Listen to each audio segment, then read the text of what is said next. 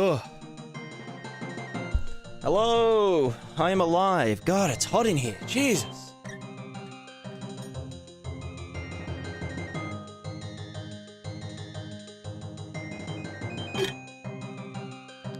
Nice music. You play it's the old school RuneScape soundtrack. As is all of the music we play on the stream. It's all just RuneScape. Always has been. How's it hot? It's, oh god, I don't even want to know how hot it is. Weather. It is 22 degrees at the moment. 64% humidity, but it's like, it's 7:30 at night.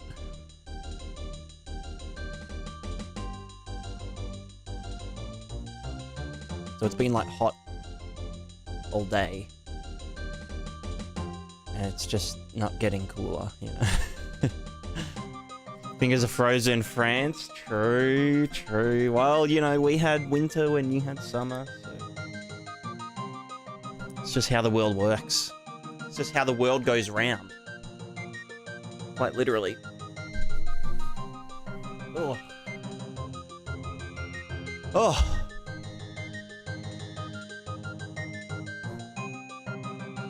$40 degrees in WA? Fuck. That's fucked. I'm lucky I live, like, southeast, because it's... Doesn't get that hot. Doesn't get, like, Brisbane hot. Doesn't get Darwin hot. Oh, Jesus. It is really hot. It's hot. It's hot. Des hot. Des hot. Anyway, today, because I'm giga tired, I only just woke up like a few hours ago. Somehow. We're just gonna have a chill day. Or a chill session. We're not gonna think too hard. We are just going to do some rigging and weight painting to relax, you know. One of my favorite things, rigging. Riggerino.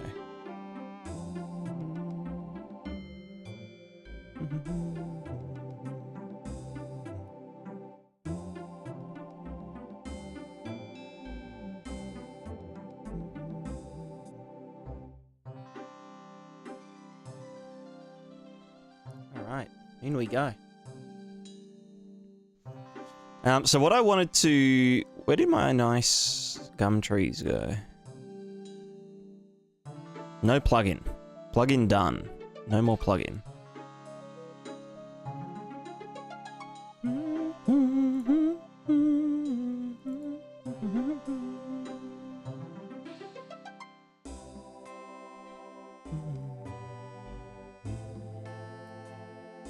Totally chill work. I do that when I hate myself.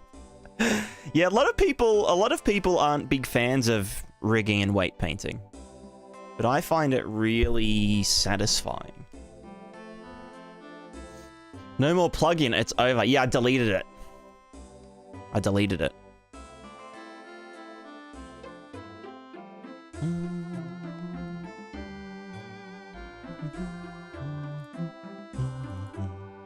Now, did I... Yeah, I do have these in Thingo, don't I?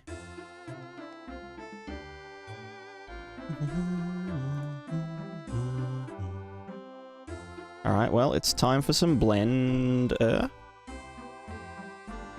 Blender.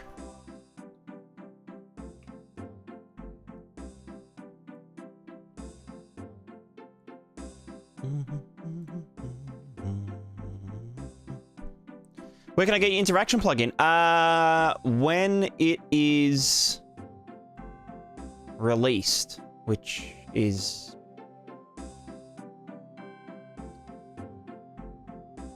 I don't know. Wait, where am I? Blender foliage session, probably? Yeah, that's those grass trees. So you can get hidden.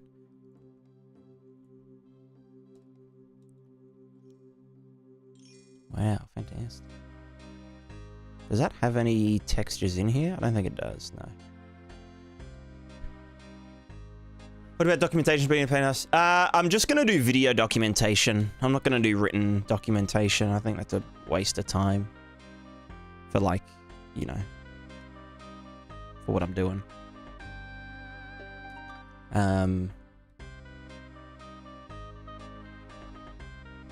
You'll do it for me? I mean, once I do the videos, it would actually be easy-ish to, you know, to thinger. Oh, that's a lot of leaves, huh? In it.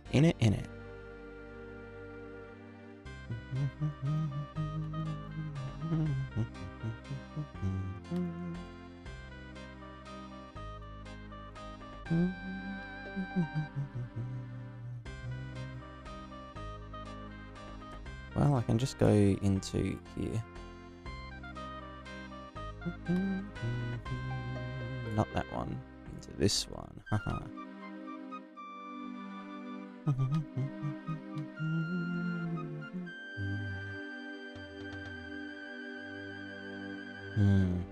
I wonder what these were made in.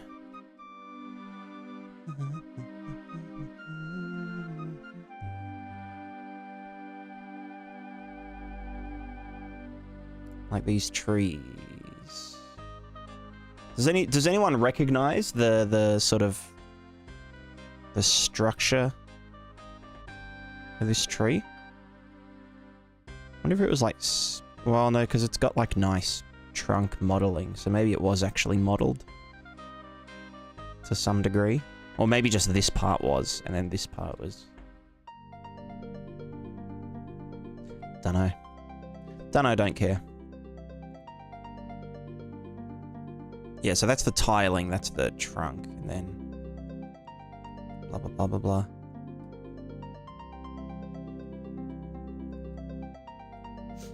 Anyway, so I wanted to doodle around with a how do I add a thing? Shift A. How do I've forgotten how to blender. How do I add a new thing? Oh, there we go. New armature. I guess, yeah.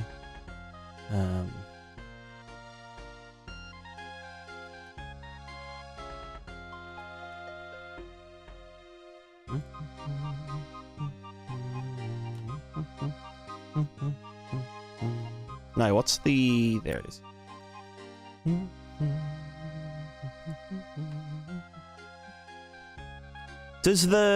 How does Unreal deal with roots and stuff?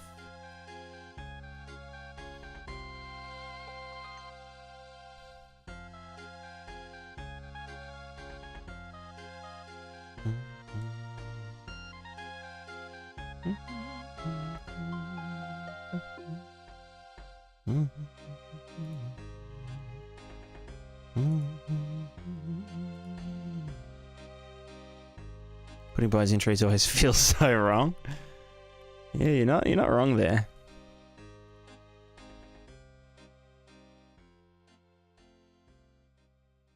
What would I even name them? I guess they don't even need names, honestly.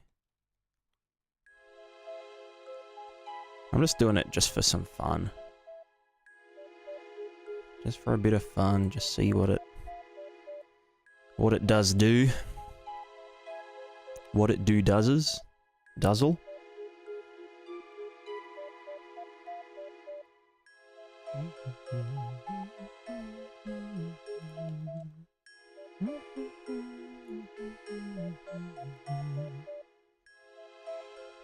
I probably don't even need...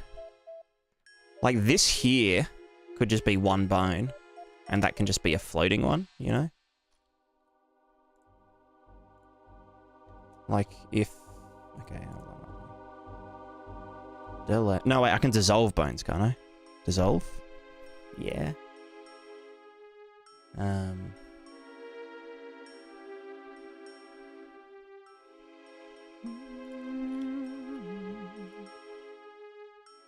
that's not what I wanted. I wanted that one to dissolve. Well, no, this to dissolve. But then that would be blah, blah, blah. But, yeah, so if that was delete... Okay, you know what? Back to here. So this could basically go all the way up to there-ish. Oh, so I should just hide the fucking leaves, you know?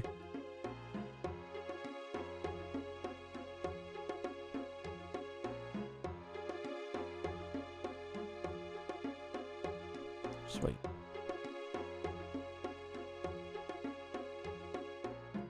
Oh, but they're not going to be hidden... How can I actually hide them in object mode without thingoing them? Actually, I know. I could. Hide. Object mode, duplicate. Hide the original, then the duplicate, delete the leaves, and then rig it as though we were looking at this one.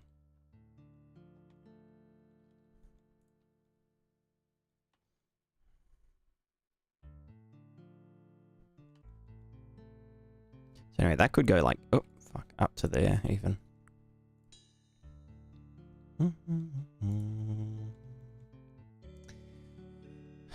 Rig the tree, just for fun. You know how it is. Just want to see what happens.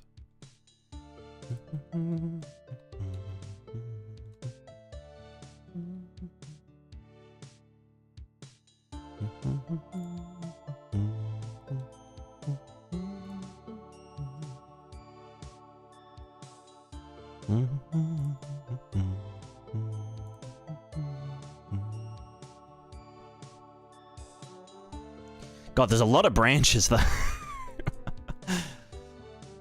Where's my... Here it is, bone stuff.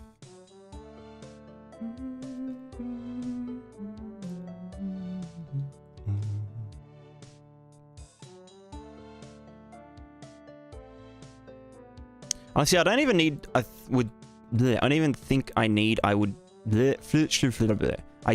even think I would need to do these, like, extra branchy bits, you know?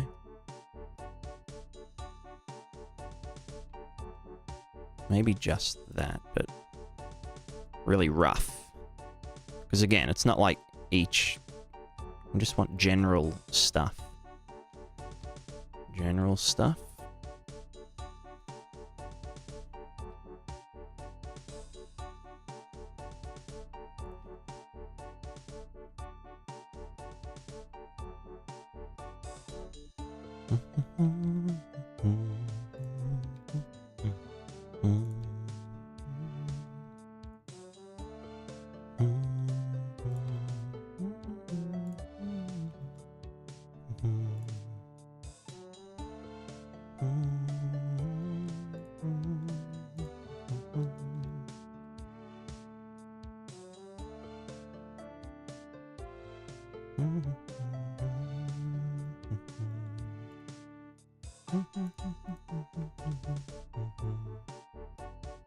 What's the, connected? There it is. No, I said not connected. Because I'm... Wait, what? Oh, yeah, no, that's fine.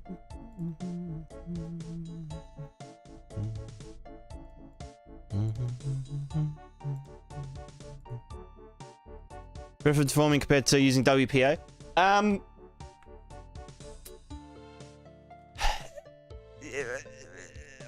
just... we're gonna see. We're gonna see. I just think it would be cool.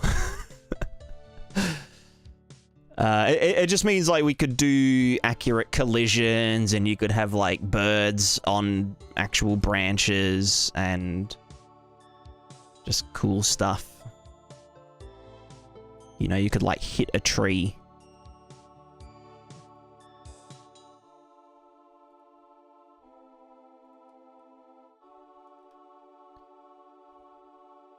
Or, like, if a tree got cut down, it would have... You know, it would actually, like, fall down. Instead of just turn into fucking logs.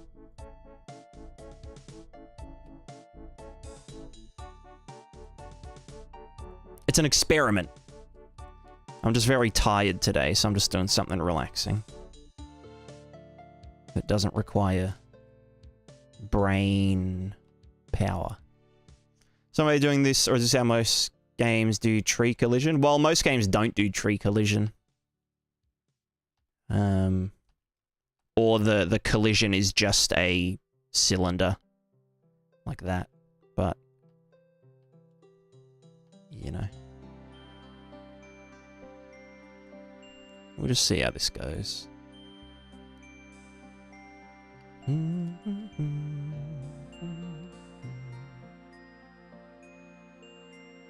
Be cool, but it comes with overhead of tick for every tree now, plus transform being evaluated every frame. I don't know your use case, how many you want, but live and learn.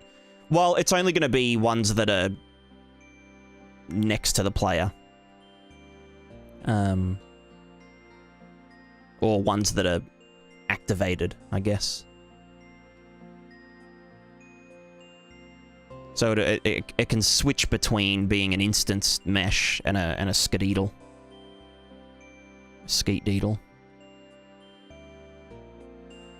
Oh.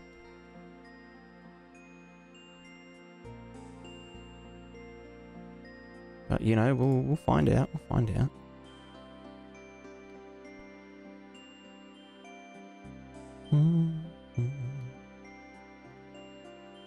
Wait, will that? No, not you. I think it would actually have to be disconnected. Oh, fuck. Disconnected, then down there. So that it follows that fella. Easy.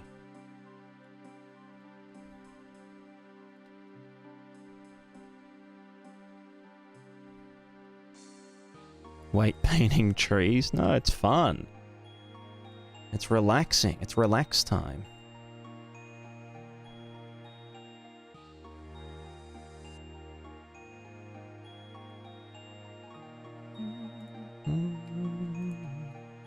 Hey, weight painting in Blender? I don't mind it, actually. I think it's kind of chill. Hence why I'm doing this. Right, we're gonna get you. We're gonna yeet. We're gonna connect, disconnect. We're gonna chuck you down there.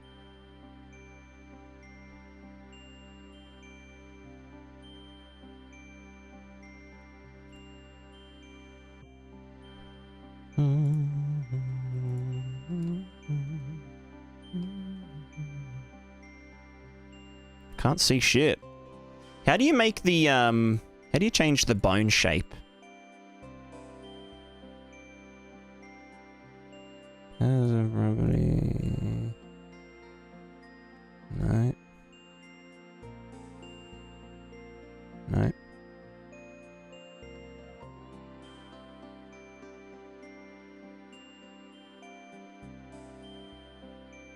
I swear there's a way to change the bone thingo.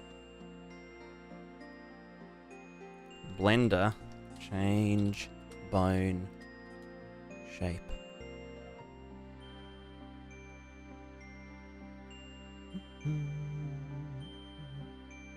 Can you have LEDs that have bones and don't have bones? I haven't done much LEDs. Not by default. Bunch of his green dancing human icon.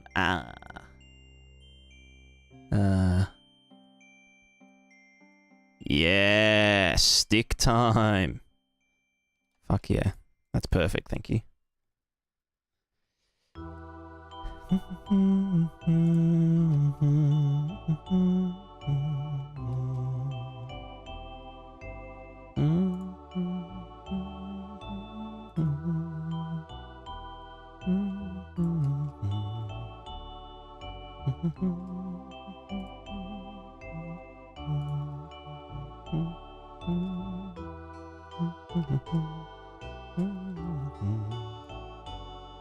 I think what I'll do is do more bones than I think I'll need. Because then I can use like actual scaly LODs to just hide or not evaluate bones, I guess.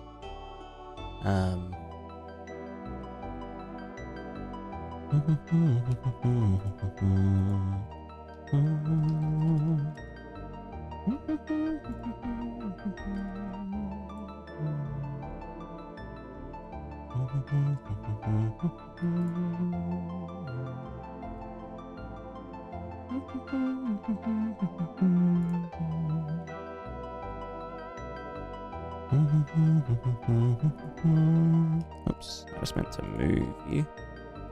There we go.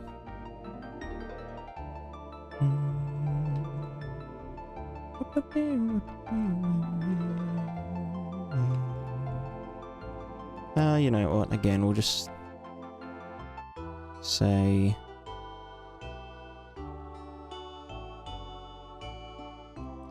yeah, whatever. Oops. Oops. They don't have any like three-dimensionality, the little line thing is. Oops. Classic. Oh my god, it's so hot in this damn room. Bone types for the specific bone, not the whole armature. Yeah, I get you, I get you. Guacha. Guacha, guacha. Can you split a bone?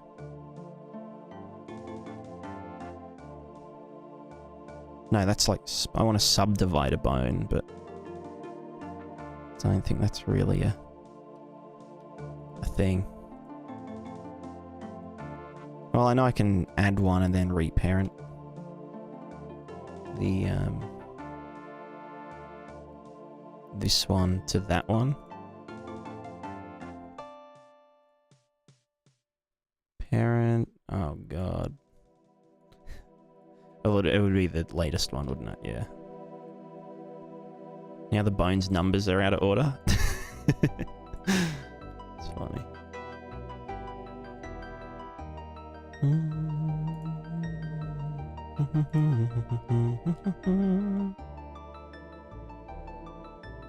Can you try to test without doing the full skeleton? Yeah, I guess you could. I guess I could do one branch and see how it looks and whatnot.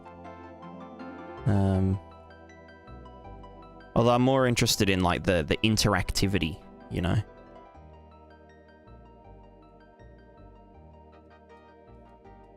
Super Bones using bandy bones. Is that like a bones along a spline sort of dealio?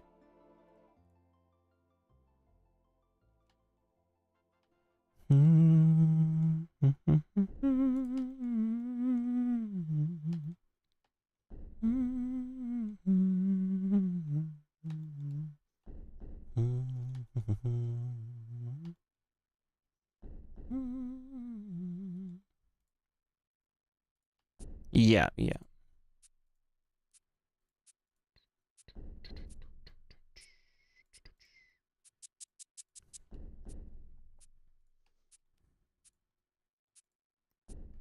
We'll just YOLO it and see what happens.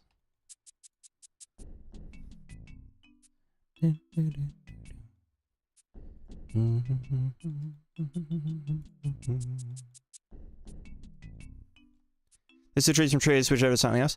I've collected a few from other packs and whatnot. That I just think suit the game a bit better now. They're a bit more like photo real. Can I just like delete a button, but then I'd have to...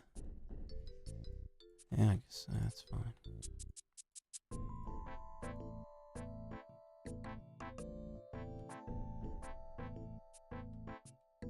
Well, no, that should actually just be a big boy. Unless, like, this went to that bit. And then this went to that.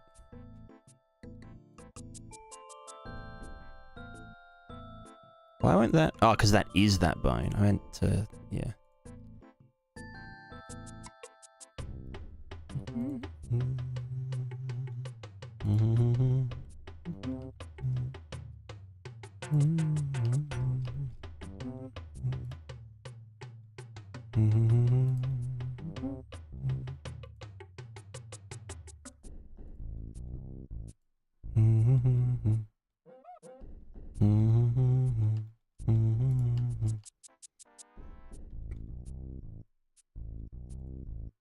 Right, what were you doing again?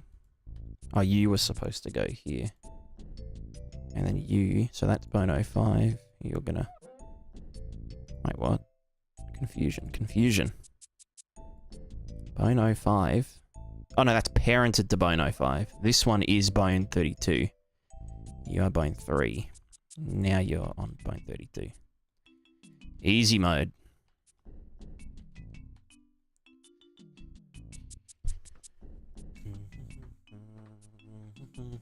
Change is exclusive, GameDev Discord.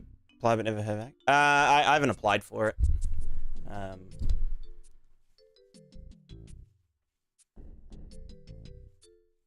haven't spoken to Randy in a bit. Although I did watch his new video. Newest video? Latest video?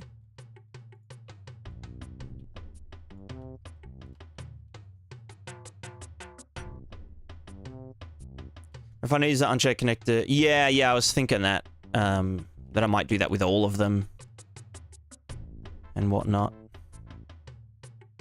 Because like I was doing that like down here, for example, to like, you know, like this is just one big stiff boy, and then the branches can just be disconnected from there. But I don't know how that will like look when it falls down and stuff. I guess it kind of does make sense. You know?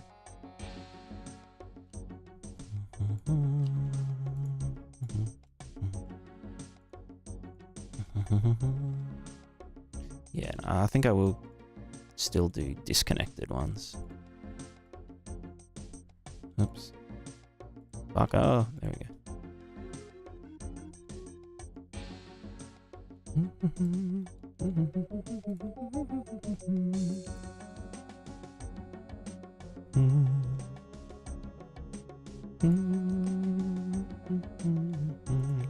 How many vertices you like max for trees? Like 20 or 30,000.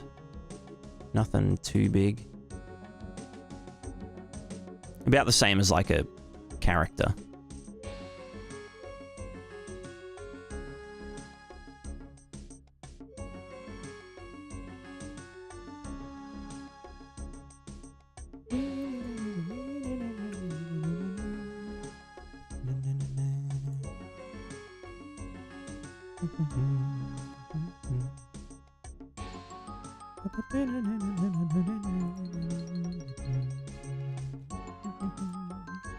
Hell is going on here? Don't ask. Don't ask.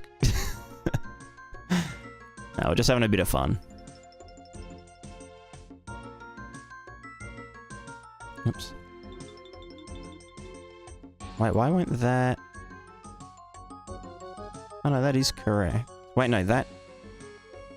What's that parented to? That is bone 33. That's bone 37, but it's parented to 31. So no, we would want you to come off here. Let me extrude ya. Get extruded, boy. Is there a shortcut to unconnect a bone?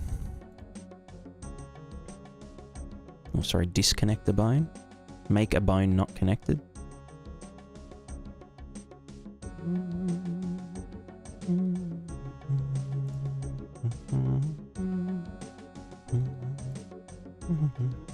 V. I'll try that in a sec. Sounds promising.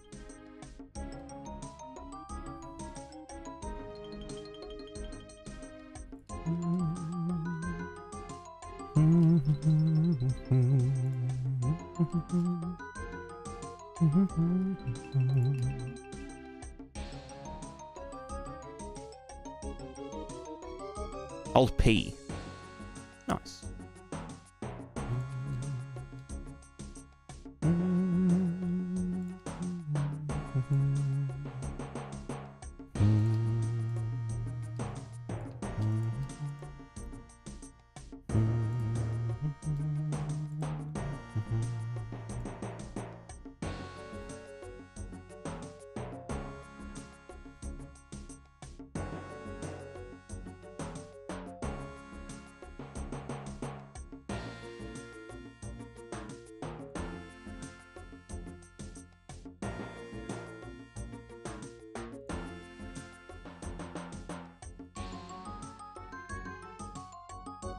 That's to clear. What was the other V?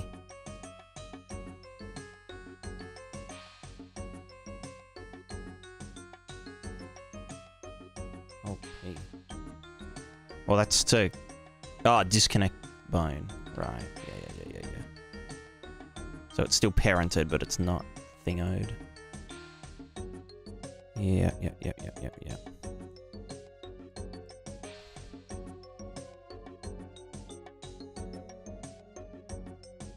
I'll give that a couple.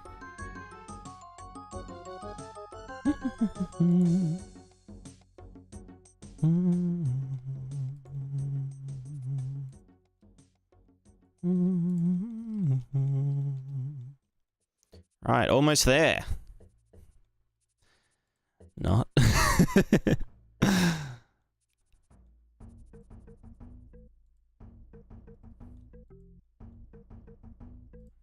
This is going to be lit. You guys just watch. This will be... Once it happens, it'll be lit.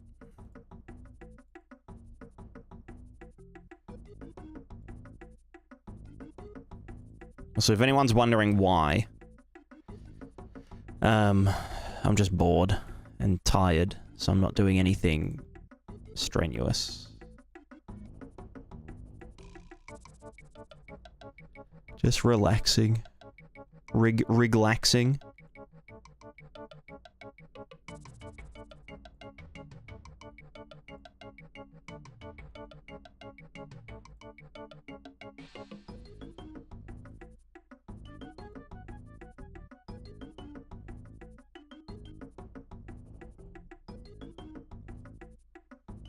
Is that the volume inside geometry? True. Would I have to have... I could still do it in thingo. So what would that be in? Oop.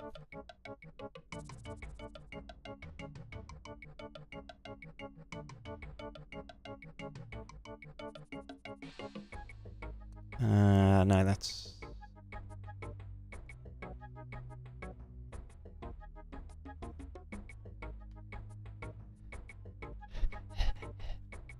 Confusion.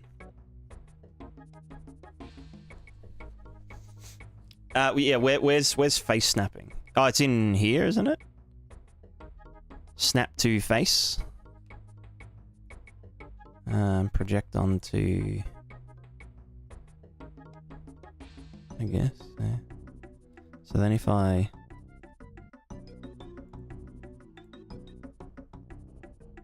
I can't tell if that actually worked or not. Let's just do this, and then... Oh, wait. Oh, right, if I put my mouse on it. Gotcha. Yeah, rather than it. I just put it there. Sweet. That's easy.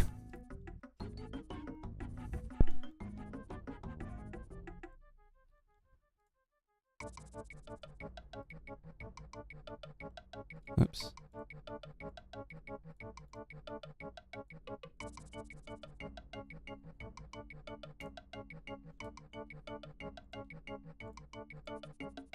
Whoop.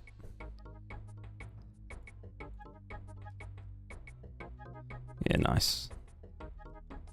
I like that. Oh, yeah, baby. Oh, fuck yeah. Now we're pogging. No, I just want to adjust it. There we go.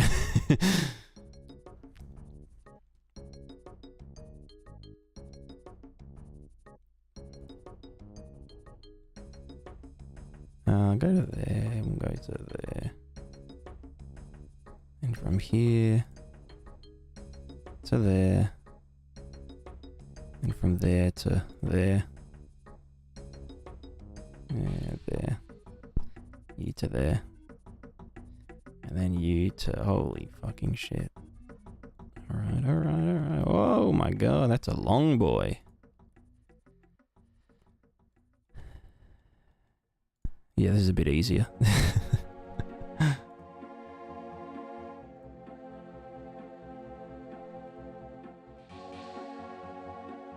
Oh.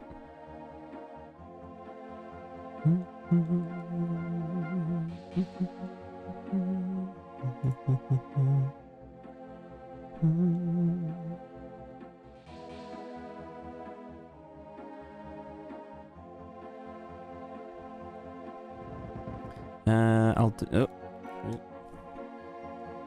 Then discon, and then eat it. Oh, shit. We'll go to there. And we'll go to there. And then we'll go to there. Set the volume instead of... Ah, oh, right. Gotcha, gotcha, gotcha. Yep. To volume. So then that will... Yeah. Can I run that retroactively like this? Like run a snap to...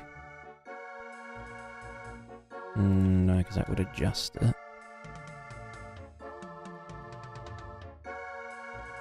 That's fine. They don't have to be giga accurate.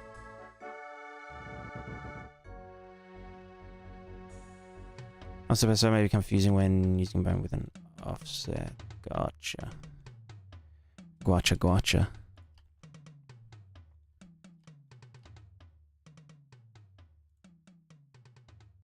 You know, that looks good.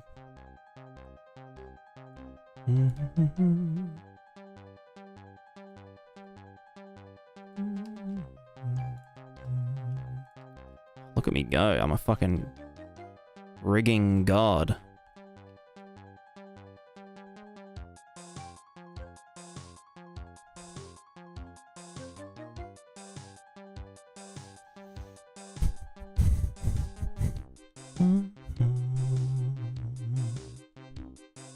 Am I missing any? Here's one.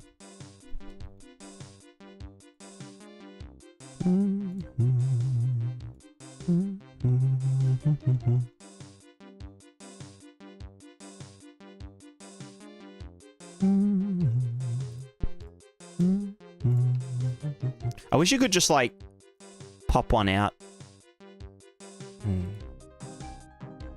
from the middle of a bone.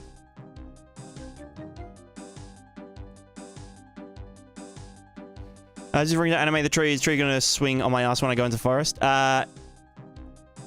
Yes. Actually, that's not a... It's actually an interesting idea. But no, I'm just seeing like how it would look if like a tree fell down. If it was skeletized. Also, are we doing some whack shit here? Where's that go? Oh, that one... Right, you should go to this. What's that? That's just called 31. You want to go to 31. Nice.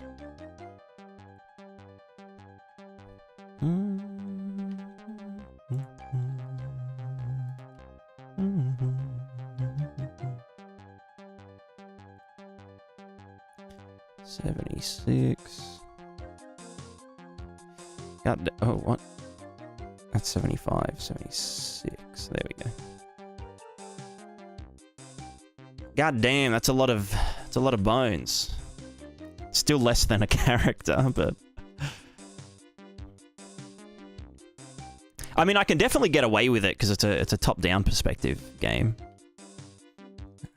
like close camera top-down, not like RTS top-down.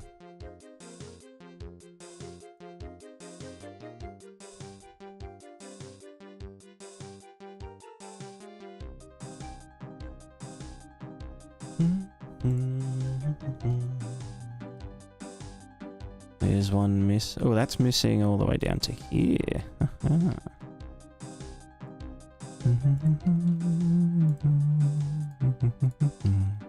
Is that actually selected? No. Why isn't it selected? Select. Oh, is it because it's in the... There we go. Oh, fuck. Ah, no. Oh, God.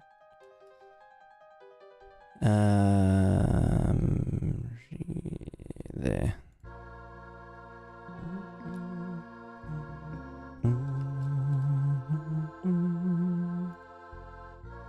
No, that wasn't it. Where does it? There you are.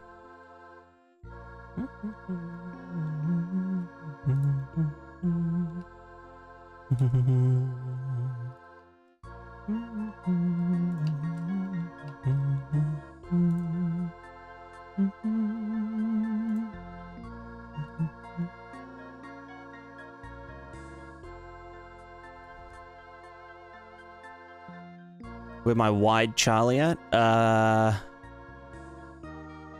Dunno. You tell me.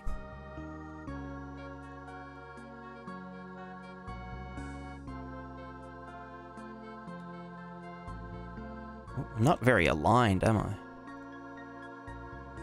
Oops.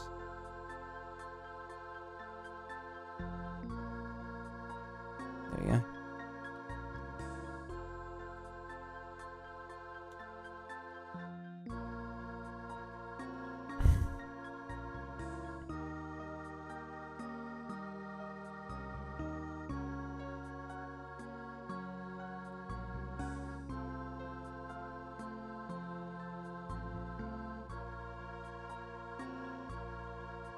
That one's a bit crude. Oops. I'll just move it to there. Oh, shit.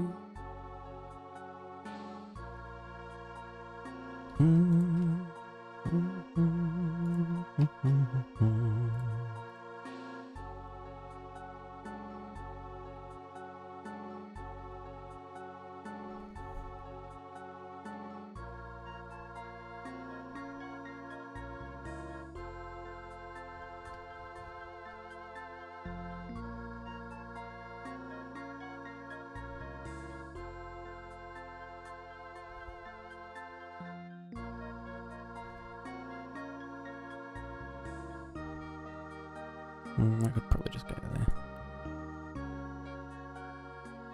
Send camera on selected object, press numpad, period. I do alt. Oh, you mean on the selected thing? I just use my cursor to...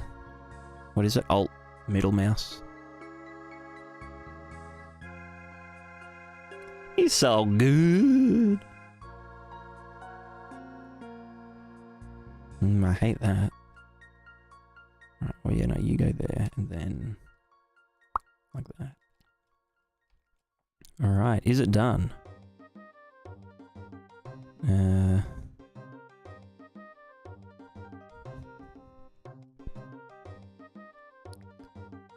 Not a big fan of that. Oh, that needs one anyway to go here.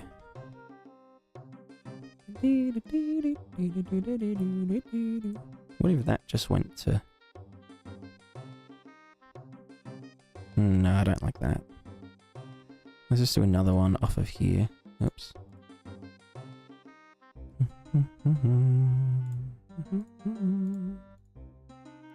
Can I just select? Because that'll select all of them. Well, no, it is still connected, but anyway.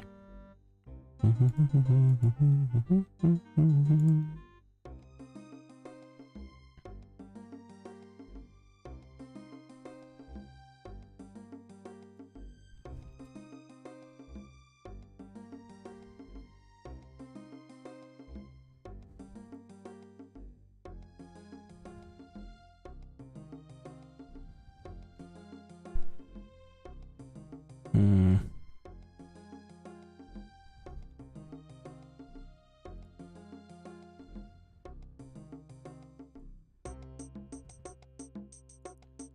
$82. No, what were you? 101.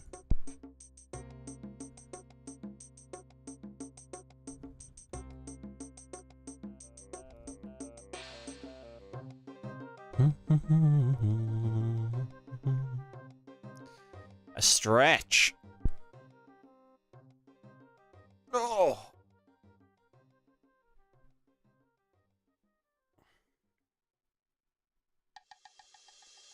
Oh, beautiful.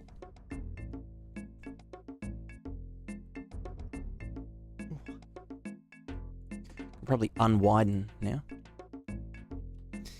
All right, any more to go? We got this one here, and that's about it. Oh, and these coupler.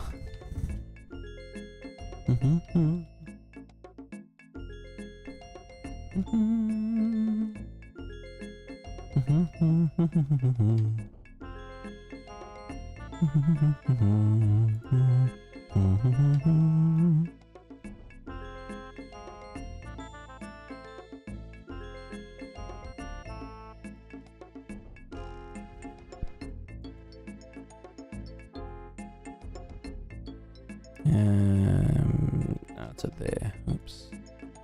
Then you do that. And then you do that.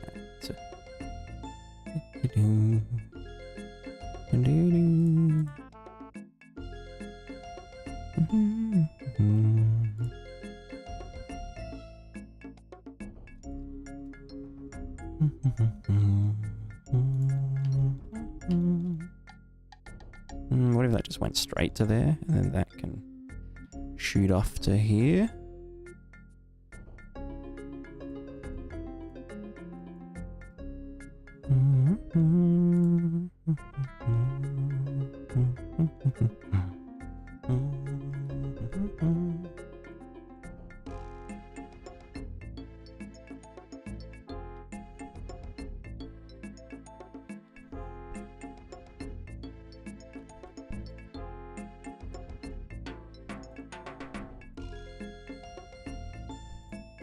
Oops.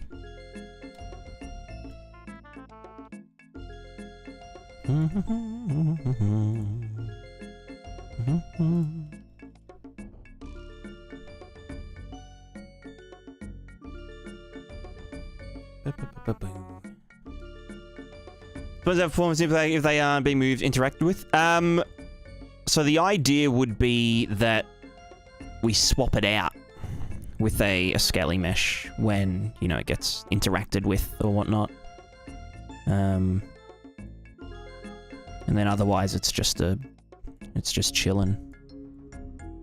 chillerin'.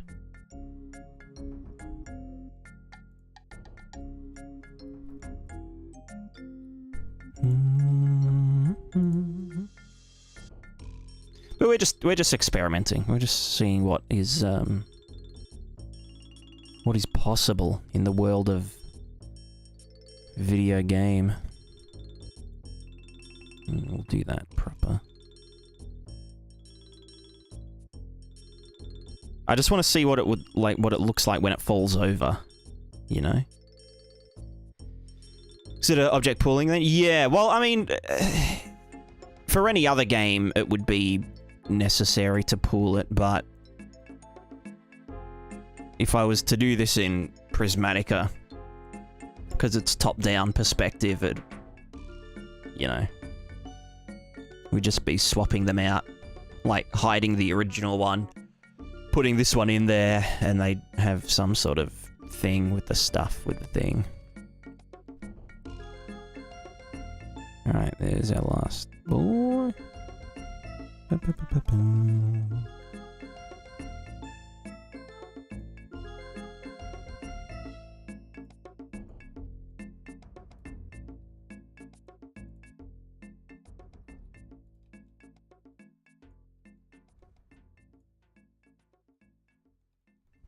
Although I guess if it's... it wouldn't even be running an animation blueprint.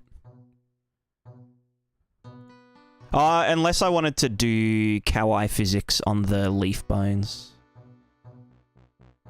Yeah, that's true. And only do true collision for, like, the big... well, yeah, I don't know. That looks like all of them.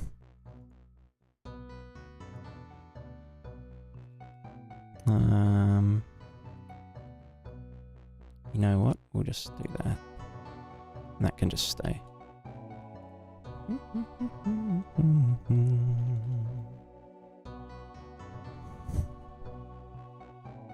Rig for compressing branches when the tree falls? Yeah, possibly. I was also just thinking, like, it would be nice to have things like birds in trees and, because, like, if you're using world position offset to, you know, fake a tree sway, you could technically do, like, fake sockets. You just have to have the original socket position and then transform that. You'd have to have, like, some component on it managing where the socket would be. You know, with the, like, taking the world position offset shader into account.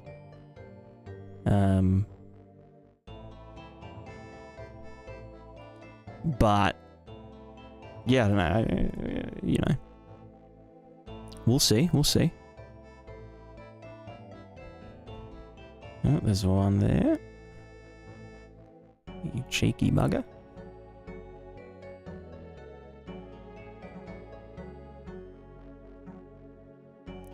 Game Fears, you have a very nice tree. Thank you, thank you. I didn't make it. I'm just rigging it for fun. For fun, question mark?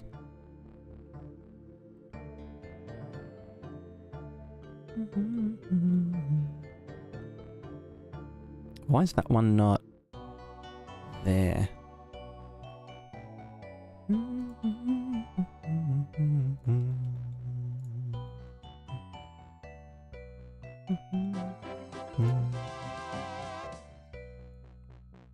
Oh, and this one needs to be properly done. Make armor sets for fun when I want to work, but also not. Yeah, that's basically what I'm doing. I'm just doodling. Just because I'm very tired. How's a plugin going? Plugin's finished. Plugin is finished.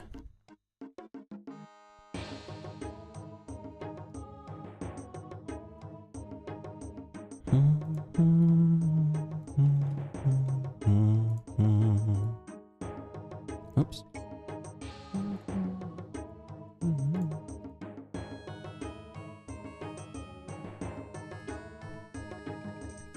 At the moment, I'm just doodling. Doodlerin. Doodlerl. You have a video that works for the plugin? I haven't started it yet, but I will do first a devlog, you know, the devlog sort of for it. Devlog part 2, going over like Niagara grids and the other stuff.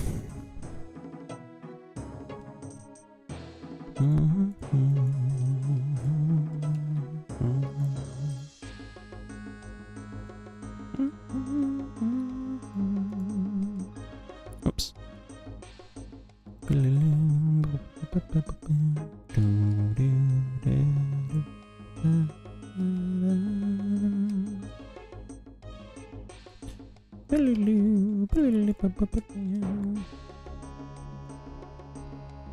Wide again? Oh.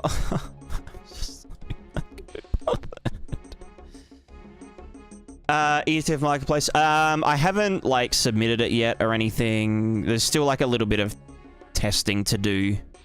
So I'll need to sort of wait for feedback from some testers.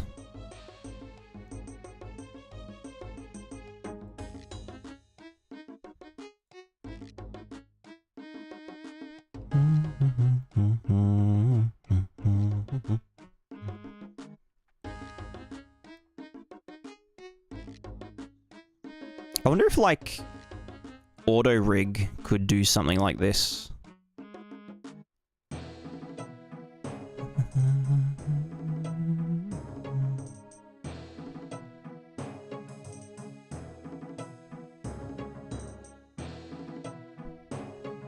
Am I missing any these branches? I think that's it. Don't forget to pet the cat. Cats are all outside. Oh, actually, there's one just... Wait, can you see that? Hold on. No, hold on.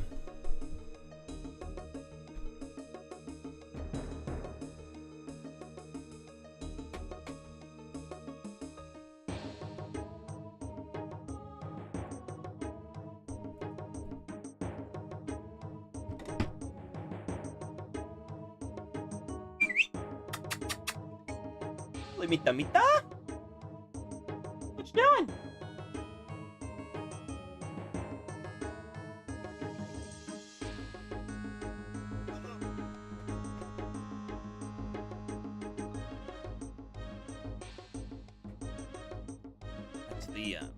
That's the stray cat.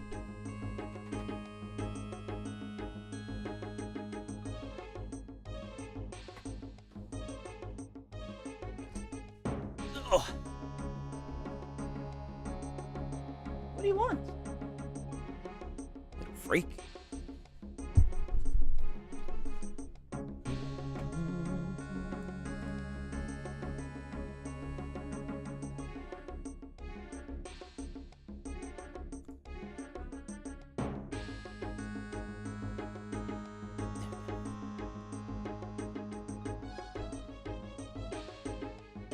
Good make holidays because some suggestions how to streamline workflow and make fine. I think if I was gonna do it, I'd want all of the bigger trees to be able to do this. So yeah, I definitely want a way to automate it.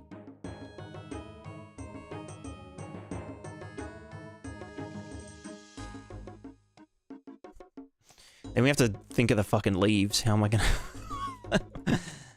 You know?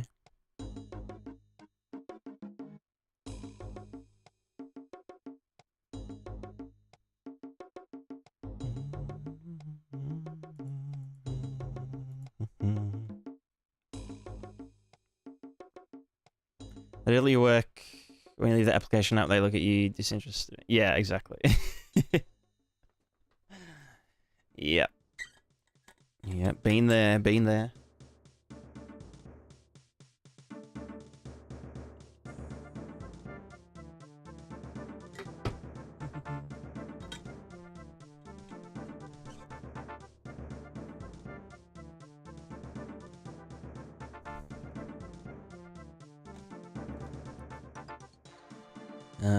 Let me look up Blender armature for trees. How do we animate a tree without...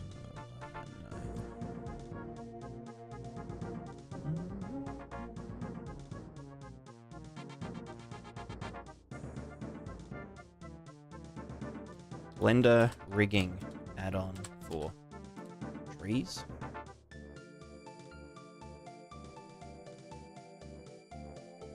No, but I want to like rig an existing one. I can't be bothered fucking making trees from scratch.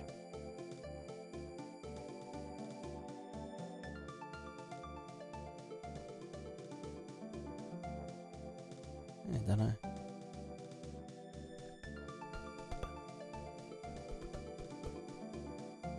Let's just see what happens.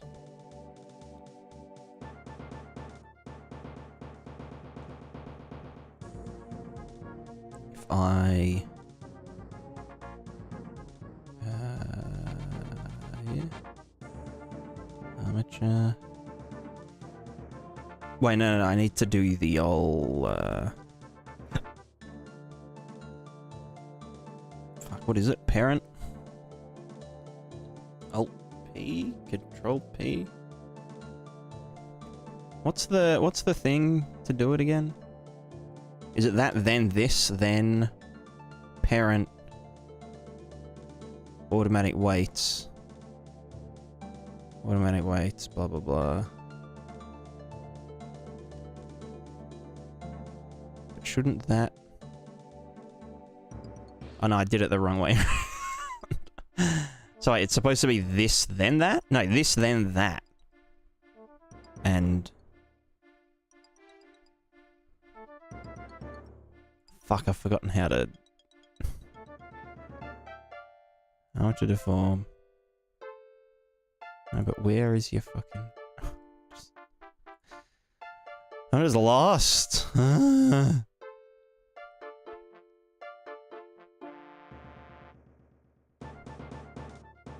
Control P. Parent to... Right, but I have to select both.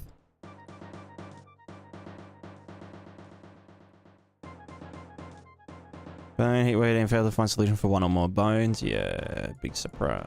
Big surprise. Right, let's go into here. We'll go to the old weighty painty mode. It doesn't look happy. I think I did them the wrong way around.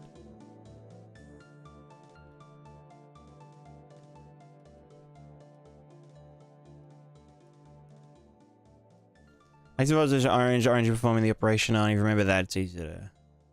Okay. Then armature, then mesh. Then... P.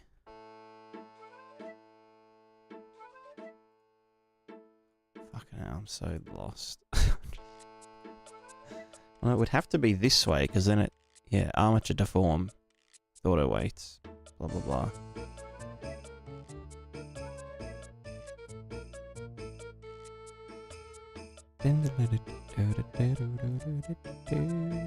And that makes the modifier.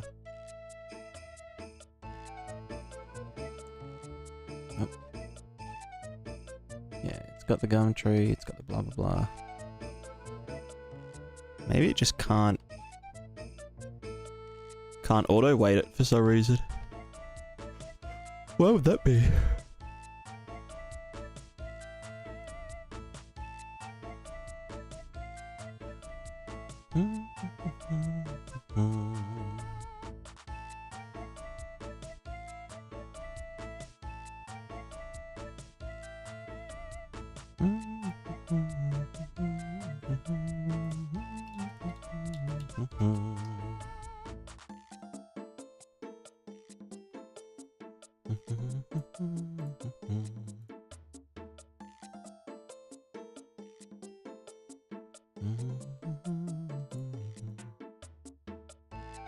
What if I use envelope?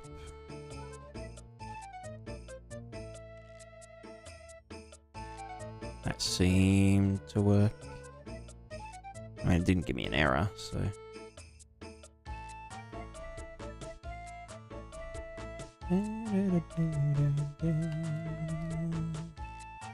They're not going to be fully thingoed. Like, they're not going to be filled.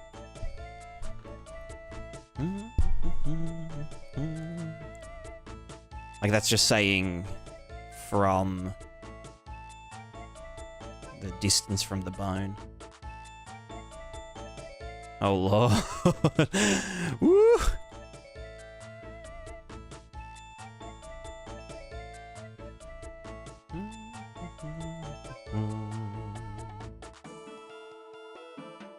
Why are they doubles of the... Oh, no, they're just going hierarchy. Well,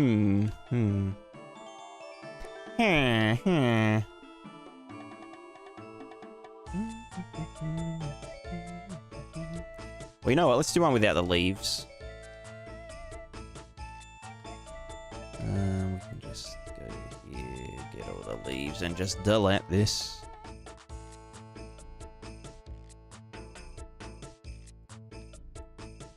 I've already got a backup of it.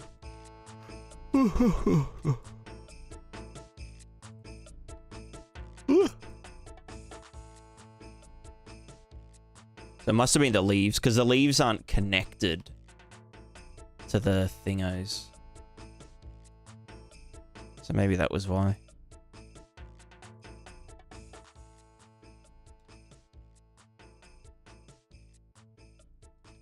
Yeah, so this will be a lot more goodized.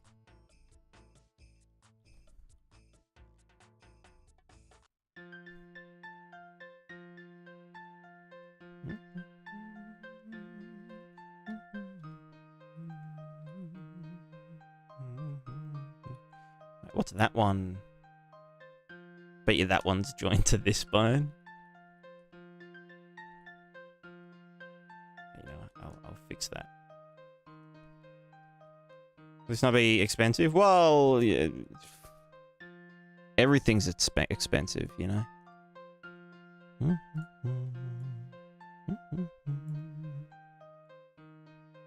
Life is expensive. Also, do we have auto normalize on? Where's the... Yeah.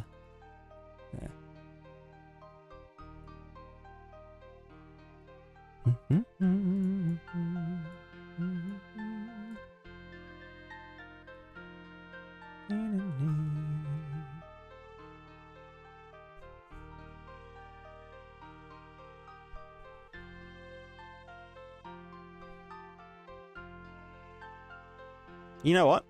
It's probably good enough. Let's just yeet it. See what happens.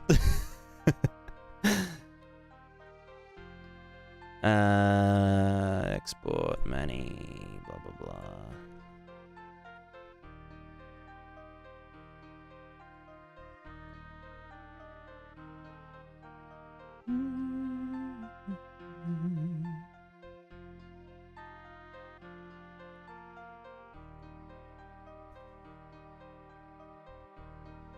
Otherwise, drop down, above weight slider, so from there. True, yeah, I could give it a little razzle dazzle.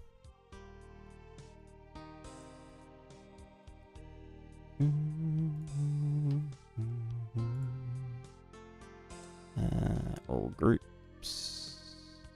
Thank you. Oh, that's got that one selected. Oh, we'll just have a look. Iterations 2. Expand contract only works for the selected one, doesn't it? Yeah, we'll just do one smoothing. And then limit total to 4. And then normalize all. Don't look active. Cool. Now we eat it. Maybe I should rename it to rigged tree testo. Rigged tree test.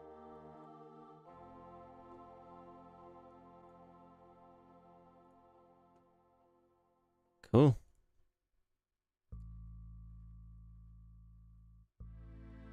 All of you select that. Works with current groups. How can you expand all of them, though? Isn't that just the same as unblurring them? Oh, I guess it is the same as unblurring them, isn't it? Because you're just getting the... You're just pushing them all closer together, sort of. Why is he rigging a tree? I just wanted to see what it was like. Sometimes it's not about...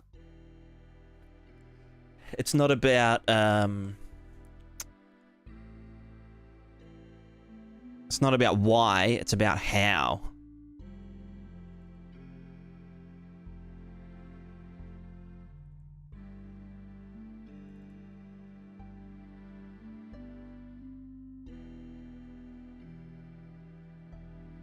Where... What did I call it again? Rigged... Oh, there it is. Rigged tree test. Oops. Where are ya? There it is. Alright, skeleton none. Let's see what happens.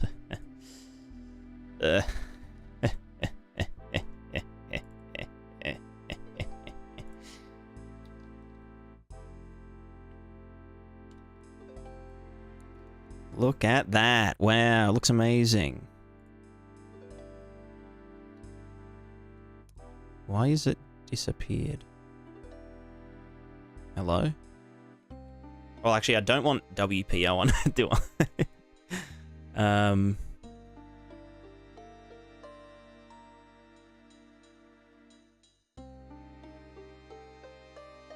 think that's just some texturing bullshit. We'll ignore it for now. Let's just do a blank material on it. Don't need no material.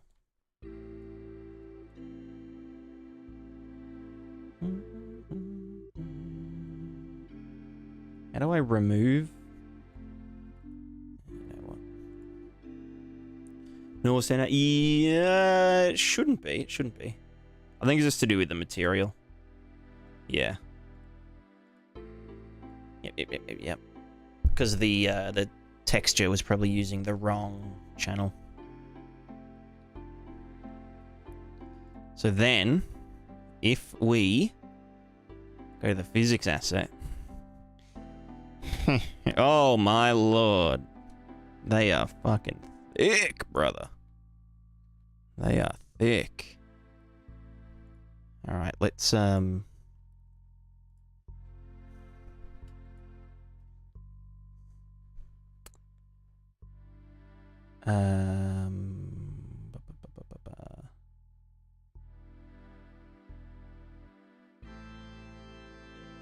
where's their radii? Details. Wait, is it in here? No, this is the whole mesh, isn't it? No, this is the individual thing. Sorry, mass offset.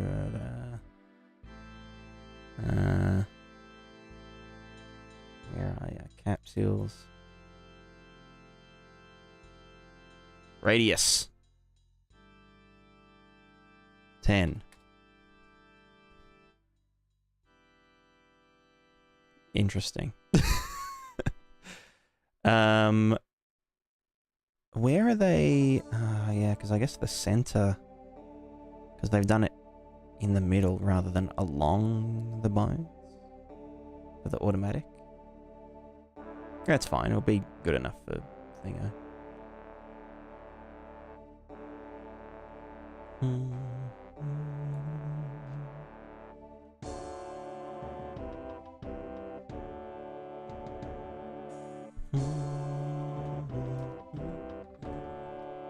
So wait, if I simulate this, there's no constraint. Oh no, there is constraints. They're just hard constraints. Nice. That's satisfying. Floppy boy.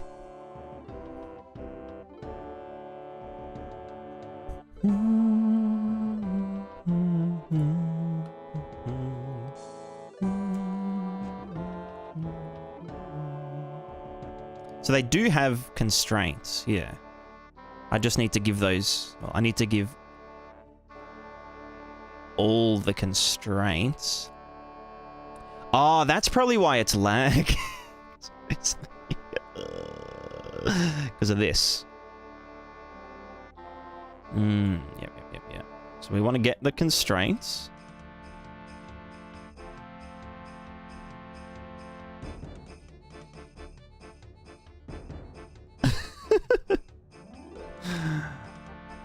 This is funny as fuck. Give me the damn constraints. And now let me motorize you.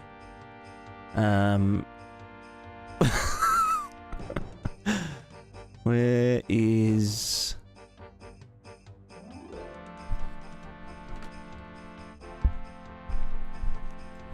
UI for those constraints probably 8%. Yeah, like literally. We probably don't need to give them angular limits.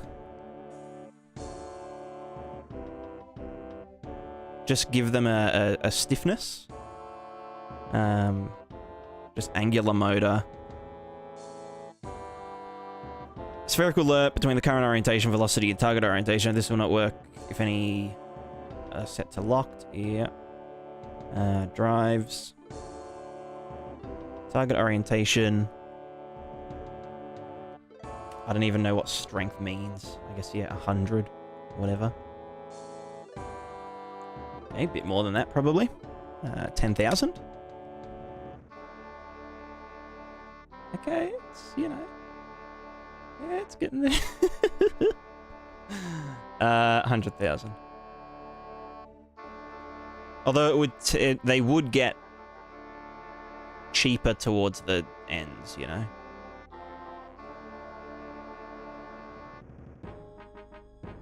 Okay, now they're just angry.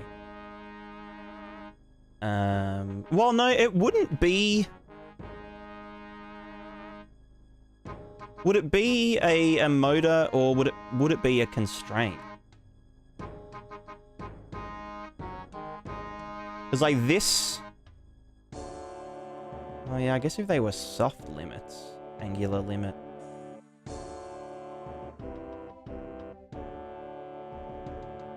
No. Bones have weight, maybe they're too heavy. Yeah, they do have weight. Which is probably one of the main reasons that, yeah, it's a bit freaky. Because, like, they probably all have the same weight. Or just, like, random calculated based on their, like, the overall size of the weight group. Yeah.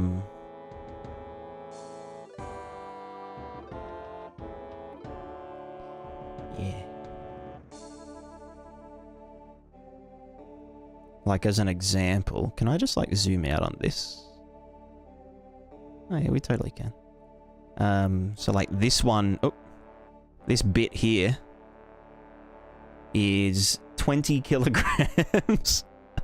So, okay, let's just, like, select all of the... Oh, can I not box select in here?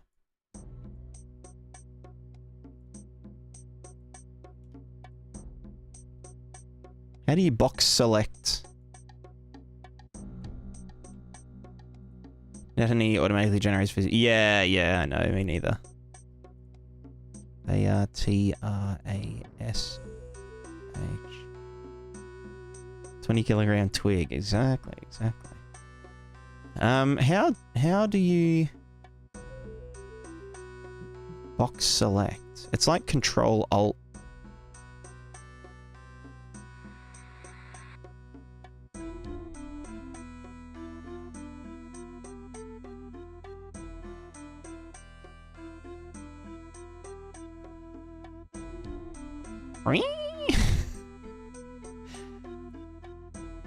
I know there's a drag select. Unreal Engine box select. Left plan will click the gear at the top right, enable the options for them there. Here.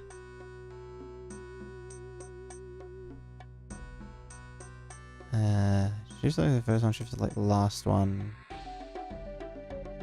Well, I don't want to select all of them. I just want to select, like, the most outer ones.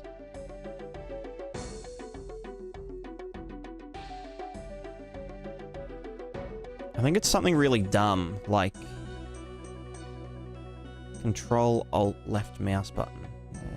Works in the main viewport, doesn't work in a blueprint viewport.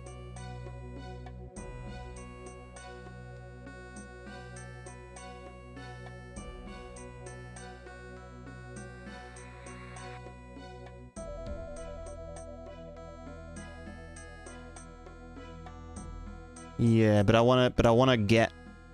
I guess I could just... do like that.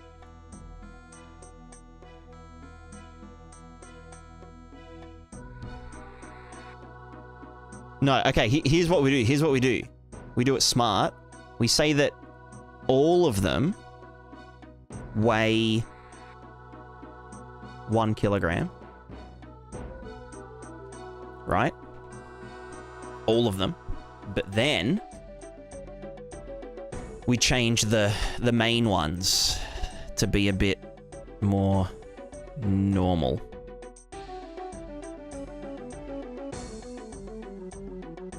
That can also be a bit more chill. So that can probably just be its... Okay, 150 is a bit too much. How much would that weigh? Maybe 50? I mean, it is a big tree, actually. Maybe... this whole branch can weigh 40. And this one...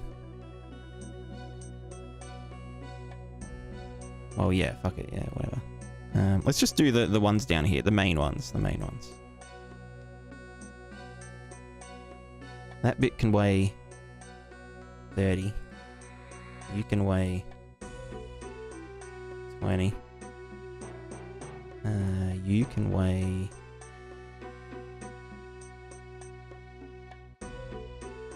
20.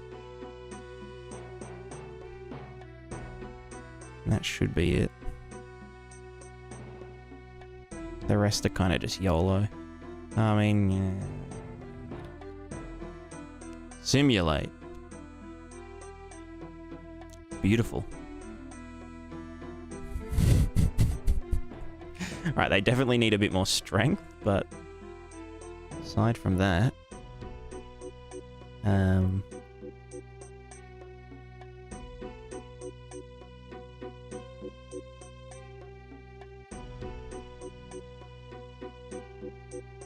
go 10,000.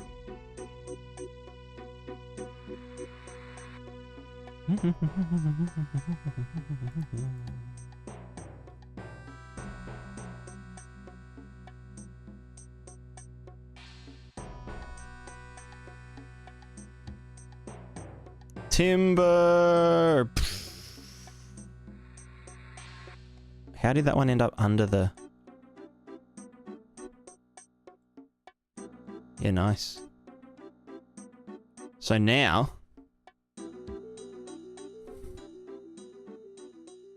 Now the game begins. Oh wait, no, I need to set it to...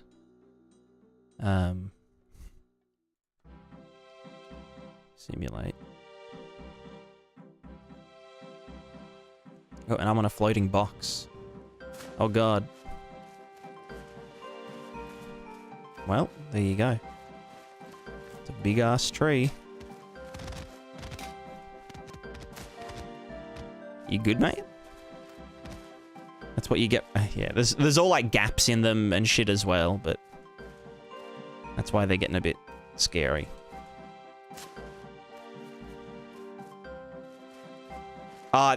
These are jiggling because they weigh 1 kilogram, and I weigh like 70 kilograms. Oh, that was an accident.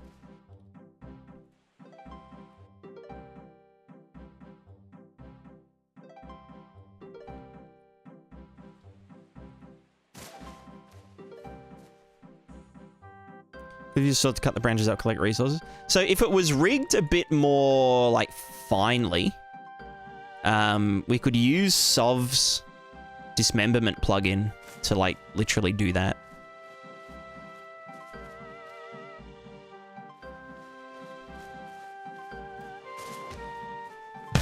How? Yeah, okay. So one kilogram was a bad idea.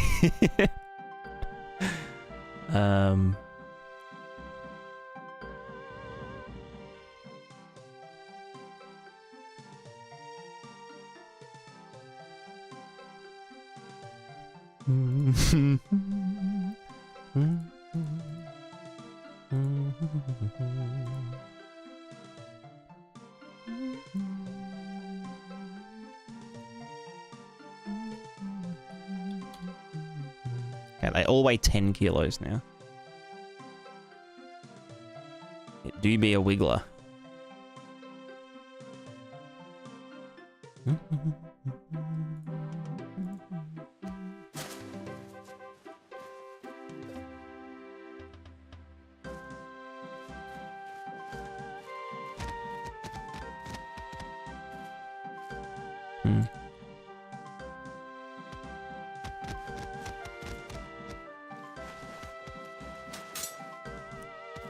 Look at that. We're getting like branch accurate collisions, man. Sometimes. What is that guy doing? Why is he like...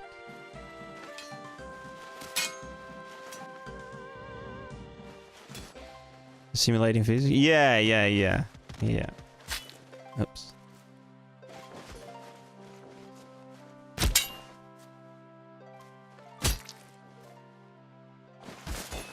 Down he goes. Sorry, brother.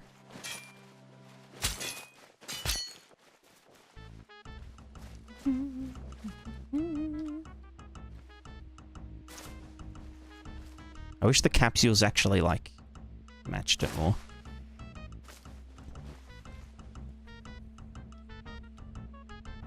What's that unit? Game thread. Well, I am capped frame rate though. But then without it, let's just see what the juice cost is.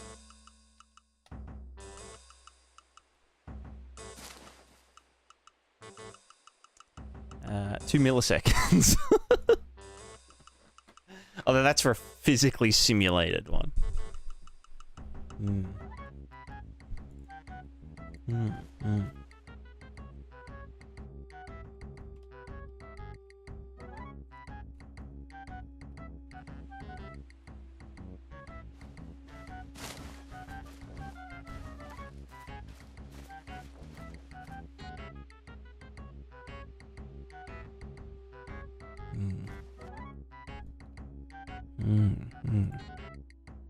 I think in general it would just need dampening.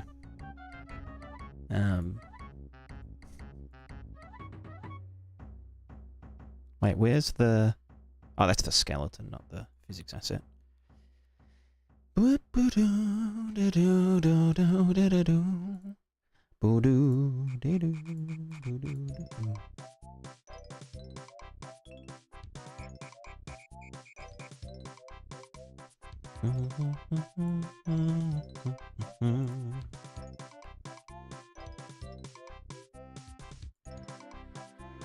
If they just had dampening, it would look a bit less springy, jiggly, you know.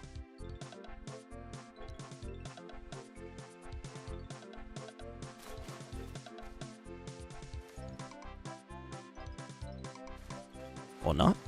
Maybe it'll just fly away.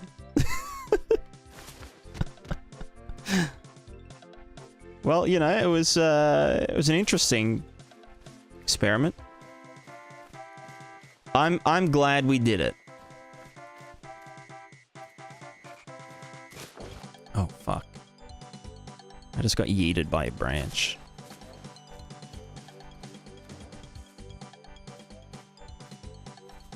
I just got whomping willowed.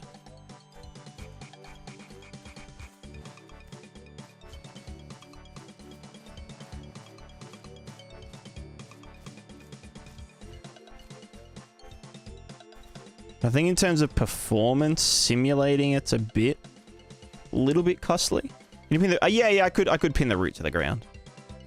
Absolutely. But yeah, I think something of this scale, probably not.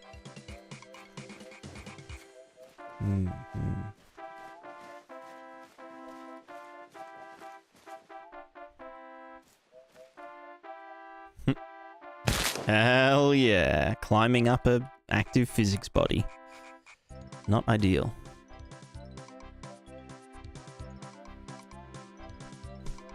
Alright, I'll be right back. I just need to wee. BRB.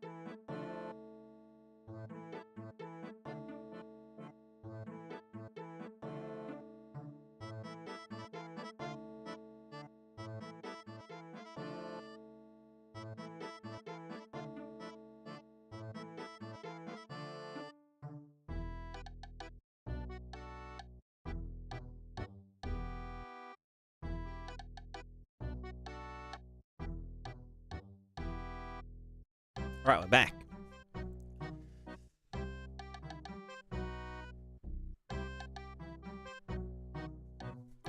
That feels good.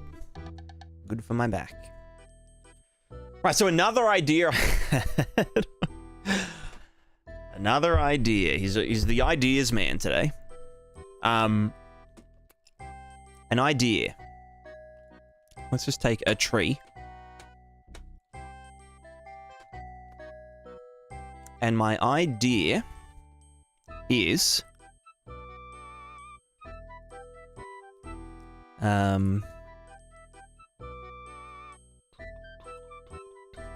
I'll just do it in that oh, fuck.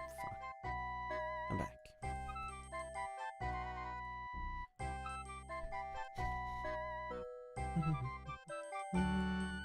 Let's just try ideas instead of asking others to do it. Yeah, I mean, I'm always a doer. Always a doer. Also, why am I getting this fucking error? And why can't I select this? There it is. Oak tree. Where are you?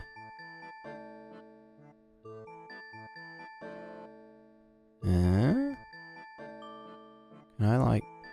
Oh, here we go. Tree test A. Hello. So my idea... let's just disable all WPO for a sec. Also, let's jump in a different level. Oops. Jump in here. This one will be good. Wait, didn't this have a cube? You know, cube. Oh, there it is. Also, we decided we were going with objects, not actors for stuff, so that's all good. All right. Actually, no. Fuck it. I'll go to the plugin level because it's already got RVT set up. What do we do with bone trees? We were just seeing what would happen if we rigged a tree and then simulated it. How it would sort of look. How it would look. The answer was... it existed. It was very costly, though, to physically simulate the entire tree.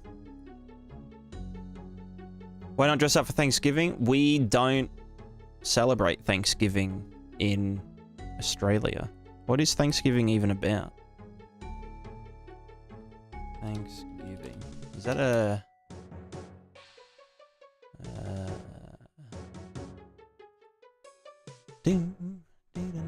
National holidays celebrated on various dates in the United States, Canada, Grenada, St. Lucia, Liberia.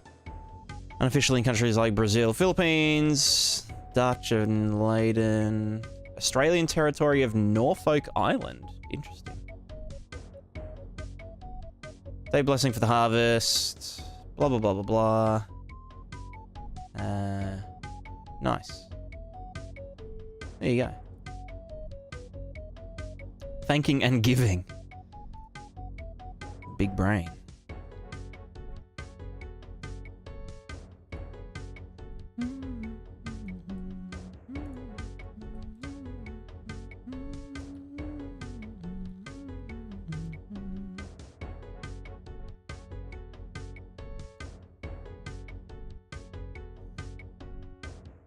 All right, here we go. So,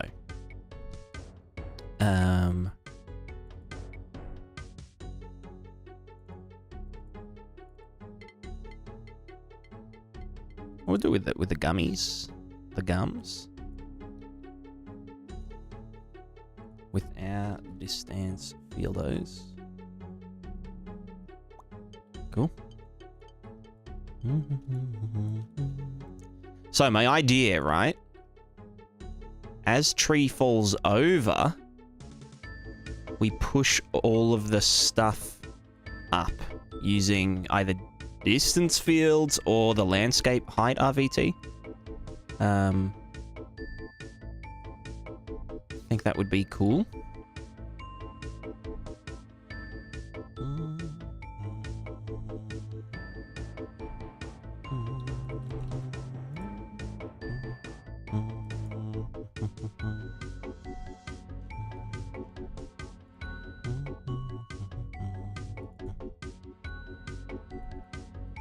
So how would we even go about that? Well.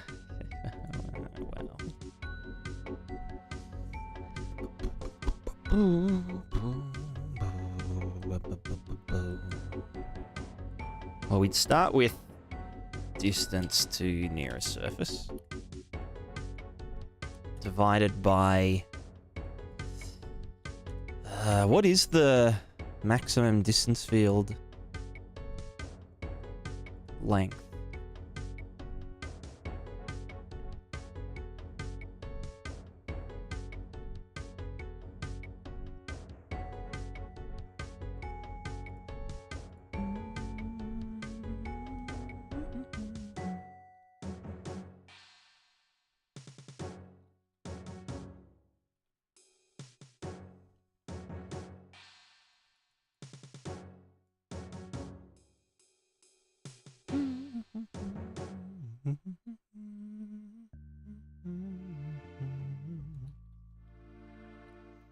Fuck it, going unlit. It's unlit.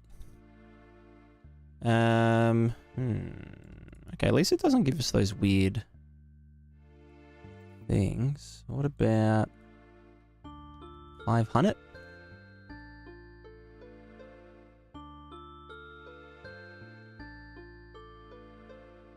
Oh wow, distance field's got a fucking overhaul.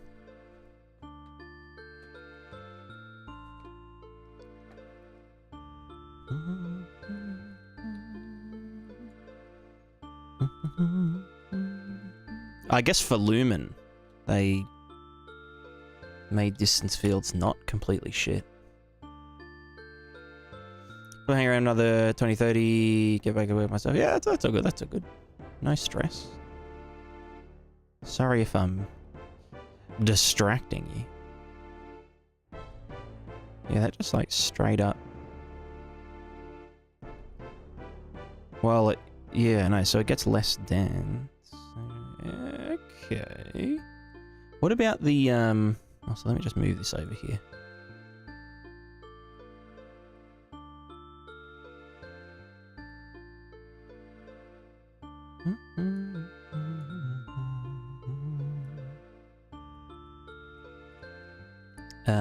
Distance. Gradient. What about you? That should be normalized, shouldn't it? In it? In it? In it? In it?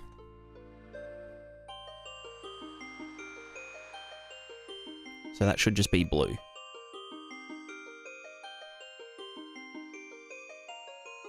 It's not normalized. Do I want it to be normalized, dough? Then where does it... No, I wouldn't want to normalize it. I think I just want to strengthen it. Because at some point... Holy shit balls. Right. So what if we... Have this tree squishing to the floor? Yeah, that's what I'm thinking. Possibly. Potential. Let's do it over here then.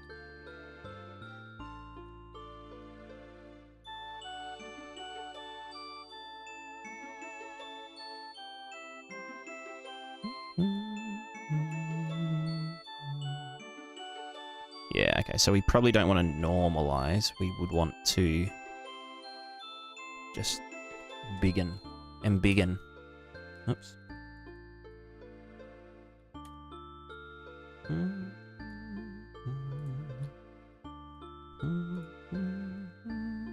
Because does distance field gradient have distance?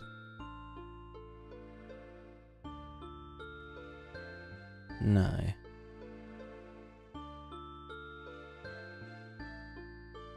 But yeah, so that's... What's that there? That would be a max interaction distance thing.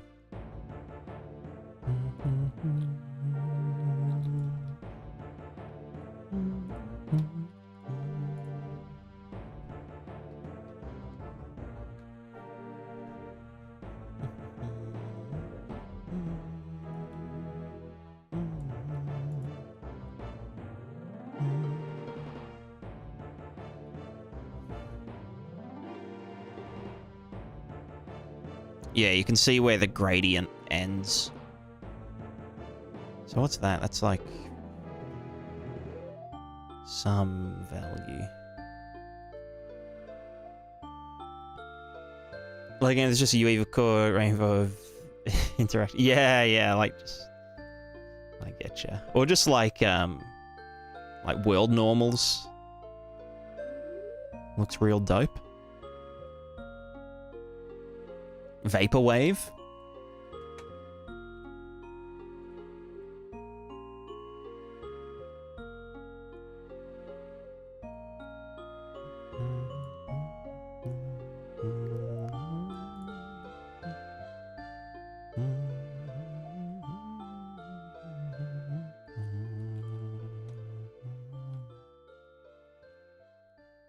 So what goes on there? Is that the negative of it? So we...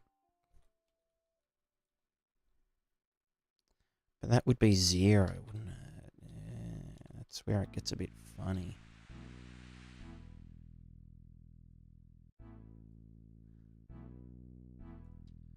So we'd...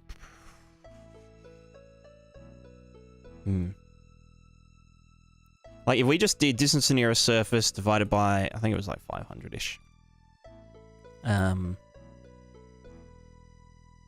Multiplied by this. Well, it would be distance 1 minus that.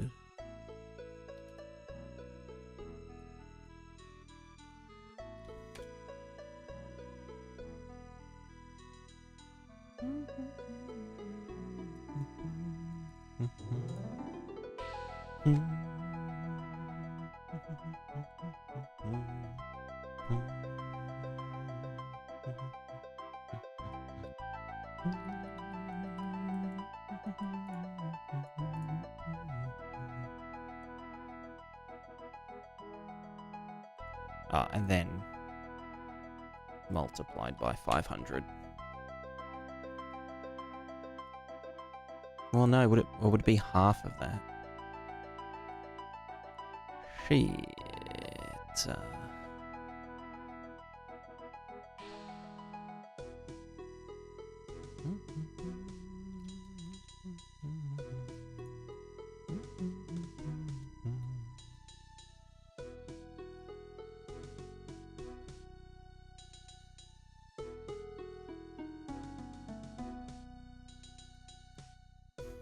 Classic.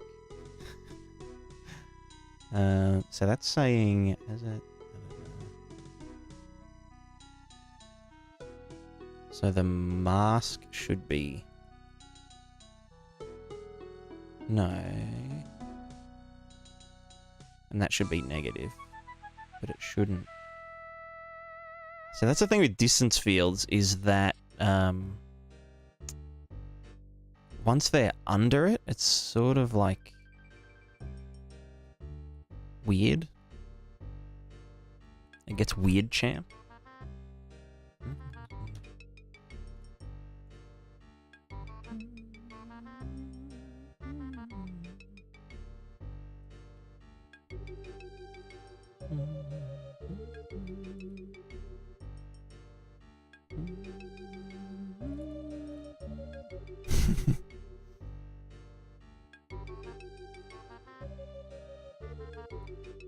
Yeah, because does a two-sided distance field produce negatives inside it? That's the question.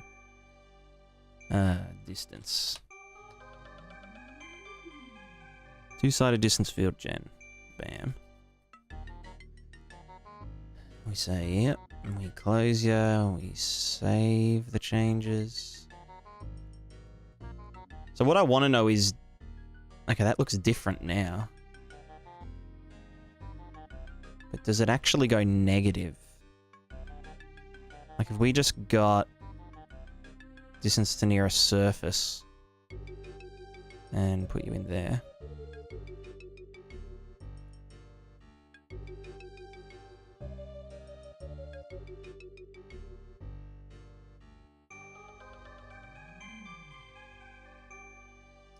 No, they're... Okay, damn it. I wish they were... I wish the inside was... negatives, because then you could push it outwards.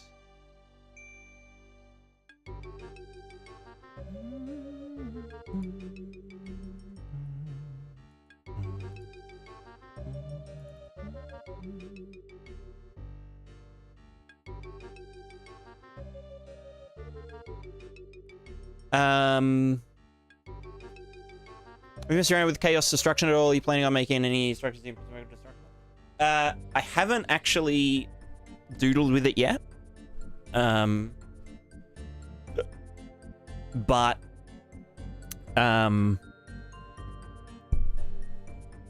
everything will be destructible. Everything. Everything.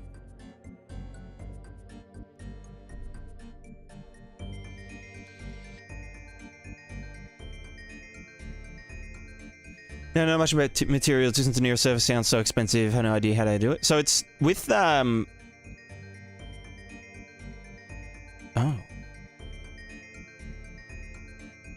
Huh. With distance fields. So like there's a sort of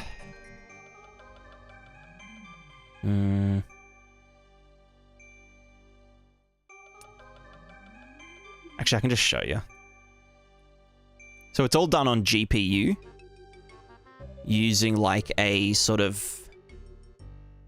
like a sparse volume, I guess. Where is it? It's in here somewhere. Nah, visualizers. No? Oh, it's in show. Sorry, yeah, here we go. Advanced? No, visualize. Visualizers visualize. So there's the global distance field.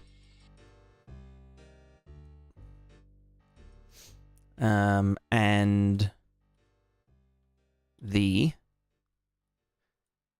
mesh distance fields, which are like, you know, per mesh ones of this. Show. Visualize. Mesh DFs and no global. Okay, well, I remember them looking very different, but yeah.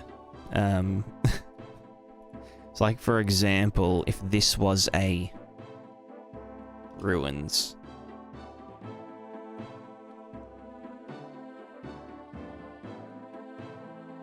So these ones get done offline, or like in advance, just by like shooting, I guess, like a shit ton of rays at something, or like it. I've seen an example of it.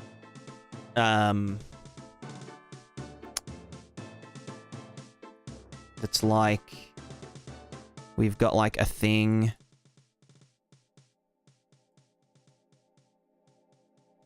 And then we have a point, and then do a radial thing until we hit the thing. Like, hit a thing. Obviously, like, it's like this. Okay, wait, maybe we start like, like this or something, probably? I don't know.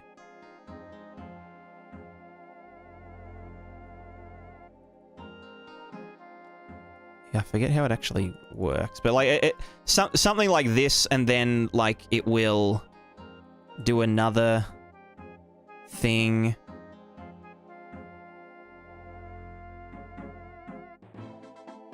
Yeah, I can't remember. That doesn't seem like it's gonna get anywhere. You know what? Let's just fucking Google it. How are distance fields calculated?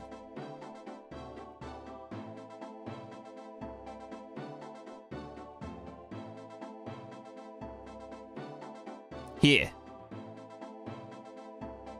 Something like this, I guess. So it's like I don't know. I don't know. Some bullshit.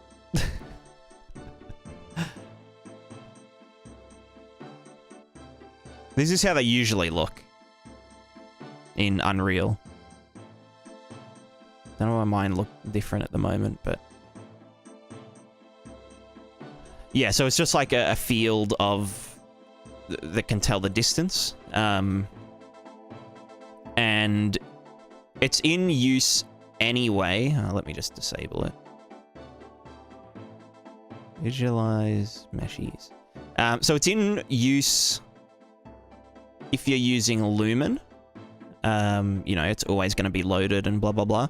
Even though I don't use Lumen, it gets used for distance field shadows or distance field ambient occlusion. So if we go to the skylight,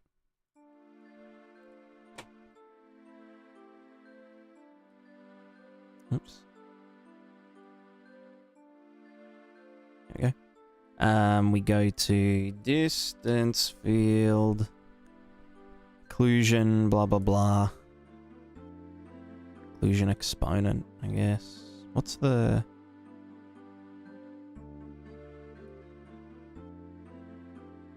multiply.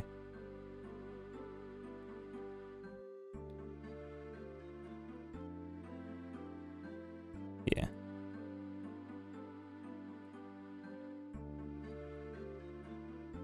You know, contrast bad. Make it giga noticeable though. So yeah, this will like, it's probably, get the fucking, what's the regular light called? Directional. Tell it to chill out.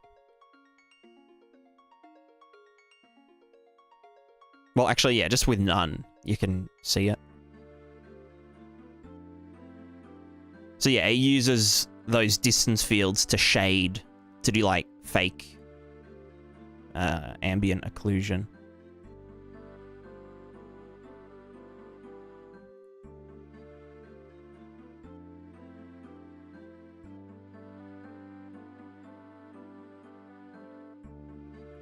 Ouch.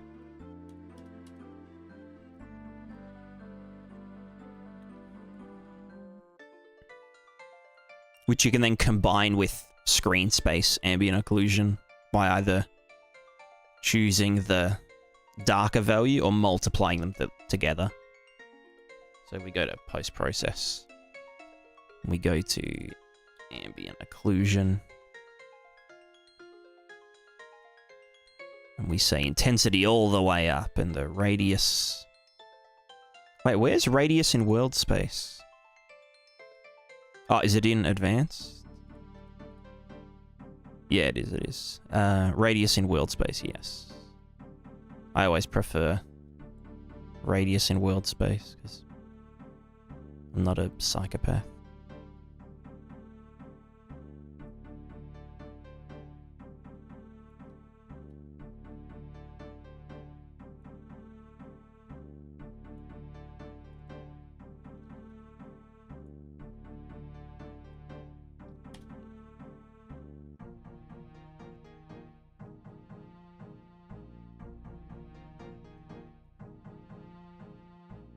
Yeah, so screen space AO just gets the depth pass, and basically anywhere that there is high contrast, it like... I think it also takes the normals into account. So basically just finds contrast or like cavities using just the screen buffers. And then the ambient occlusion gets...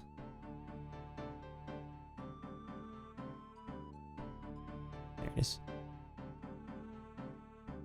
done on top of that.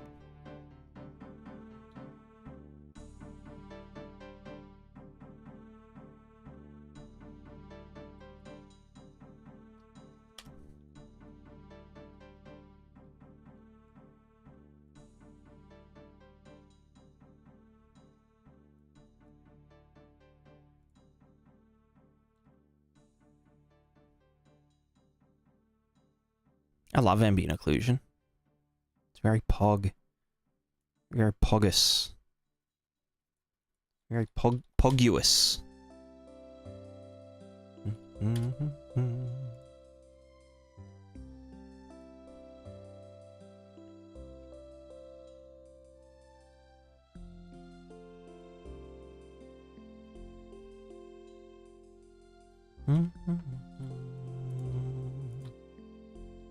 Forgot I've got the cell shader on. Oops.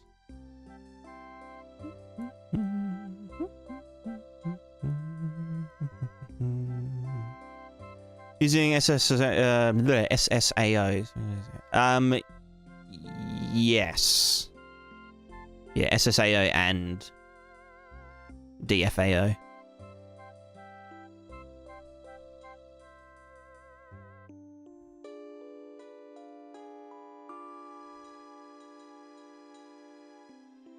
DFAO is basically like a must-have if you've got like interiors, you know, without dynamic, without what's it called, ray trace lighting and stuff.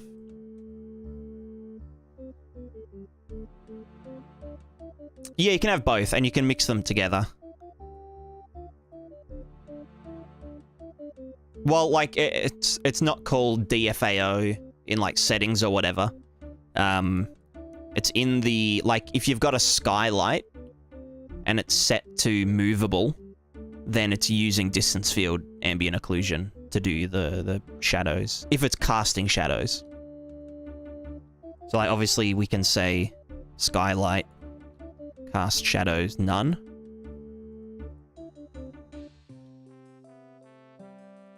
It's probably more noticeable. Right, what's the... Where's the directional light?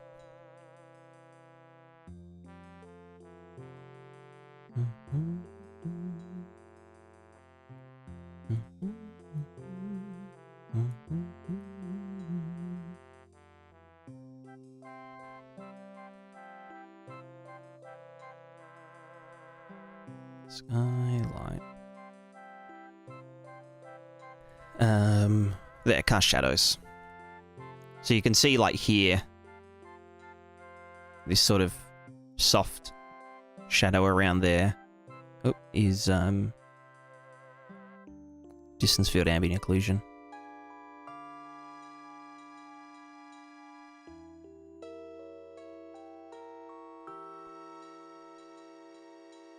Most consumers are so confused by these setting names, so I think in the game setting menus in games, you really need better tooltips. Yeah, I think not even just a tooltip, but like an actual, like, just a side-by-side comparison little thumbnail, you know? Like something as simple as, you know, this is without DFAO, and then with DFAO on, this is the result. Once you enable distant field on the project settings. Yeah. If you look at my, I've got a video called something Intro to Dynamic Lighting in Unreal Engine, which covers, you can see it there, hold on. You can see like when I delete it, it like recovers slowly. But yeah. I have a cost icon green to red, GPU, CPU, RAM, tooltip that shows side-by-side values. Oh, nice. Yeah, that's like ideal, I think. Because some people are like, you know, oh yeah, no, turn, like from back in the day when screen space ambient occlusion was really expensive, people would just turn ambient occlusion off because they don't really even know what it is or does or what it's emulating and whatnot. But yeah.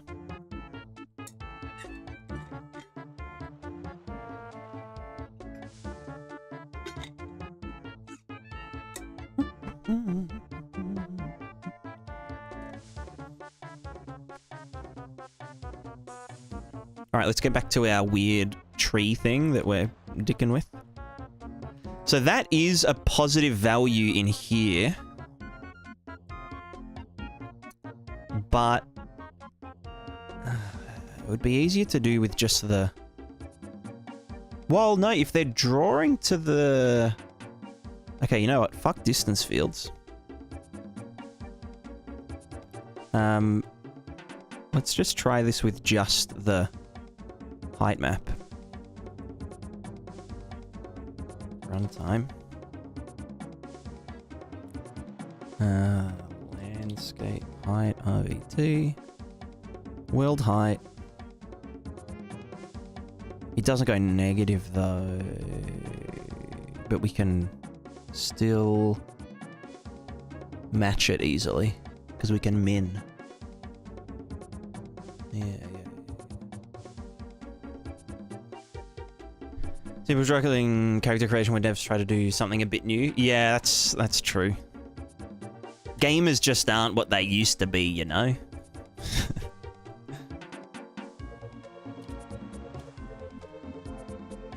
It's the Zoomers. It's the Zoomers. Mpe, when's your game coming out? Yes.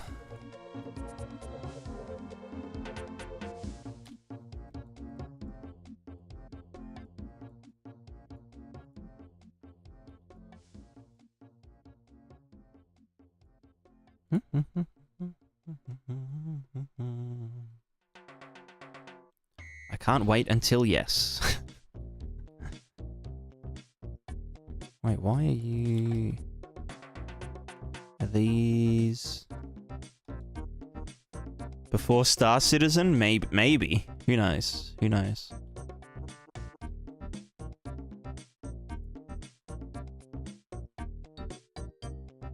Oh, one of the Half Sword devs. It was on YouTube, on like a really old video that one of the devs had posted.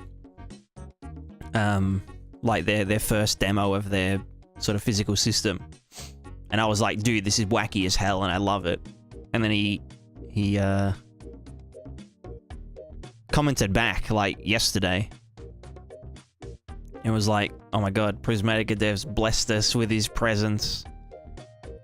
Blah blah blah. Then he said, don't release your game before ours. I was just thinking, you got nothing to worry about, mate. You have got nothing to worry about.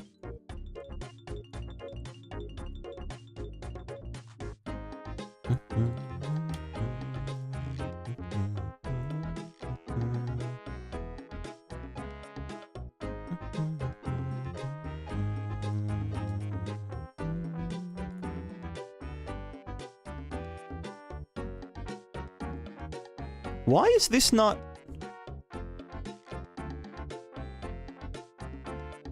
Well position. Landscape height. Oh, it's the Prismatiscape landscape height, you fucking idiot. You idiot. So this can get negative values, which is poguous. So what we'd want to do is say for any negative value, push it up to here. So we'd want to get the... We'd want to divide it by some number and then add that same number. Probably.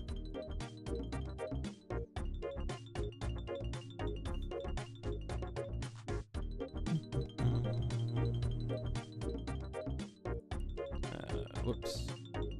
We want to subtract it. Wait, no, do we? No, we want to do that before we divide it. God, I'm so fucking dumb. Why am I so dumb? Who gave me a license to develop games?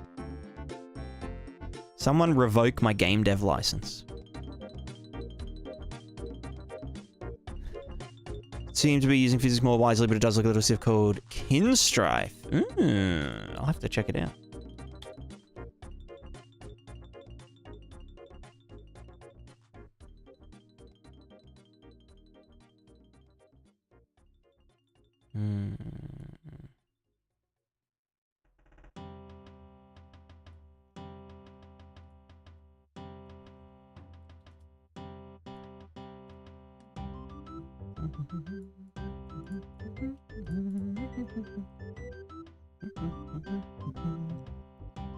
Constantly worry about how long things take, but honestly, I've been on track for release in 3 years. Because I never sleep, I can always guilt trip myself into never having a day off. The feels. The feels.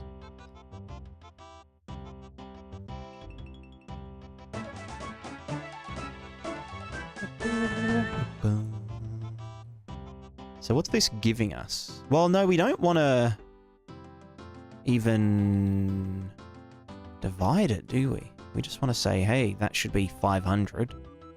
Oh, and don't saturate it, obviously. What? Obviously. Obviously.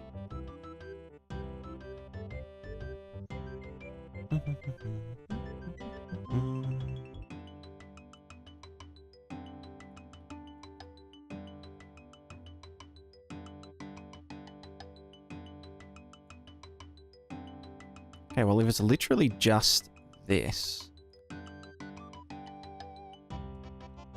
You know, it's literally just that, because that's saying this is now this many units under... It wouldn't even be 1 minus, it should be a... well, no, it could just be this. You flipping idiot.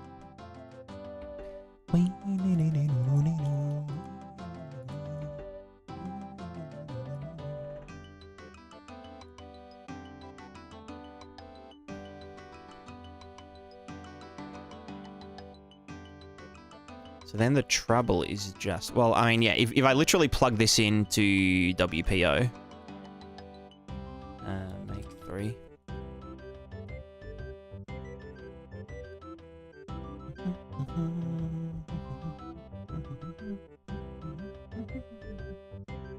Well, no, that's just gonna... Yeah. Okay, well, we want to... we want to...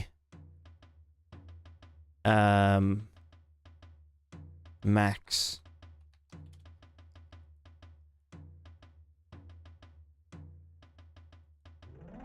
No, we want to min.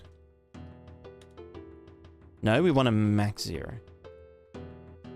No, we want to... Fuck it, we'll brute force it. We want to do some sort of clamp at 0, whether it's min or max, we will find out. It's the other one. Right, yeah, don't let it become negative. Yeah. Right, so the gist now is the tree can splat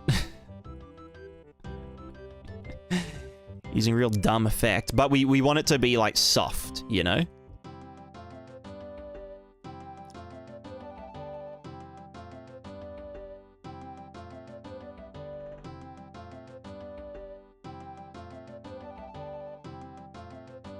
It's kind of neat. Trees don't have skeletons, by the way. You sure?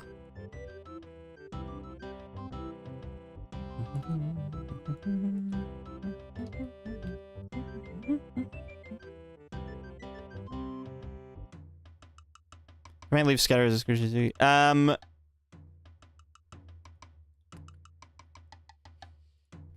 don't know. Not like sideways. You could do particles, obviously, but...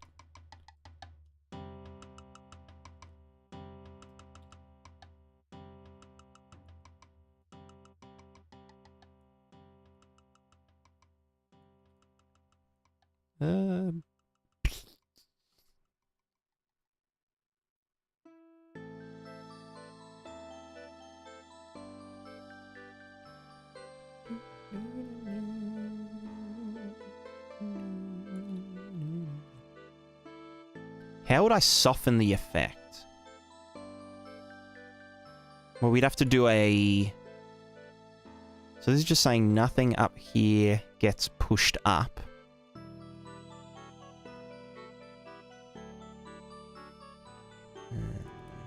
Also, let's just put the real color in.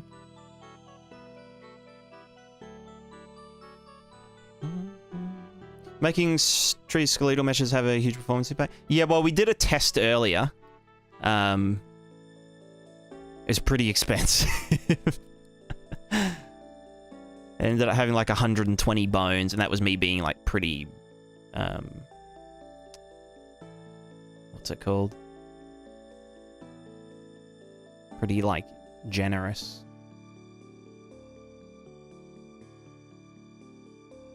Alright, how can I soften you? So we're basically saying when it goes positive. So we need to, like, do a little offset.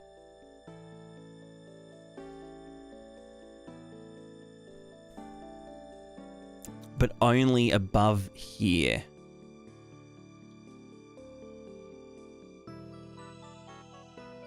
So we could basically do this. Split it. So get the negative values. Get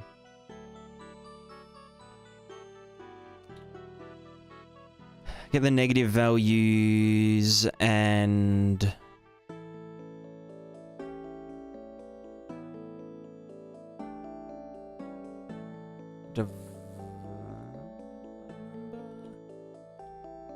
Yeah.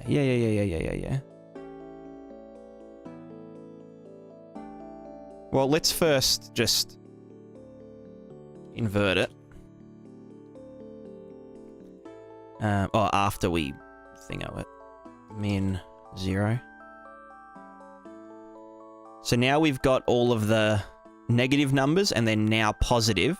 So we're saying this is 100 units above the ground.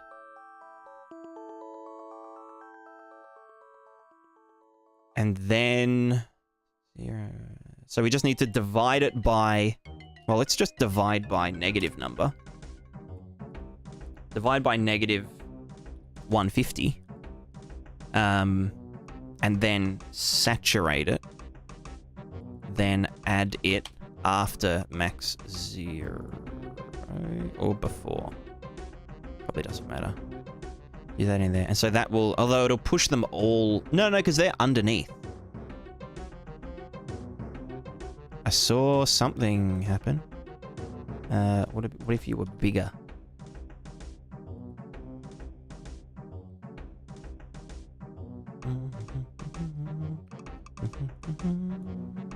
What if there was no divide?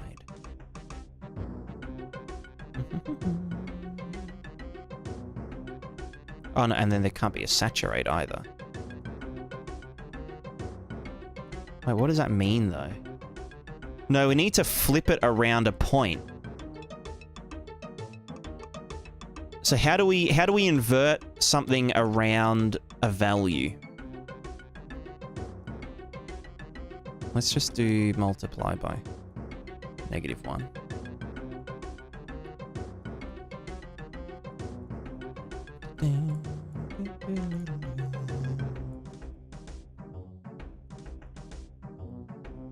Think you should sort out scaling mesh, making it fall. Yeah, that was the idea, but I don't know if it will really work.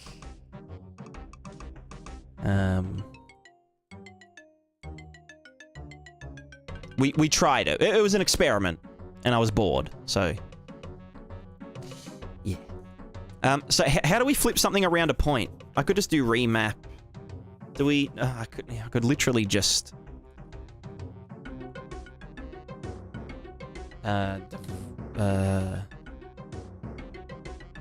Get this.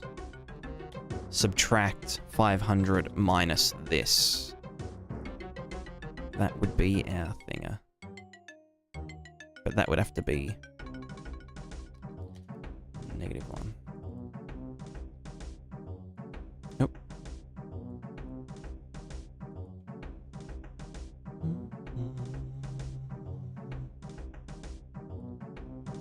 And then we would also need to max 0 here. Add them together.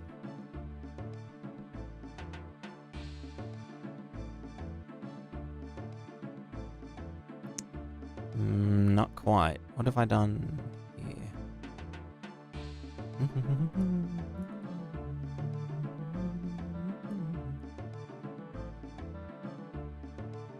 Well, okay, my small brain way of doing it would be divide by number. I'll just say 250. -250. Just because we have to flip it anyway. Then saturate it. 1 minus it.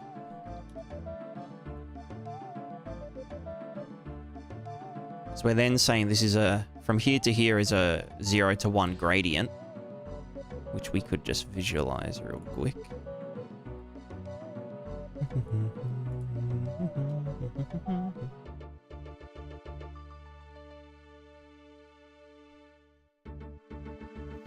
And we 1 minus it.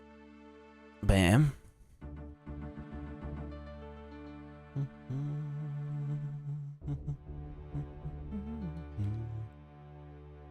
Right, but then we're saying...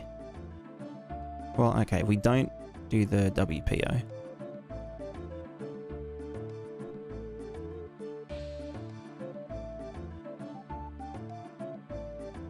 Yeah, because then we're saying that anything here gets moved up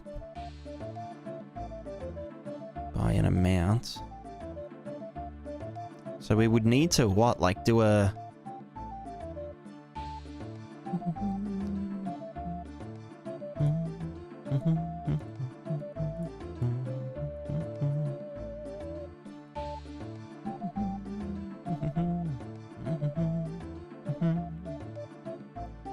Actually, no, we wouldn't want to add them together. We would want to max them against one another. Or... They're both positive values, so we want to choose the higher one. Yeah.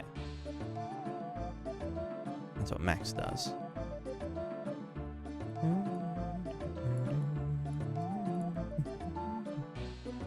So then we can apply both. We can say this one here, as it reaches this point. No, it needs to be... Hold on.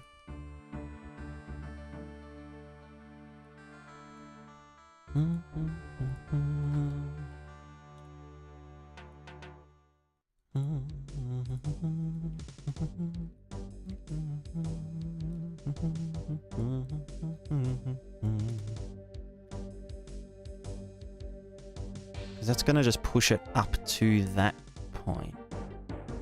Like if we just say this multiplied by some value.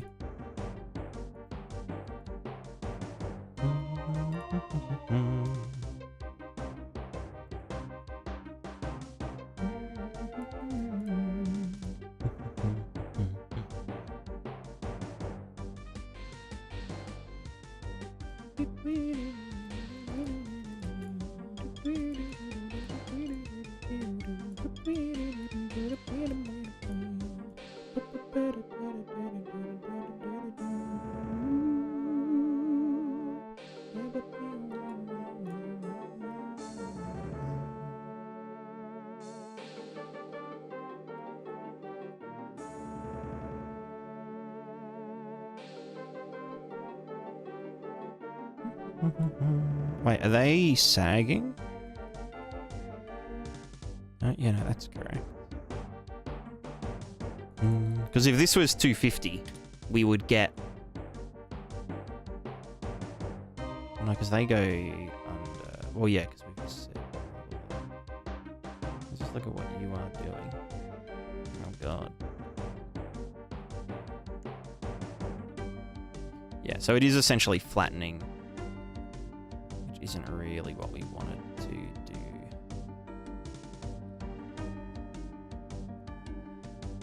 That is, if it's set to this strength. If it was half that, we'd get a sort of funky thinger.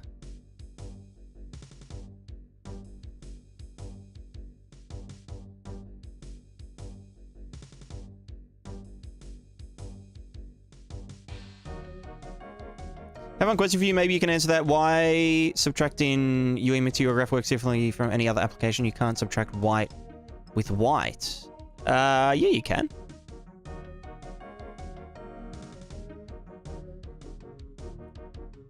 What do you mean you can't subtract white with white?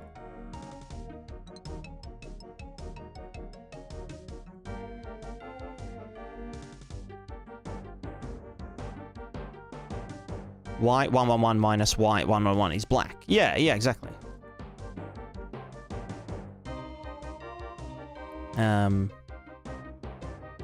It could just be that your white values are like one of them's above 1 and the other is 1. Like maybe it's a 16-bit texture and you know, the value's actually like 1,000 or something, and you're subtracting 1 from that, and it obviously isn't making it, you know, down to 0.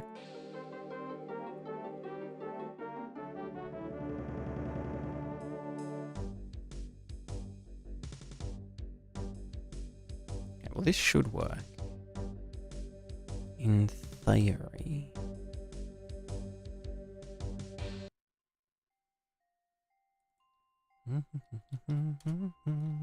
I could do it with power, actually. Because just this will give us the splat.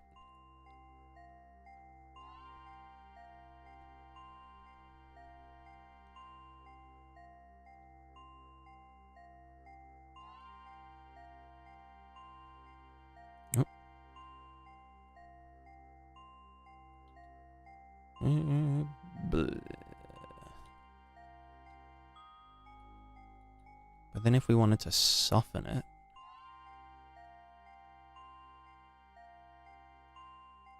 we just need to...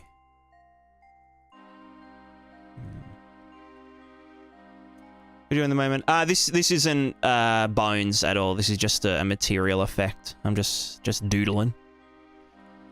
Doodlerin'.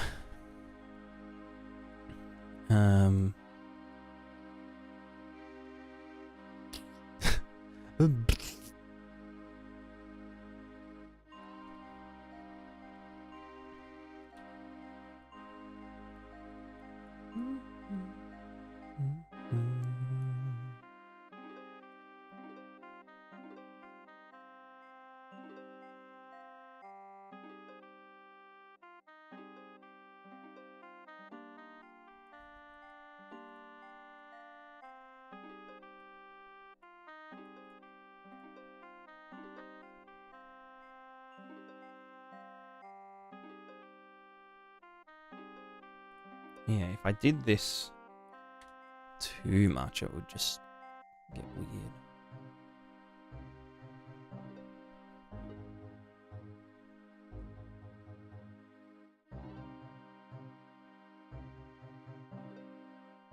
That's sort of... No, but that... Oh yeah, then I'd obviously need to do a local space thing for it.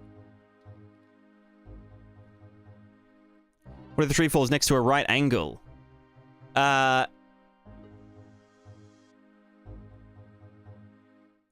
Do you mean like... I think I know what you mean.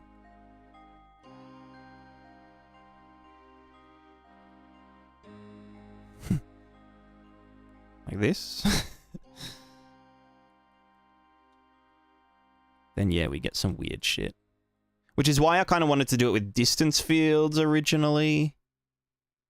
Hmm.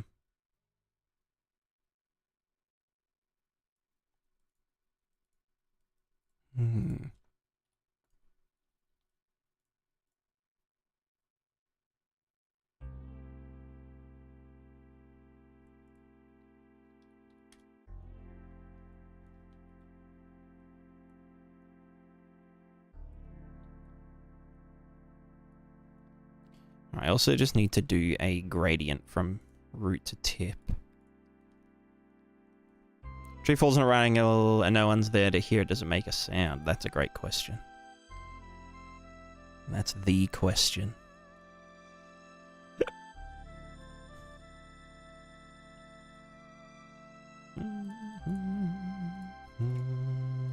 How do you get...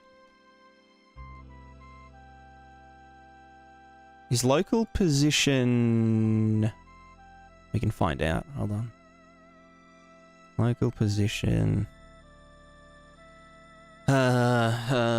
mask. B Chanel. Divide by number.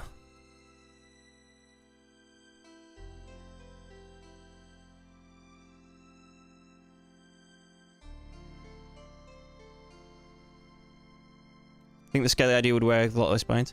I think it kind of would defeat the purpose, though, if it didn't have a bunch of bones.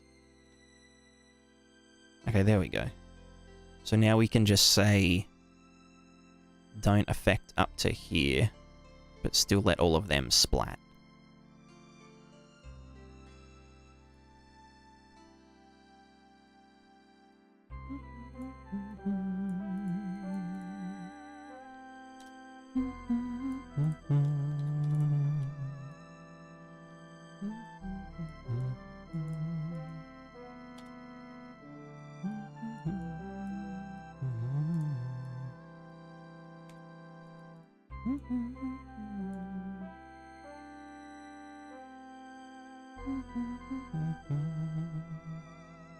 So using pivot points? Yeah, I've thought about it. The main reason I wanted the whole bones idea to work, maybe I should do it just based on its rotation as well, right?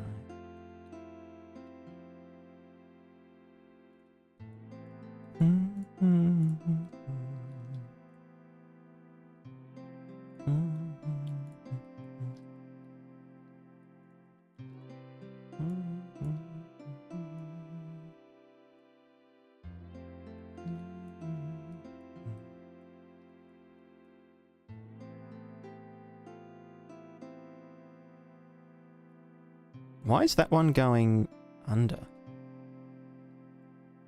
Confusion. I should also probably give it a bit of leeway.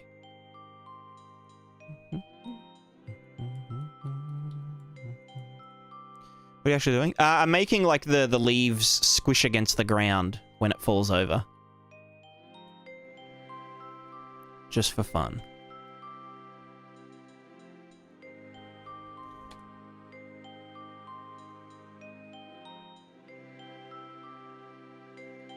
I think that should be like this.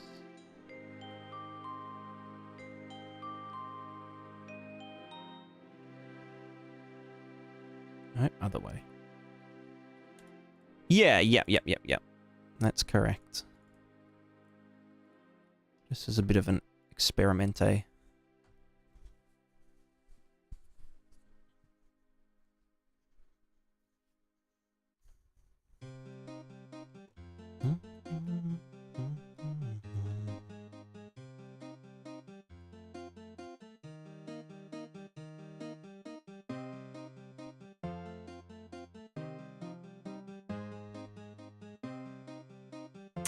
No, the branches do, but the branches will actually go... Hello? Wait, is this drawing? Oh, no, because the... Okay, well, the branches here won't. Because we exclude up to here or something. We're here, divide by 500. That should be, like, way less. 250.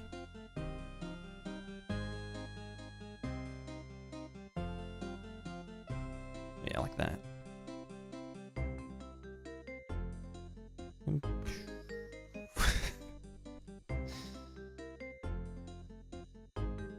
It's interesting, that's for sure. What if we, like, added some... Let's get our real colors back.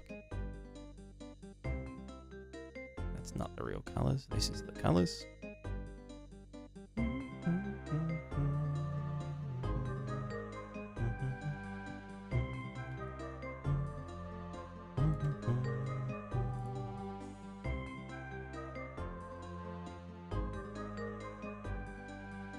Let's just get...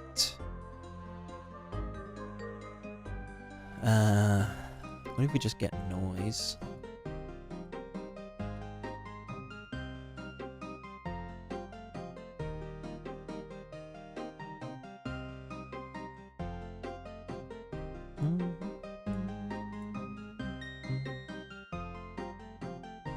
That's gonna do thingo though. It's actually not too bad.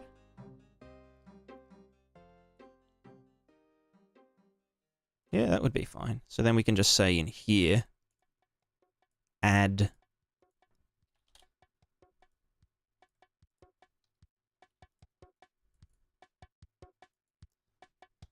this. Well, actually, no, we just add noise multiply by even like as far as fucking 25, and then add just one more to make sure it doesn't clip through the ground.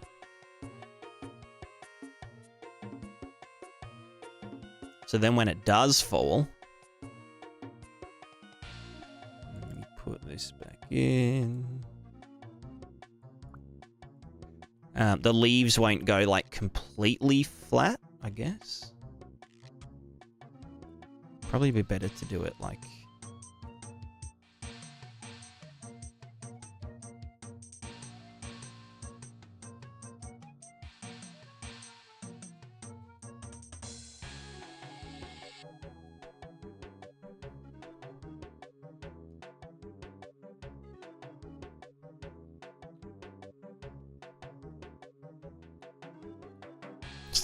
The branches love it. There's no real way to do it with the branches nicely. Unfortunately. I mean, obviously we wouldn't... Like, obviously the tree would get to, like, here.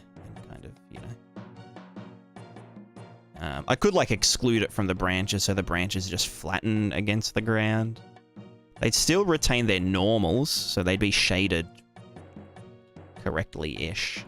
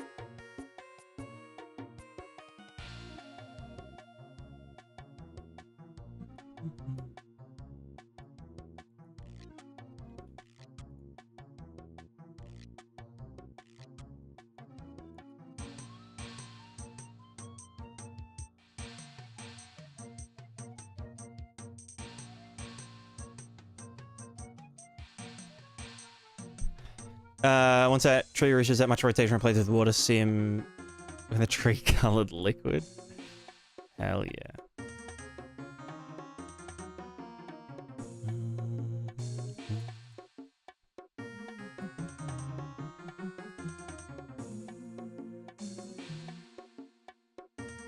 I could just use switch now.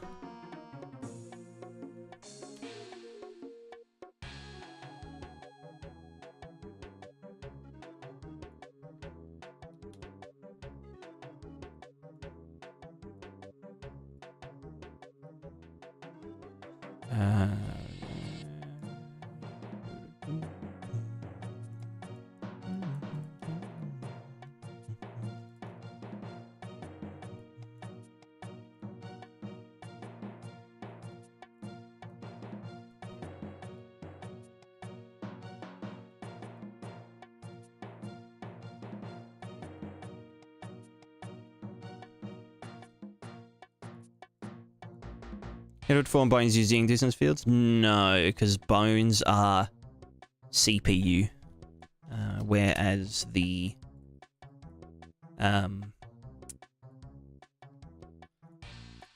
thingamajigs, distance fields are GPU. So they're in different domains.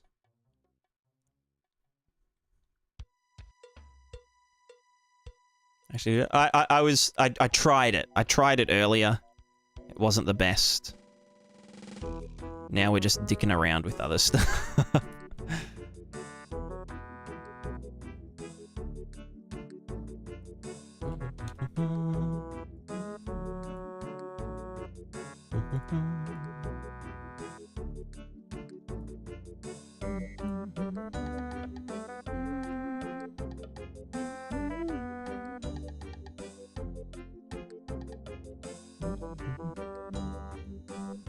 This is just a shader effect.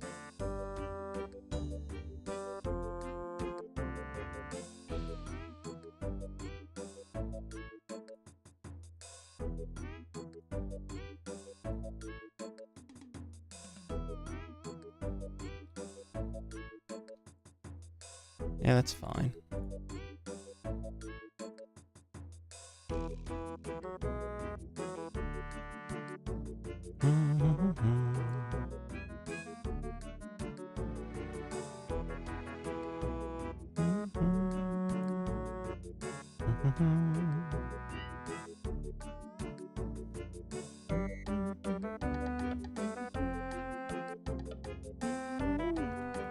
The best you can get is over here more textures. So it wasn't necessarily for the like blowing in the wind stuff. It was more to do with being able to sort of ground them in the world better. So using so like if a tree's like blowing in the wind using well position offset, you can't really put like birds in the tree. Because, you know, the birds would just... You could put a socket on the mesh, but the birds would, you know, stay in one place and the tree would be schmovin'.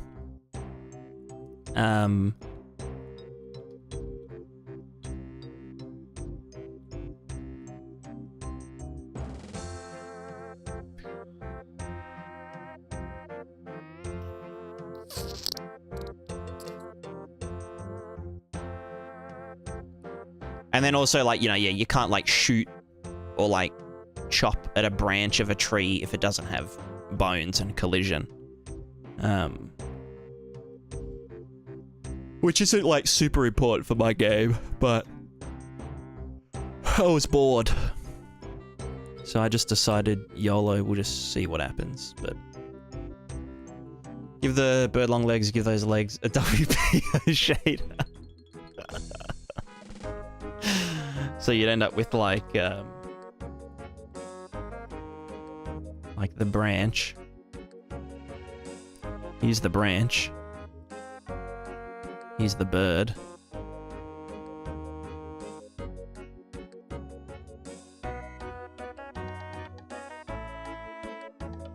And then then you'd end up with like... Hold on, this is a work of art.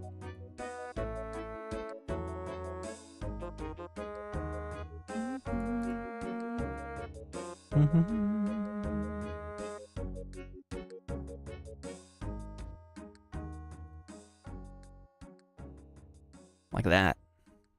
I mean, yeah, it's not the worst idea.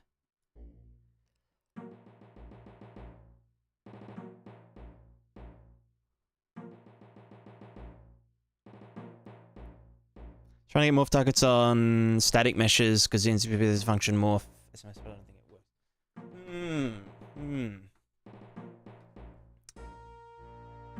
I don't see why it... I don't think there's a limitation, like a technical limitation. No, morph targets don't use UV channels, do they? They use like an extra thing.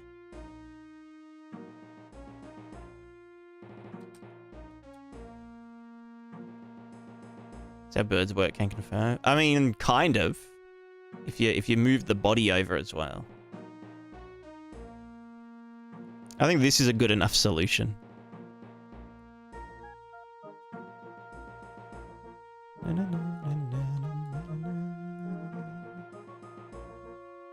Timber!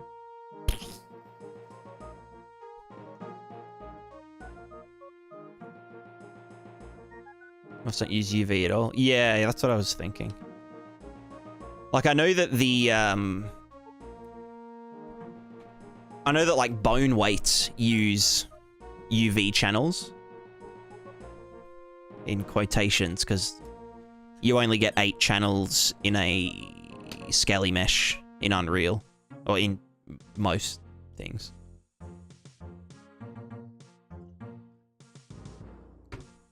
Whereas a static mesh, you get 16 UV channels to play with. When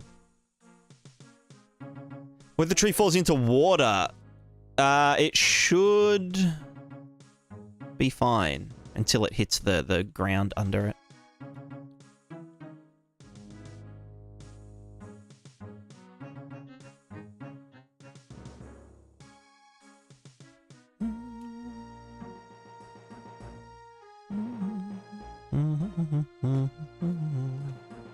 But yeah, I wonder if this could work with distance fields better. I guess it's just level designer's problem at that point. Like, yeah, that's fine. That's fine-ish. I mean, you're not gonna get better than that, you know?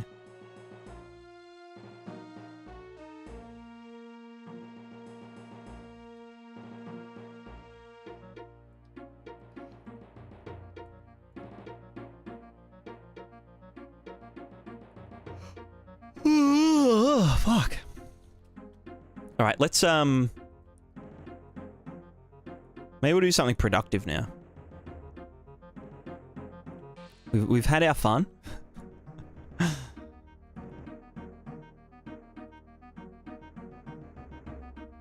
Actually, I'll show you guys the results of the experiment.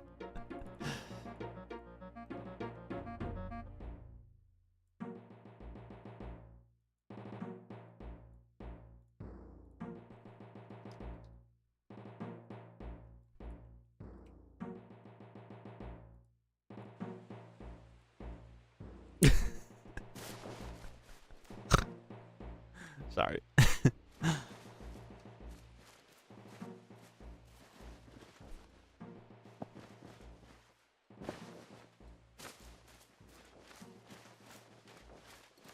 So this was like this was nightmare fuel.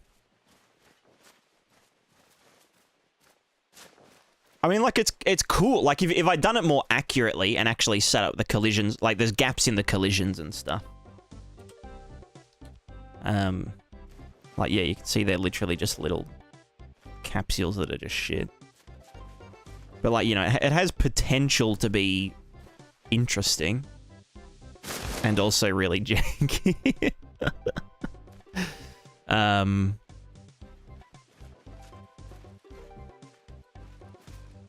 But just the cost, like it's costing like fucking 3 milliseconds to do this. Because of all of the branches and the constraints and the blah blah blah.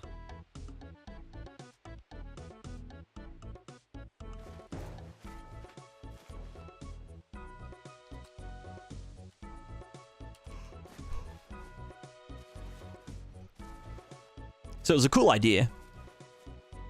I still might do some skeletal, you know, foliages. I can probably just get away with it with WPO, but especially I had an my camera's gone. But I had an idea for the plugin.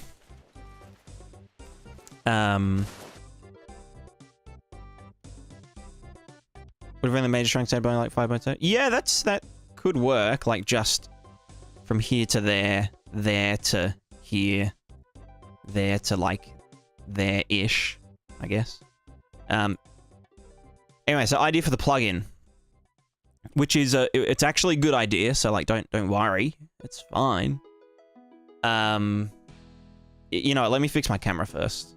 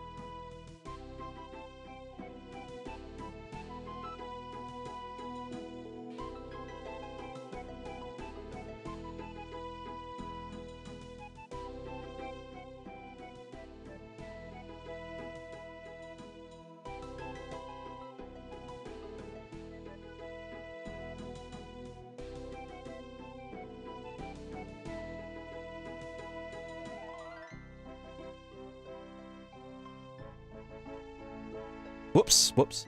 So I was just saying, at the moment, the deform render target is the highest resolution one. It's 512 by 512. The reason being that the footprints need to kind of look good, you know, like they can't look like complete trash. But like the R and the G channel don't have to be very high resolution, you know. Like, because they're blurry by nature. So, like, you know, if we go to a thing, we go here, you know, the things do their thing. Looks good. Looks fantastic. But then I was also thinking for bigger foliage. So, like even just these, for example. It would be nice to have like a bigger kind of bubble around the, you know, around the character. So just like one sphere that just acts as like a general boundary, and prints from way higher up. Just for like big foliage and like, if there's like a big bush, you know, you could just make the leaves bulge inwards as you press against it. rather than like bend it and whatnot. Because at the moment we're relying on movement from the foot to actually print stuff. So like right here, you'd kind of expect that this would like push over that way and whatnot. So what I was thinking is instead of doing the footprints and the RG combined in the same thing, I could do RG for the deform direction, and then BA for the kind of bubbles, the bubbly boys. And the bubbles wouldn't rely on movement to activate. They'd be static. Like they'd always be printing. And it could have like a really fast fade off or something. And then we could halve the resolution of the deform, you know, the foliage. I'd rename it to the foliage buffer or something. Foliage thing. Yeah, because I was just thinking about like medium-sized, because like these are like small, right? This is like small foliage, which is like, you know, from the hips down. Then I was thinking like foliage like reeds and like crops and all that. Do I? Oh, it's in prismatic.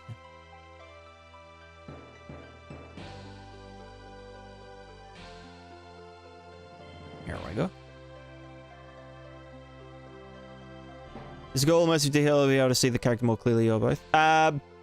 Both, I guess. Yeah, like yeah. So like if we had you know, 1,000,000 of these reeds. Actually, you know, why don't I just fucking put them in the test level?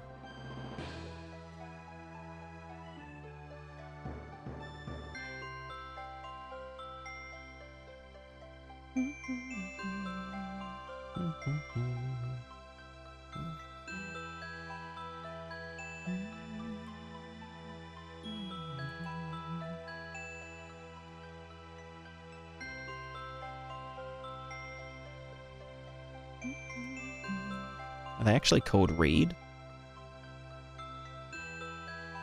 Hey, reeds. Hello. Reedy boys. Foliage.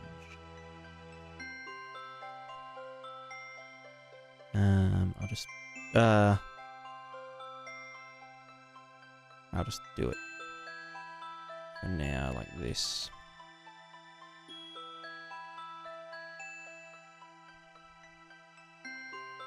Where's density?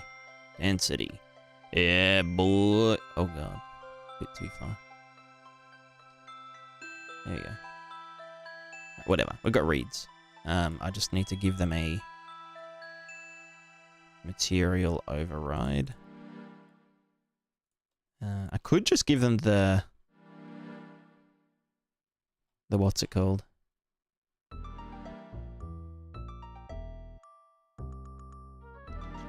Where's material override?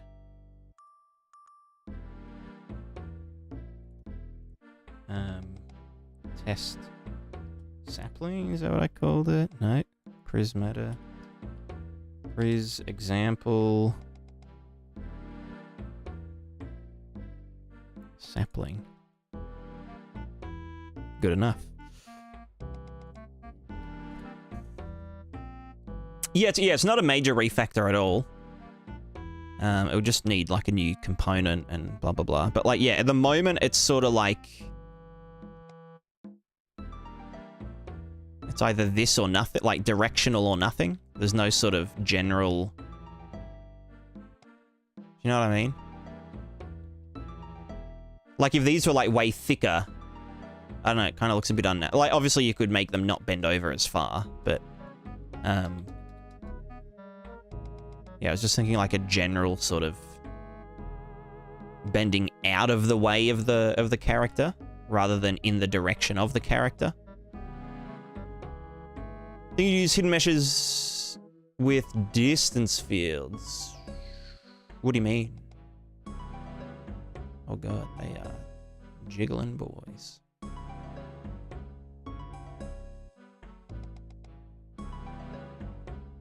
Hidden meshes, distance fields. Oh, you mean on the character?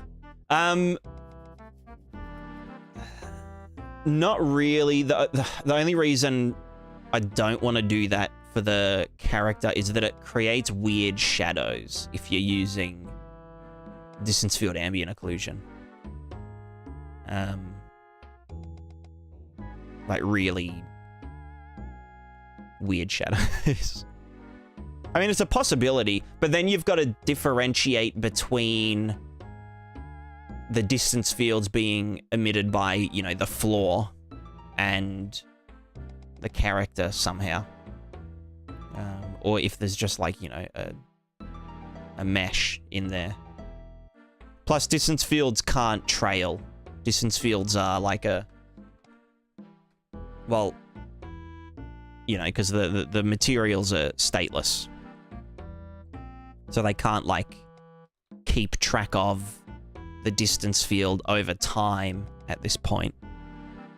So it would end up looking really, like, Genshin Impact-y. Where, like, the grass is just like a little bubble around the character that, like, you know, when you move through it, it instantly comes back, you know. Yeah, so it would be more like a brush, exactly. These really like the wind. Do a flat circle with heat map grading? Yeah, that's what I was thinking. Just, yeah, like a flat circle vector field. That's, like, bigger. Like, it's, you know, the size of the general character. That just... And it would just add to... Well, it would be its own channel, but, you know.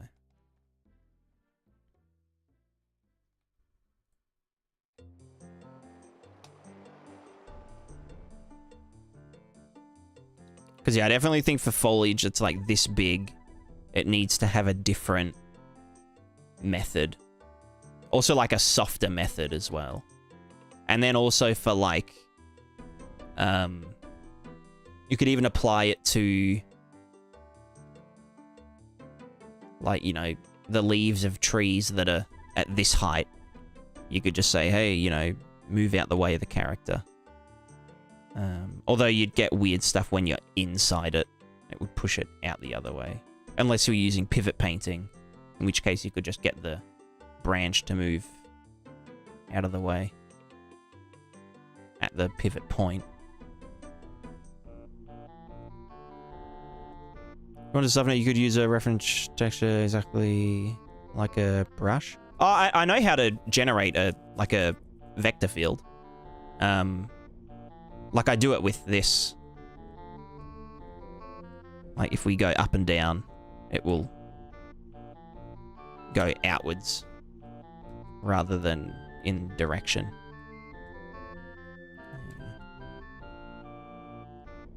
Or like that, that's a vector field. And then we just print that over time.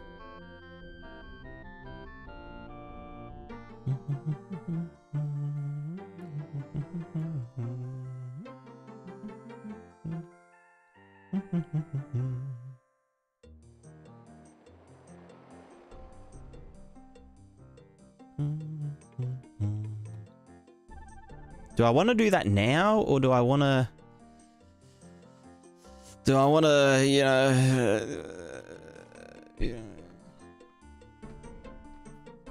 There's a lot more calls. Do you mean a texture? Or doing it manually? Because doing it manually is way cheaper than sampling a texture.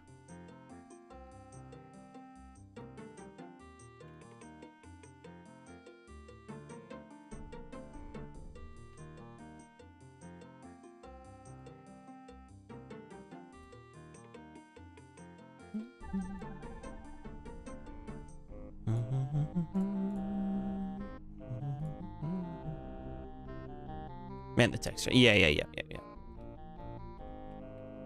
Textures are scary.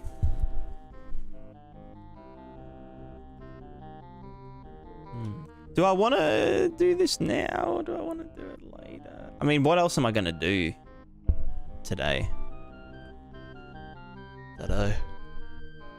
Ugh.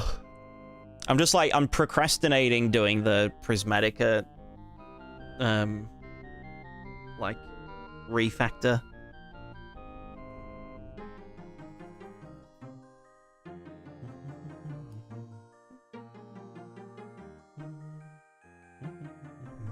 Sounds like a problem for future, Charlie. That's true, that's true. I mean, I'd like to have it done, because I'm going to send this to Sov ASAP, basically. To, like, test and whatnot.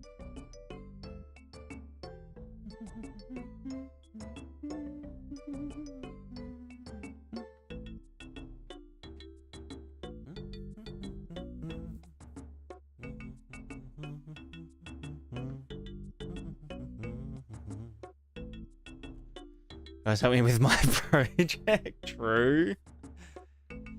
Maybe I should just do a stream. Do a 24-hour stream where I help everyone with their projects.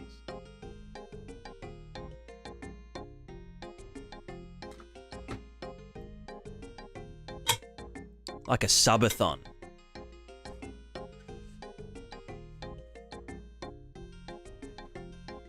Making a procedural mesh component that's more efficient than hierarchical instance static meshes while being fully procedural. Ooh, yeah, okay. That does sound like a nightmare. Complete refactor. There's a system, the action system, which I want to move to objects as its base rather than components as its base. Because I don't want to be using... We were talking yesterday about having, like, AI and, like, characters off-screen, you know, being able to do stuff, like, you know, fight one another and eat food and equip items and whatnot. Just to, obviously, you know, we don't want to have, like, actors running around doing, like, full-on actor things when we don't need to. So, like imagine, like a 1,000 versus 1,000 battle or something. And we could, you know, have them... Yeah, like how Kenshi does it, basically.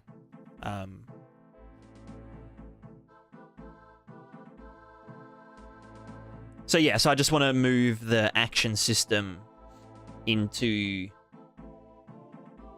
objects rather than components, which is how, like, gameplay ability system does it, so that's probably what I'll reference. And also for, like, I wanted to do that anyway, aside from the off-screen stuff, because the way I was doing it previously was, like, if there were, let's say, like, there's an apple in the world, the apple would have an instance of a component called the, you know, eat apple, or, you know, the eat component _ apple or something, which would, like, supply the character with the animations, and it would, you know, pull the fucking Apple data from the Apple to feed to the character and whatnot. But then it's like, okay, well, if we've got a pile of 1,000 apples, then we've got 1,000 apple eat components instanced at once. And that just kind of felt weird. And then obviously we could do the Apple data asset has a reference to a component class, and we can then spawn the component when we need to run the action. But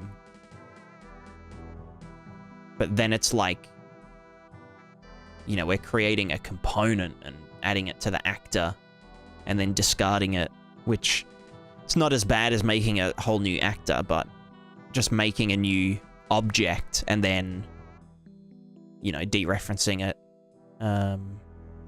would be a lot easier. So handling my game. Yeah, absolutely.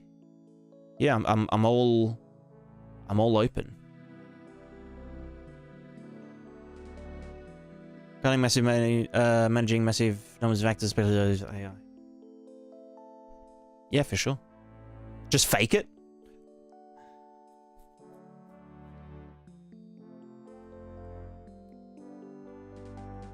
Also, Kravi, I haven't read the Miro board yet, but I'm gonna finish the stream like in the next hour or two, so I'll have plenty of energy to actually do stuff. Oh, he says as he yawns very widely.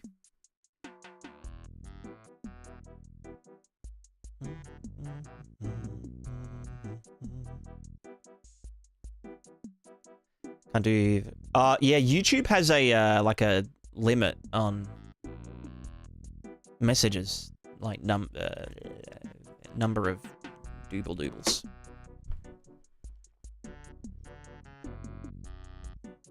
Make like Fallout, they're frozen until you look at them. I mean, yeah, kind of like. Oops, wrong button. Jesus. Like when they're off screen, they don't need to have a character model. We can just like delete their character model. Especially since it's like the way that I do the characters with mesh merging, and every character's whole model is stored in memory at any given time. Yeah, just like getting rid of a actual character ASAP is good, because it means, yeah, we're not storing their mesh in memory. And then as we move over here and we load in a character, we then regenerate their mesh using the stuff. Using the stuff. Good mind, Rapper AI, it's a component that snaps to the actor when they're loaded, but when they unload, it continues to exist. The trick for me is how the AI is controlled.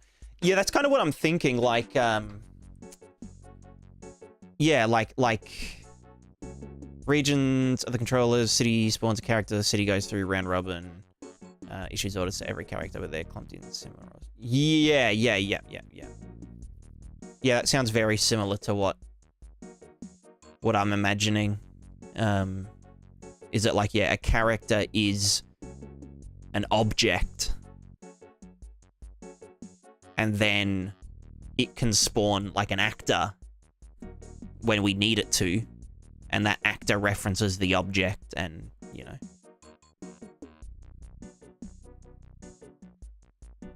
100 soldiers get one order. That's a rapper. All soldiers in that unit processed as a batch. Gotcha. Yeah. Pathfinding used nodes, not nav mesh, was it? Yeah. That's. I was thinking that as well. Like, do some, either like a really simple grid-based system, or. Well, yeah, no, yeah, I guess splines is overkill when you can just say, like,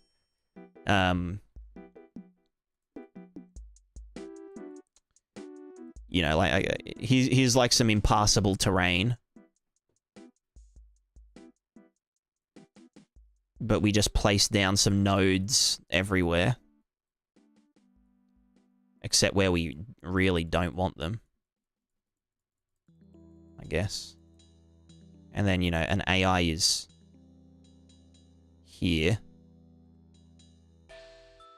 And they're like, oh yeah, we want to go here. I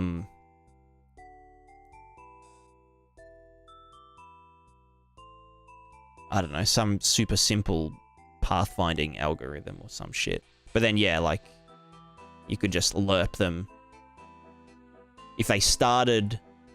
If the command was given at this time to go to here, and we load them in when they're halfway, then yeah, we can say, hey, you should be thingo. Timestamp. Yeah, that's like how my attribute system works with like, yeah, it's just we know the previous time it was updated, so then we can just refresh it at any point, and it should be. Obviously, you lose accuracy, so like, you know, this kind of thing could end up looking like, you know, and it can kind of skew it as well, but, you know, the gist of it is there.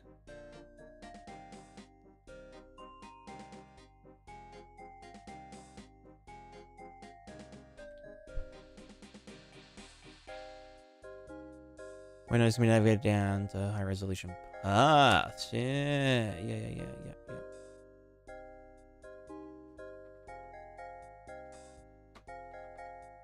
Active calculates everything when a player gets close to a position, teleport. Scaly mesh, yeah. And add that to the fella.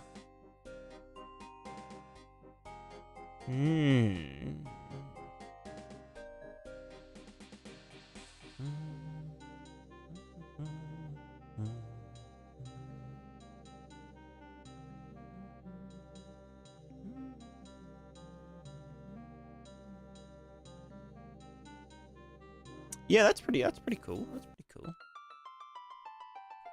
I'm glad there's so many smart people in chat.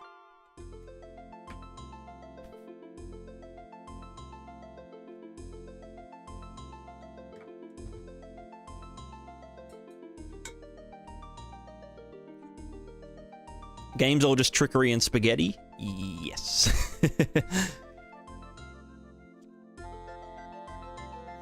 You know, it does sound similar to what I've been thinking, Gunny. With like, yeah, like a city manages all of its people. Or like, yeah, like a hierarchy of, you know, region, city, you know, buildings, point of interest, and blah, blah, blah.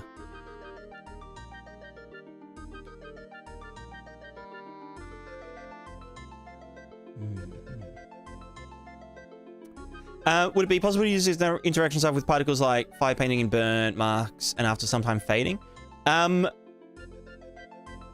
Not right now, but I will be adding like another layer for...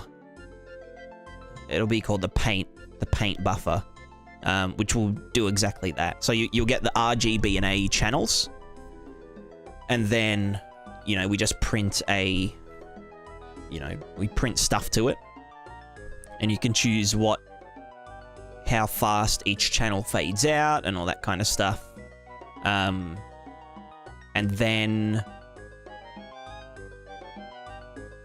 Yeah, then you can reference the RGB and A channels in materials to do stuff. So yeah, you could do like burnt stuff. You could even do burning and burnt stuff in the same channel by doing like... When it's really hot, it goes above 1 and does like, you know, embers and burning texture, and then you could set it so that it cools down to 1, and then at 1 it's just burnt, but not burning. And then if it's 0, it's like, yeah.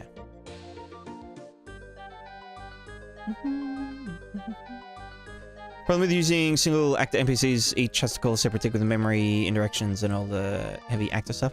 Yeah. I mean, that's... So, like... Imagine we're, like, battling and stuff. I'm only planning to have, like... Maybe 50 in total... like, individual characters, you know, doing their proper, like, real-time AI and stuff. And then the rest of them will be, like, offloaded to, like, a manager sort of thing.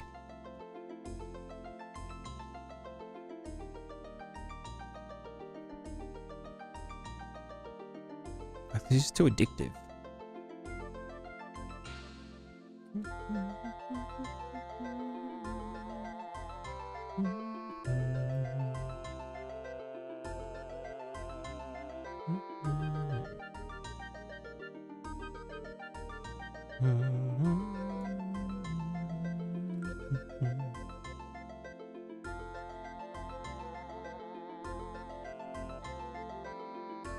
Use the old scene capture. Yeah. I used to do the same, like, with my blood. But yeah, it's very costly.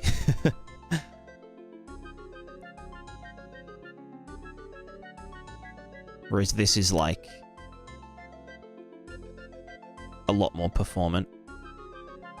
It's not free, but it's not, like, scene capture expensive, you know? Plus, it just looks better. I used to get around it by just doing the scene capture like 10 times a second, and then doing,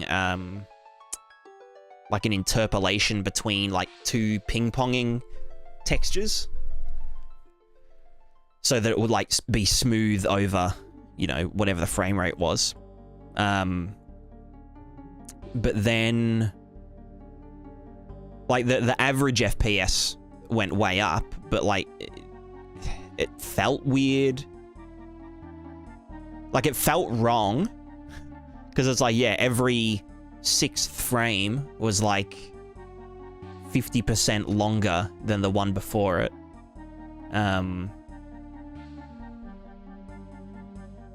But, like, you know. And so, like, yeah, if you were at a really high FPS, you'd probably notice stuttering. Or a really low FPS would, you know, be even worse, because if you've got a low FPS, then, you know, the scene capture is going to take up the same fraction of time. So seeing actors, but like this is when I was playing, the rapper AI snaps them when they're present, copies whatever goal you gave them. Yeah. Yeah, that's the thing. Like when I redo the action system, or well, sort of, there's like multiple levels. There's like the actions themselves, which are like the short term, you know, like grab this thing is an action, or like attack is an action. So I guess they don't really need to be resumable, but like the tasks should be resumable. So like if a character is in the middle of doing, you know, something, and then we load them in, they should be in the middle of doing that task, because we can approximate, like, what's the approximate time that this is going to take, and then check, well, the approximate time until the next stage of the task, or the, you know, state tree, or the behavior tree, or whatever it is we're using, would begin. And then, yeah. So like if it, you know, let's say like a character in our camp is like cooking something, and we come back and they're halfway through it, then we'd want them to be cooking, and for that food to be 50% cooked. Mine 100 stone should be mining or loading wheelbarrow. Yeah, exactly. And yeah, if it's like mine 100 stone, but, you know, they're only halfway through the expected, you know, elapsed time, then when you see them, they should have 50 stone in their wheelbarrow or something.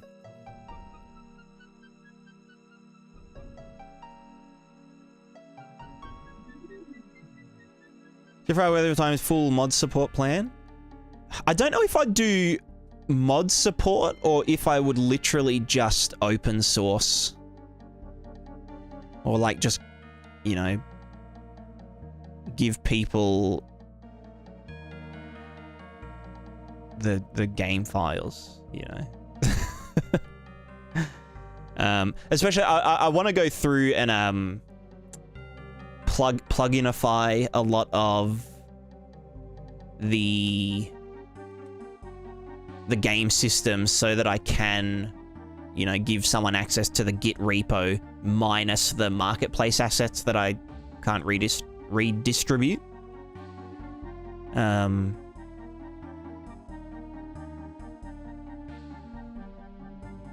But yeah, like if yeah, I'd rather just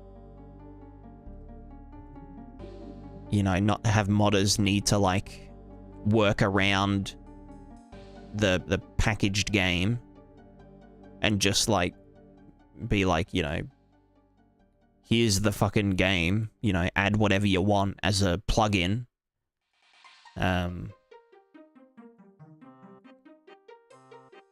I mean, then it's like, it's sort of hard to, because you'd have to repackage the game. So it would be cumbersome. So I don't know.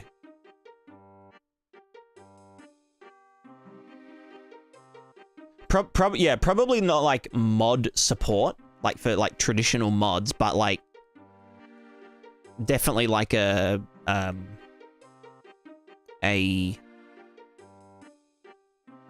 you know, a community involvement as much as possible with like creating content and stuff. Town mod, how does it? They have an editor and shit in UE. It's not the actual game, but you can choose what they can see and edit. Yeah, I remember like someone was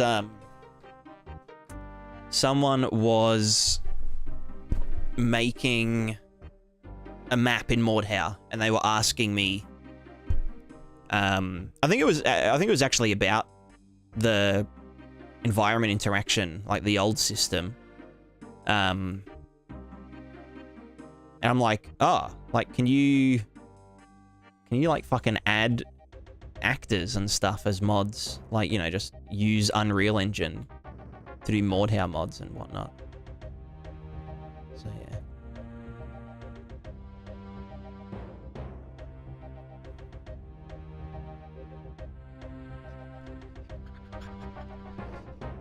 Nice.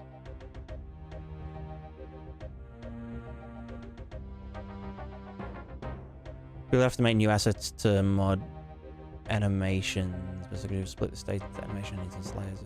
Yeah. No, I get ya.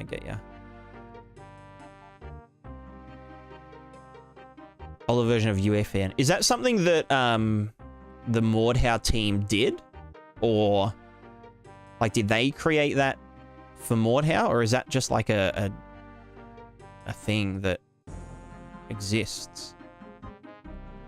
It's a plugin. Okay. Well, yeah, that's what I'd do, basically. How'd the tree turn out? You know, not great. Visually looked fine. Performance-wise, not so great. But then I went on another tangent and did a thing to like compensate. Where's the distance fields?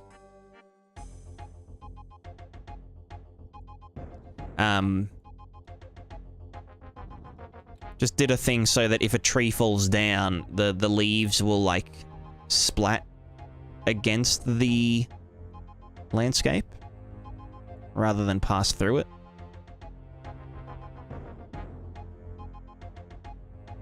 Which kind of sells the effect, you know. So obviously it would like fall and it would have like a soft collider for its leaves, and it would, you know, like that, I guess.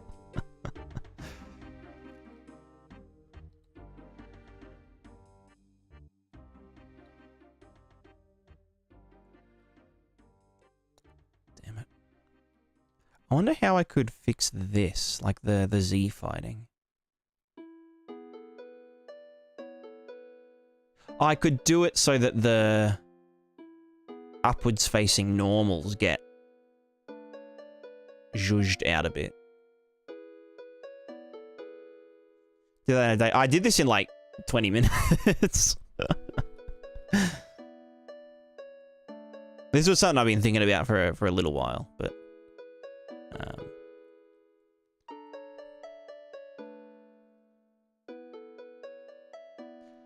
I wish there was a nice way to turn all the leaves downwards.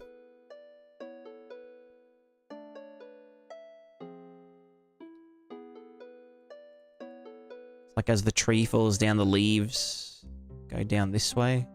But they don't have pivots. Oh, I could do it. I could fake it. Just based on the root to tip. And then rotation of the object. Well, you'd need to know, like,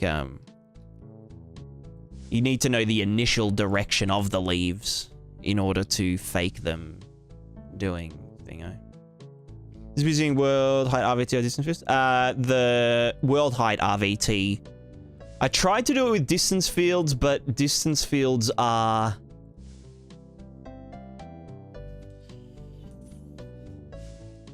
interesting. Because like a distance field, when you go inside the distance field,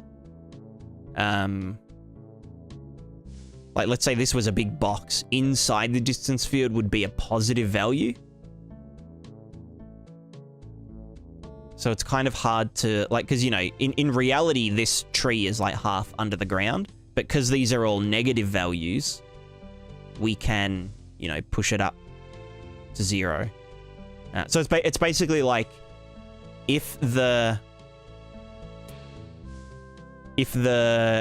world position of the shader or the mesh minus the, you know, the world height is 0, then don't do anything. But then, you know, if it's 1 centimeter below it, move it up 1 centimeter. And if it's 100 centimeters below it, move it up 100 centimeters.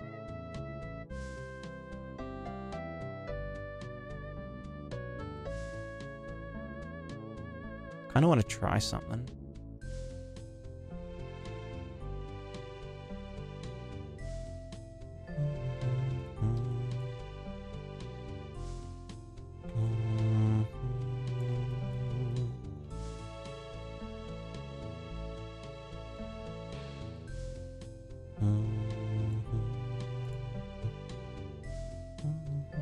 Wow, look at that. Epic collision. Epic collision royale. Collision, add a kappa. That's not the right way up.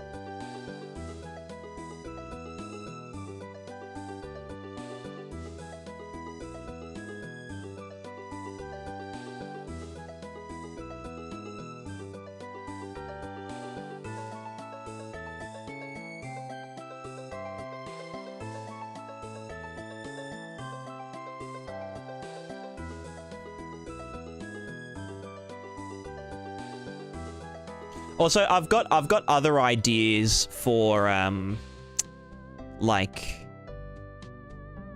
you know, like how I was saying, like, yeah, we could have birds in trees and stuff, or like even something like having apples or like fruit in trees that you can shoot to, you know, drop them down or something. I have an idea of how to do that. And I'll experiment with it at some point. Alright, let's see how this goes. Wait, hold on. What's the weight? No, mass? Big. Dampening. Linear dampening, a lot. Angular dampening, a lot. Hello? Oh, it is falling. Okay, the dampening's probably a bit too much.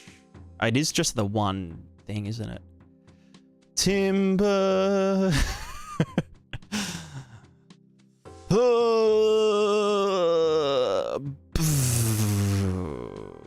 That looks very solid.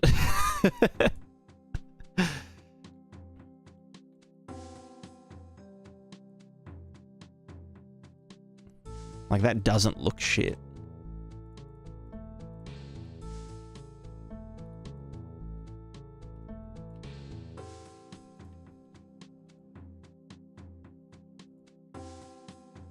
Can you, like, fall down, please? Oh shit. There it goes. Huh.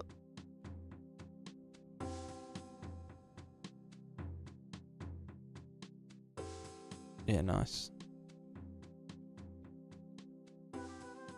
Yeah, I can fix this. I can definitely fix that. Yeah.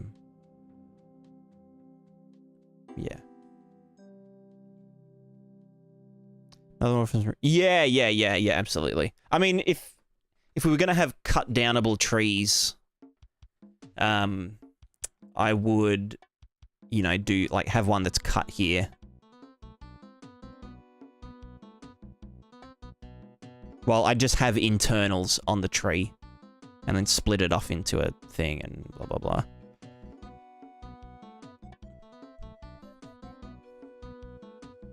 You know what? I'm gonna fix this right now. Cut downable, that's right.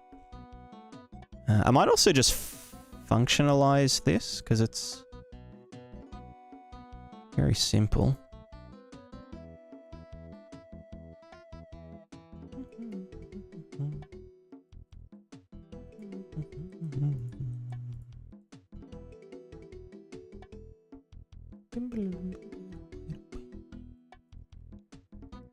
I've static mesh, the when cut down splits and stump mesh, ISM and actor top part. Yeah, yep. Yeah.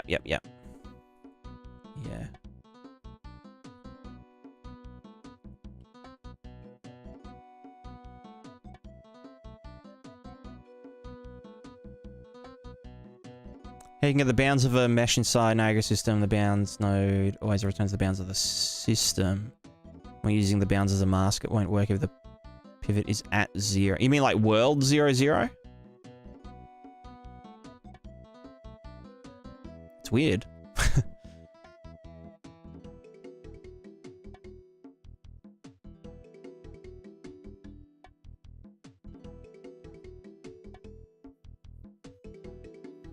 was gonna write is able to cut down. Yeah, is cut downable.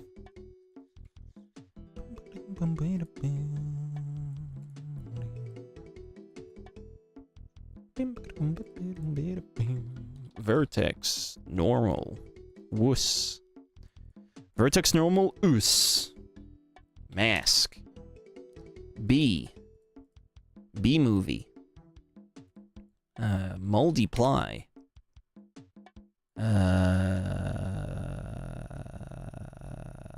This.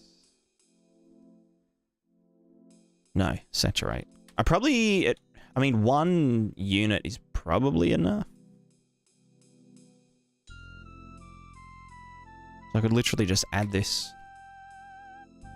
Add. Or what if I do... Fuck that shit and just put you in there. So this will just say add extra offset to the bits that are facing up. Like that are actually facing up. So like here, and then we do this. Ready? Oof, no Z fighting. Pog.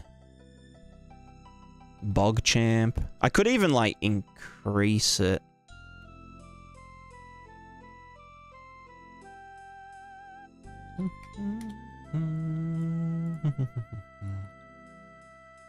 This would give it 3-dimensionality again.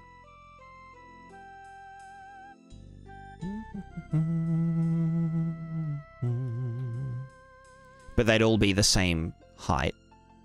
But I mean, it's better than nothing, right? Also, ignore the texture having holes in it. That's just my fault. What does that do to the leaves, though? Probably not much. Probably just gives them more volume. Honestly.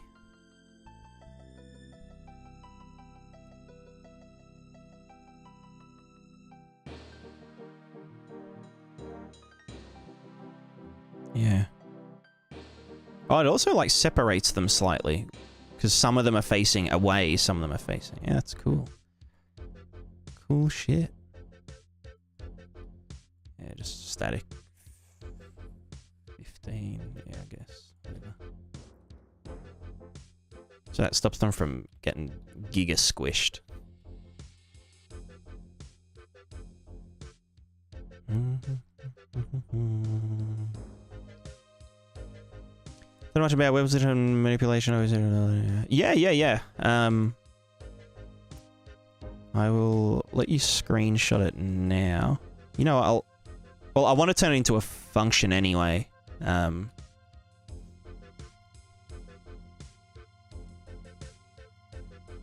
So we'll clean it up and annotate it and whatnot.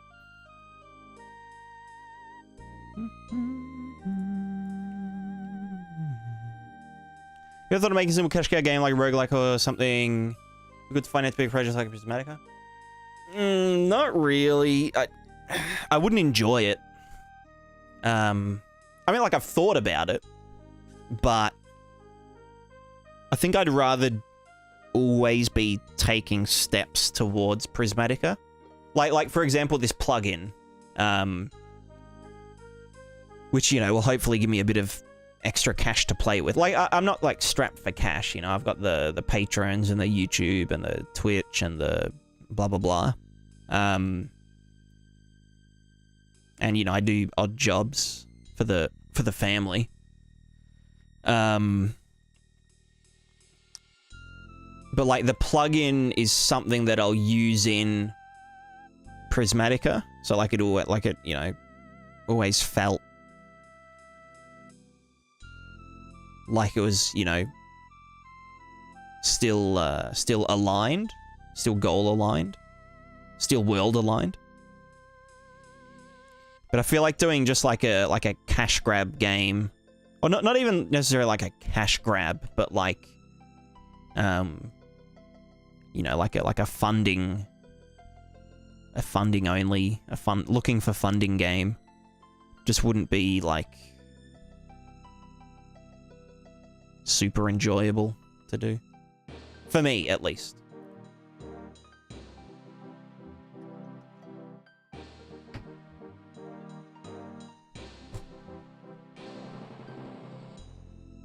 I mean, if I wasn't like the kind of person that could do content, like, you know, like YouTube educational content, Twitch streaming, blah, blah, blah, then, like, maybe? Because, like the whole thing about streaming and tutorializing, you know, progress on your own project is that you're essentially monetizing the process of making the game. Like, you know, I make enough money from all of my sources to pay rent and bills. Where's my face washer? Oh, it's on my fucking camera. So yeah.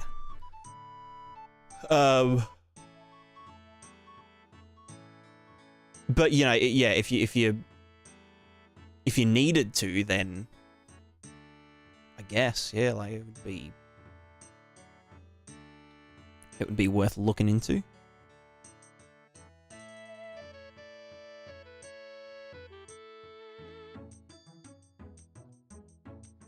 No one I'd lose interest. Yeah.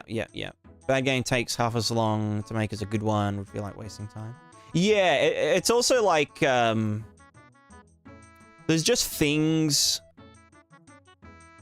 in a project that take the same amount of time, or that have the same amount of, like, time offset, just, like, you know, regardless of the quality of, you know, one of them and whatnot.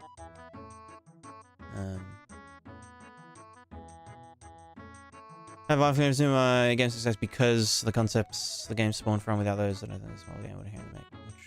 Yeah, that's also true. Like, think about it like, I don't know, you see all these, you know, Vampire Survivors clones, and, like, you imagine how much time someone had to put in to a game like that.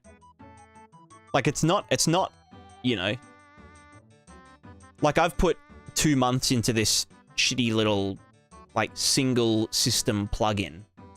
It's got, like, no interconnected systems. It's literally just we print colors to a texture. That's literally it. Took 2 months. So even like a small, you know, Vampire Survivors sort of thing, like you know, the core gameplay, yeah, it might take like a couple of weeks, but then you've got to do like menus, and you've got to do, you know, saving and loading, and you've got to do the progression system, and saving and loading, and holding onto all that data, and blah, blah, blah, blah, blah. The models, the artwork, and then all of a sudden, you know, 6 months have passed. And then you release it, and no one likes Vampire Survivors clones anymore. In fact, I don't know if anyone did. I think if people wanted to play a Survivors like, then they'd just play Vampire Survivors, you know.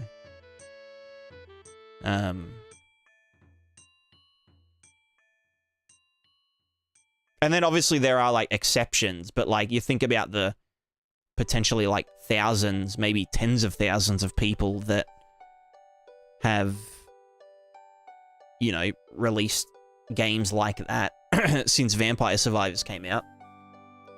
But only like maybe like 3 or 4 of them get popular, and none of them get as popular as the original. So it's, I don't know. I mean, like, you could go down the route of making heaps of small games until one of them sticks. You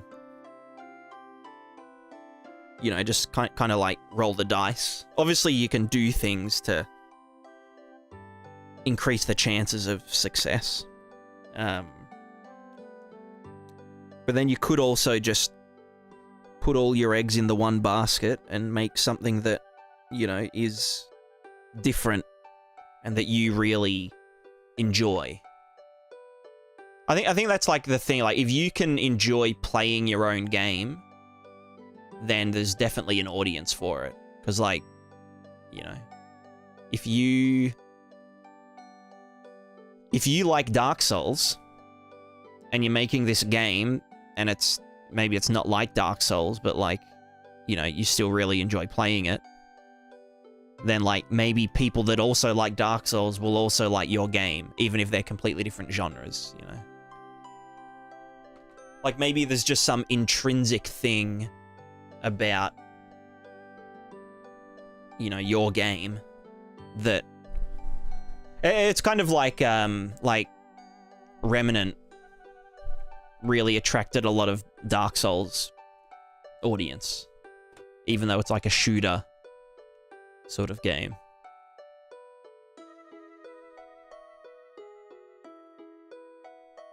Turns out why I have a delusional amount of confidence in my game. Hell yeah.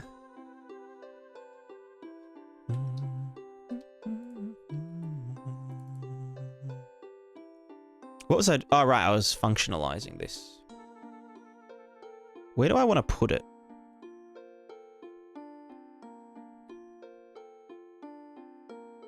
What's up? What are we doing? I'm just doing... I'm just getting side... I'm just procrastinating, honestly. Let's be real.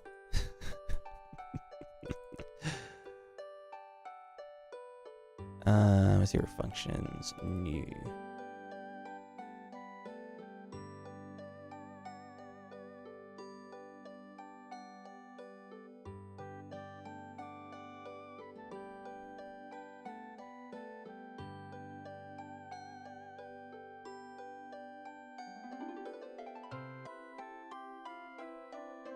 Where's... There it is, material. Material function. This is called the priz underscore. Wait, what do I call my material functions? Do I... MF priz height mask, MF priz character. Should just be... Yeah, and I'll do MF. No, it's just priz passive occlusion. Priz underscore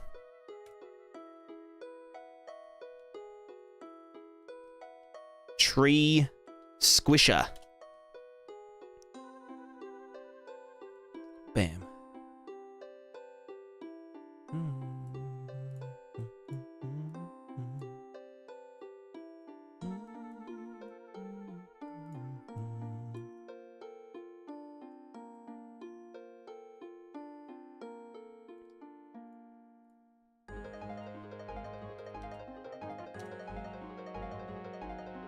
This is called Final WPO.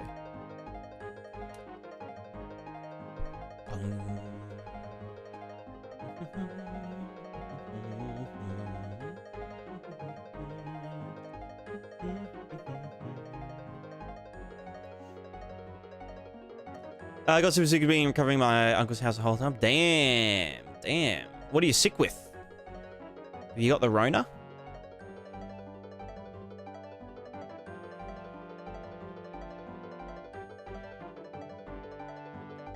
I haven't had coronavirus yet. Like, everyone in my family's had it at least twice. And I just haven't gotten it. Probably because this is essentially like a quarantine room.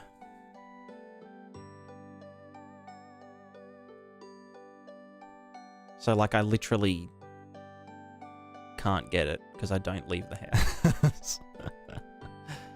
Had it once? Damn. It's easier the second time, isn't it? Unless it's a different strain, but...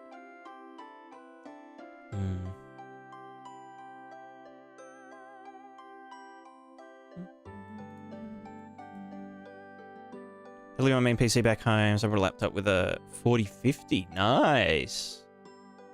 It's a beastly laptop.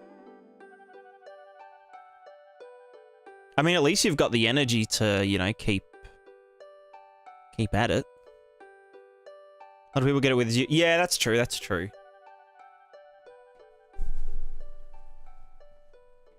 It is true.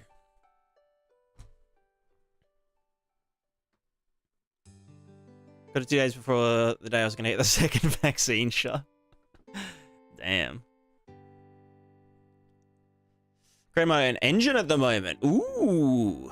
Console just to flesh out what features one in the engine version. Yeah, that's true. That's true. That's a good idea.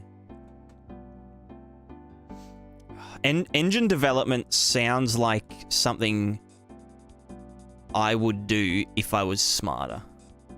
Like, it sounds like my kind of thing. But I just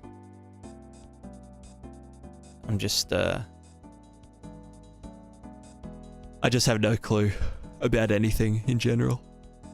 I'm stupid.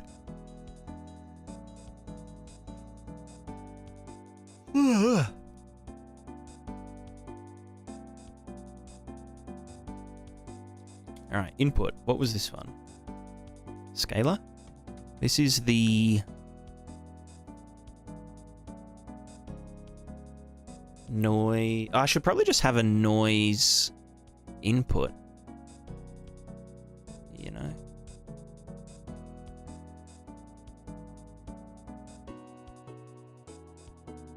Yeah. Noise input. It should be... well... object noise input.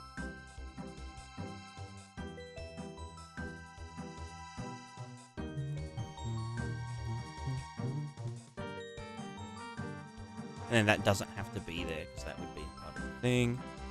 This is the Vertex normal upwards protector, which will add more noise, I guess. No, we wanted that to be 15. So this is prevents Z fighting from branches that have been squished.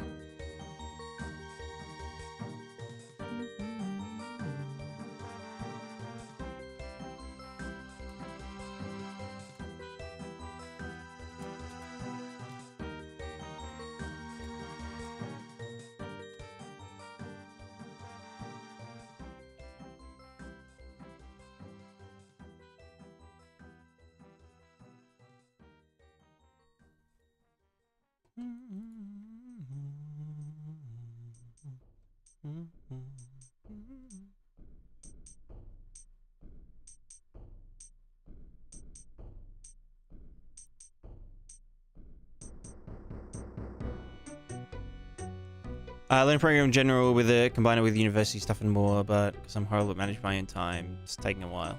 I mean, if you enjoy learning it, then there's no pressure. You know, it takes as long as it needs for it to teach you something. That's my philosophy.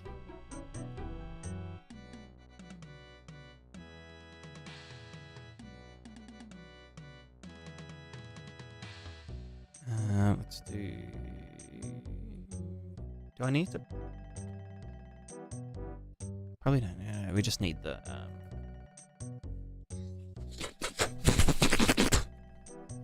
Sorry.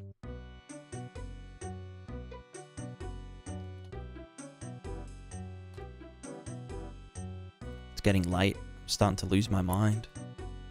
This is the height map. Or the ground. The floor. Just the fucking height map, whatever.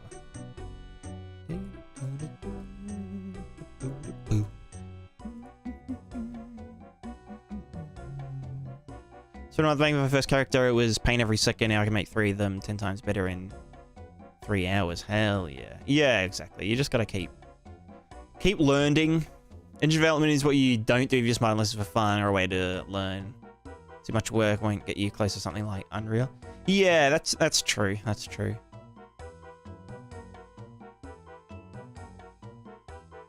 What were you saying, Kuda? I'm developing a framework for an engine, which is basically just an engine in an engine with a friend. Hell yeah. You know, like in any other game engine, you can see your results almost instantly. You have that feedback and stuff. We're still not rendering anything. Don't have networking. Oh, and you already have networking in other systems. Yikers, yikers. What's your armor system deadlock? Couldn't understand how different textures get mapped. Merging the materials to one doesn't allow only one texture map. So... we essentially... get paint. My eyeballs.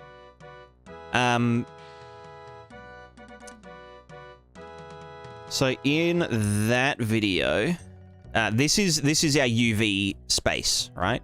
So this is 0, this is 1, this is 1, 1. You know, 1, 0. I don't know what the coords are, but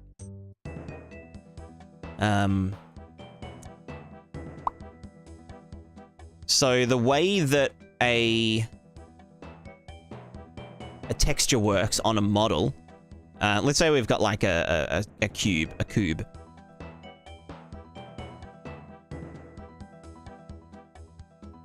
Really shit cube. Nice and weird. So a cube would be, you know, UV'd like this, right?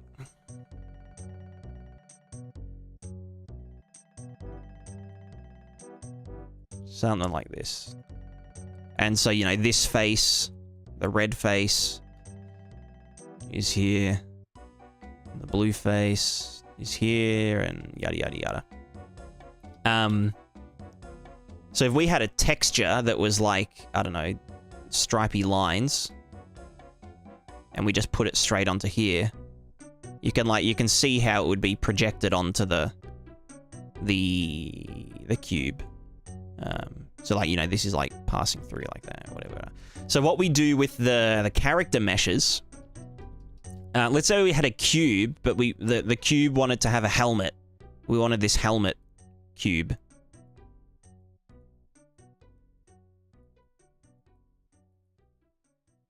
And this was like swappable at runtime, so we could swap it with, I don't know, this blue helmet, which is a different model with a different texture and blah, blah, blah. Both of these cubes get mapped to a different, you know, space.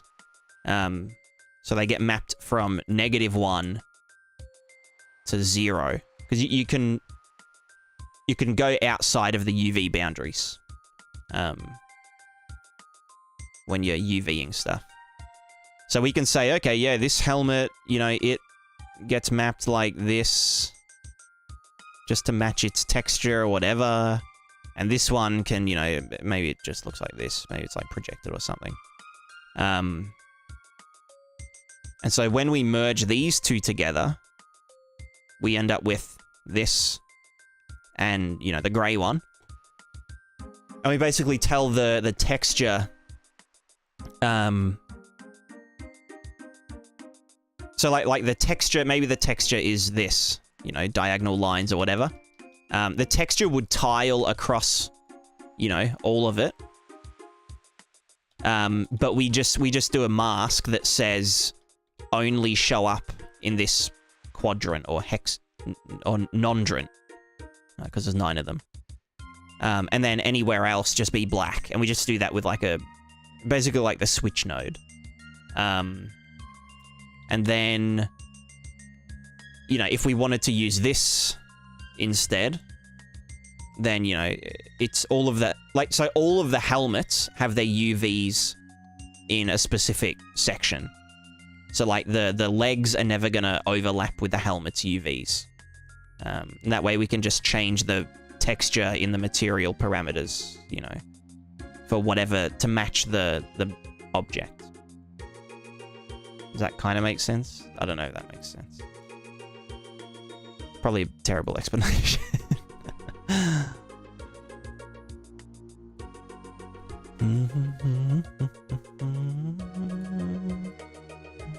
I still don't like this squisher thing.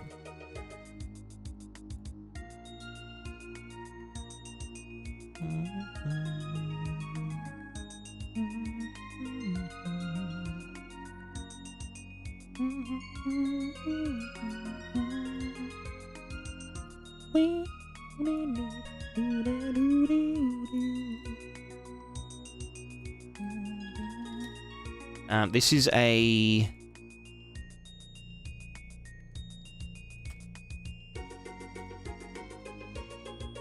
This is the squish mask, so this gets determined elsewhere.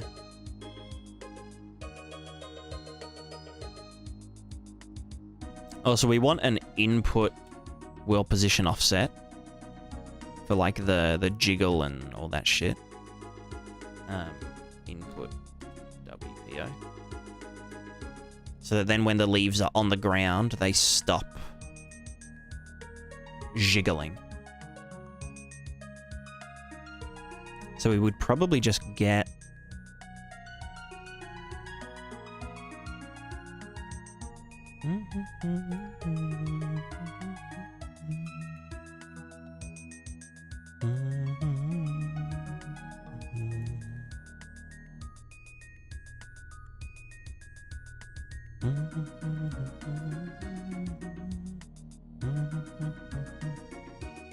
See you, Ben. Have a good one. Texture, whereas 1024 would be enough. I go as low as like 256 for like, you know, for gloves and small things like that. It depends on the piece of equipment, because you can have multiple different resolutions when you're using a, you know, a sort of texture atlas like that. So like this one in this section can be a 4K texture, and this one can be a 100 pixel texture.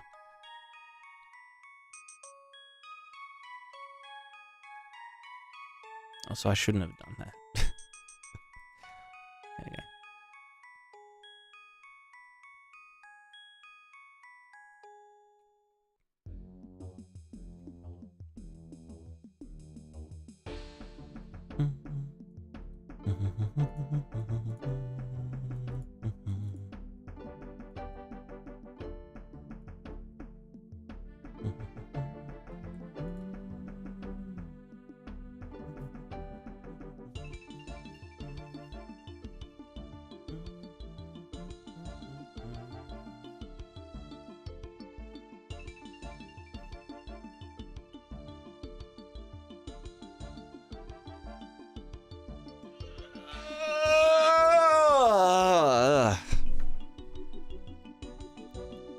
You dynamically change the texture? Yes. Yeah. Yeah, and the texture is from the data asset of, you know, the item itself. Pardon me. God, I'm disgusting. Why do I exist? How can I get a...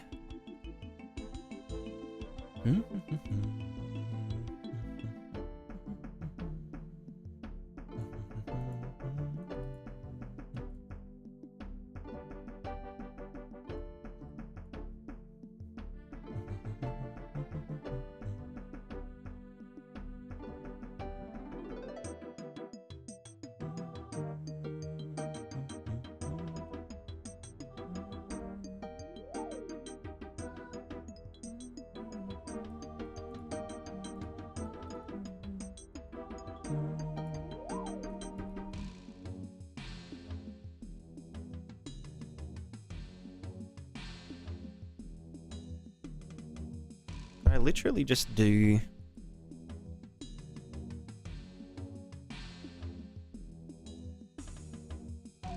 this.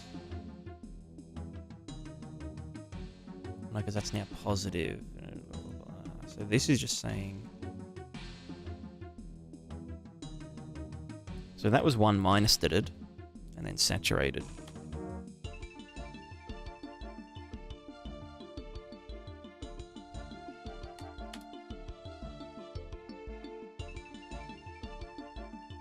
And then add that.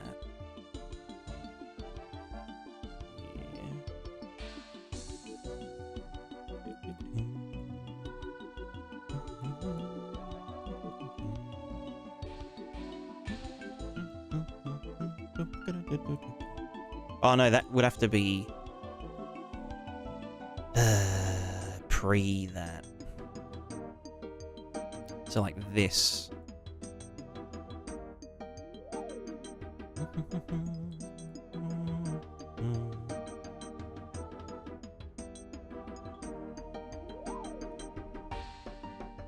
Well, no, it could just be a separate height.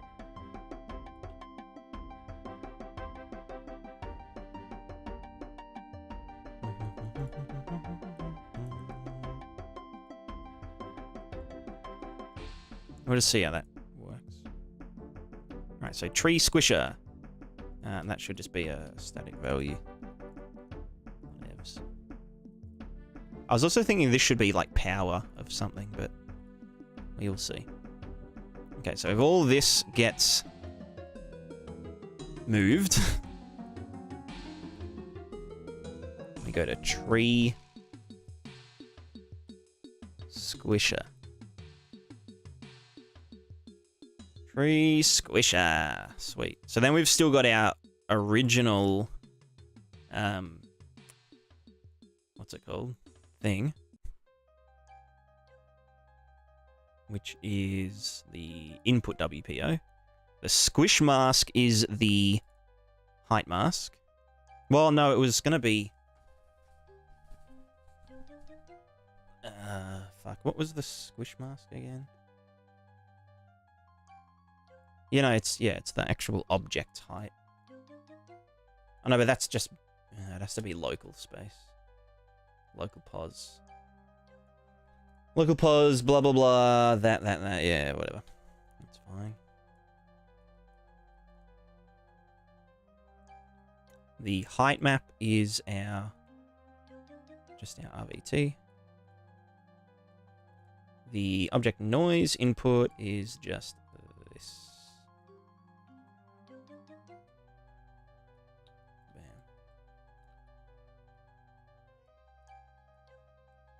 And then that goes into there. See if it works.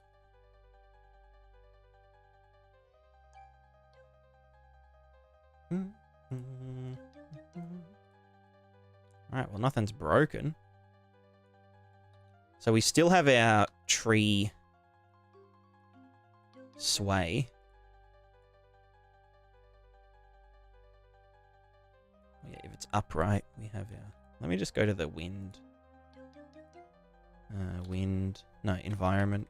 No, weather. No. Yeah, there it is. I can't remember if this is actually tied to the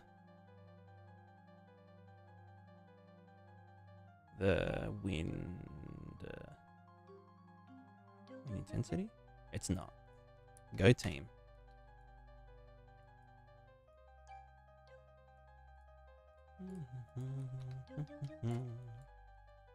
Do I just have a hard-coded intensity? Muster.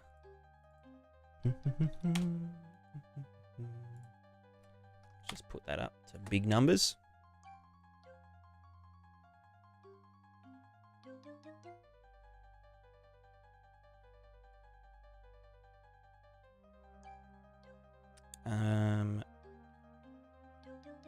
Not sure about that one, Chief.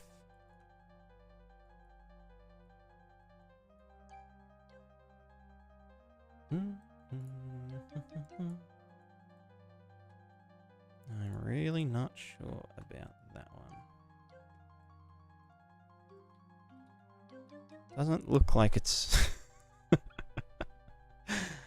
rotating around axis. Kind of just looks like it's oscillating up and down. Let's see. Is that because of the function? Add tree squisher, blah, blah, blah. So that just went into here. Oh, I know what it is. I'm dumb as fuck. I know what it is. I know what it is.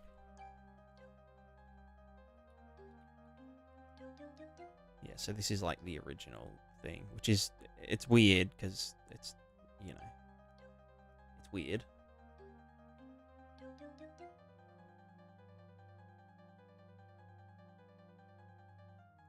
Should that be higher? I mean, that should be a variable, like max tree height or something.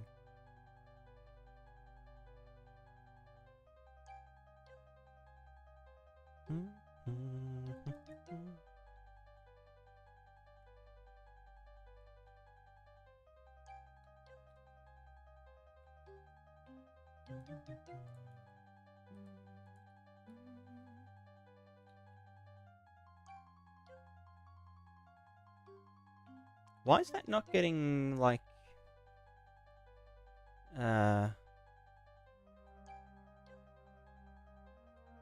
pushed, you know? Time distortion. Wind mask. Is that used? I don't know. So this song's too quiet. There we go.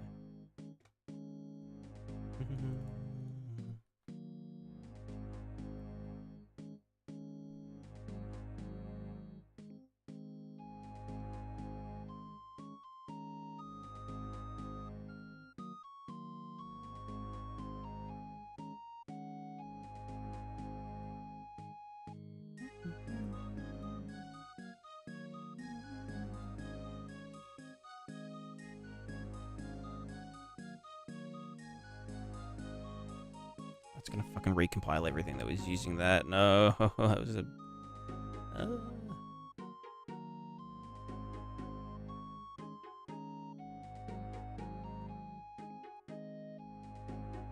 Anyway, let's just chill it out.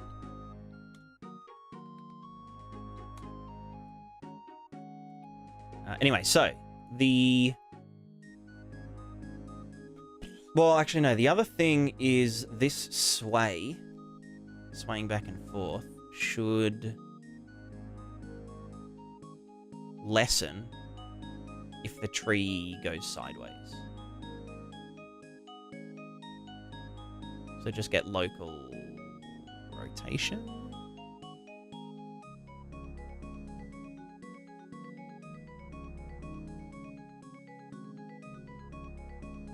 Polychrome. I tried tree skeletons, and it was a bit of an interesting one.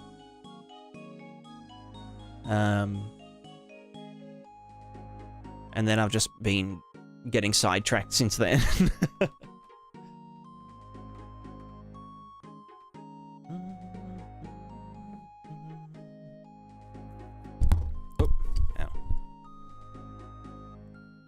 Love Duck, but ain't nobody rebuying the same games played on new version of Unreal 4 Pro. Yeah, I think that's a bit silly, the whole Arc thing. Especially because they were shutting down the original servers. If they weren't shutting down the original servers, then it would be fine, because then people have, you know, the choice to move to the next one or not.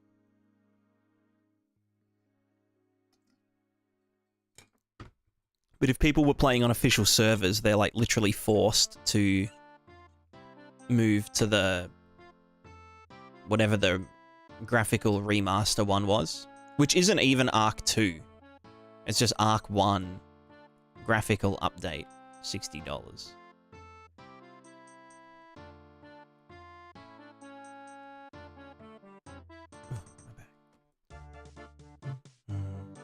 What's your next plan when you get back on track? Refactor a thing. Refactoring a thing.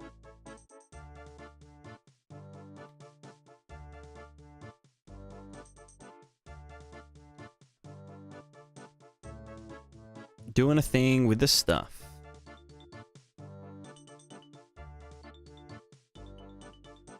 No, so moving the action system to the action component system to an action object system is the first thing I'll do with the Prismatica, because that'll give me some like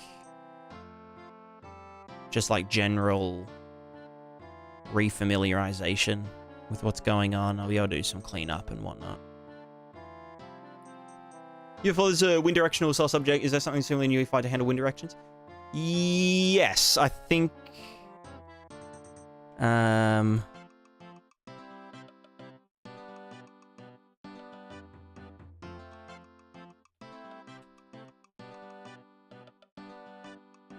don't know how you actually get the thing. What the fuck's the wind actor node? I think it just means the rotation of it.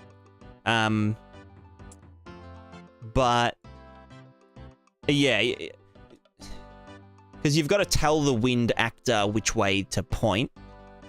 So you would just set that on a material parameter collection to give you the wind direction for the shaders and stuff. But then the wind actor will like actually affect, you know, physics bodies and all that kind of stuff.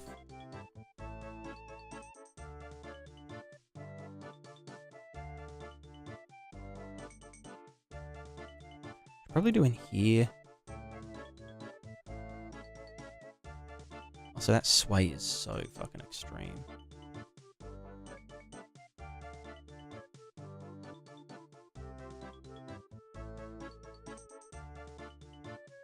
That's better. Oh, no, that's still very fucking extreme.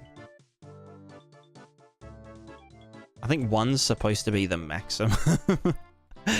Now that I think about it.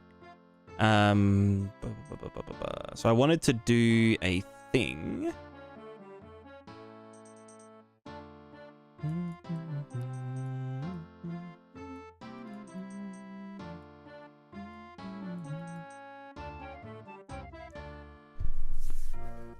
To get dot 001. Can we get like the up vector? How do we get like the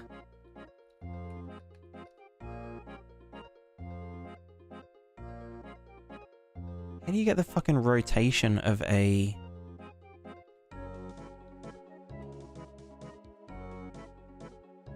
oh no, yeah, we just do this. Transform. From world to... No, sorry, from local to world. Dot that against world 001.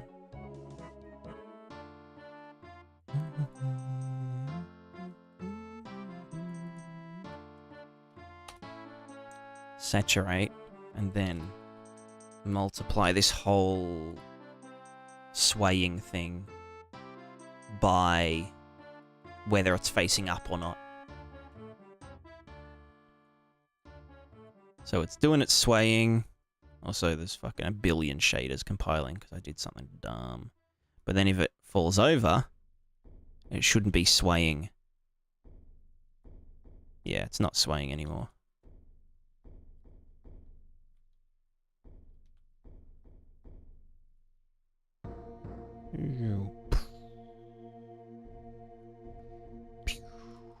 Cool. That's tree sway done. Tree squisher. Tree test. Blah, blah, blah, blah, blah.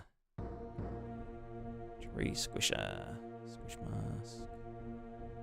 Local position. Can I, like, fucking...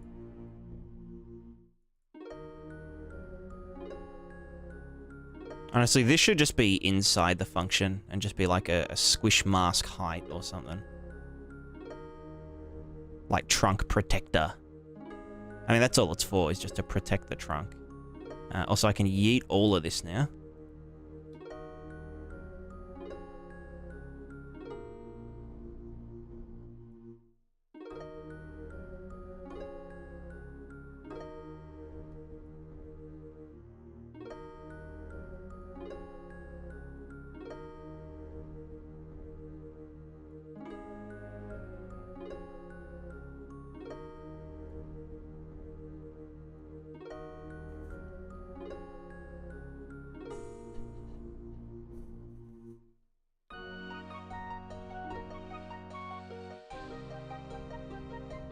Thousand shaders to go. Hell yeah. Oh, I've still got Blender open. That's probably why I'm chugging. Had that open for the past 4 hours. Right, there's our squished leaves. Fantastic. I could... I'm pretty sure I could do this with distance fields, but... Yolla. But Yoler. Tree squisher. Finished.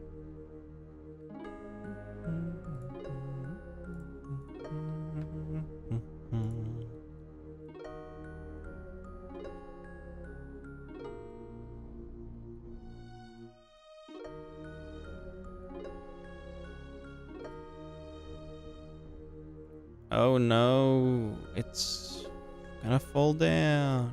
Shit. Yeah, that's a thing. That's a thing I forgot to do.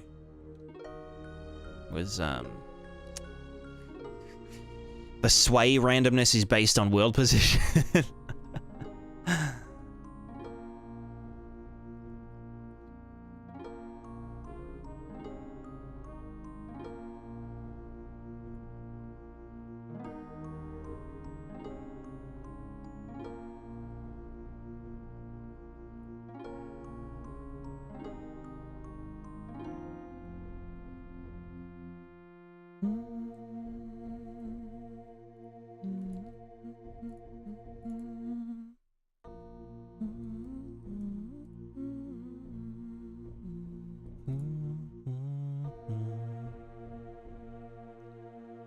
So, I'm gonna have to recompile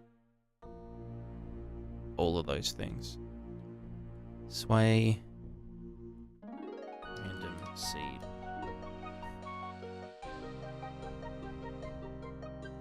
Because, like, yeah, you'd probably want this to be done with, like, per instance custom data or something, so that if it moves, it's not gonna, you know, go scary.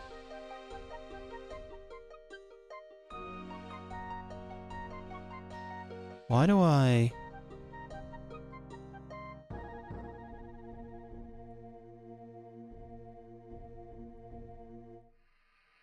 So confused. Sway speed multiplied by this sign. Offset it. Intensity.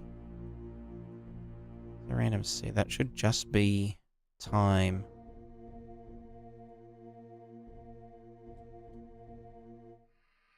Yeah, that should just be random seed.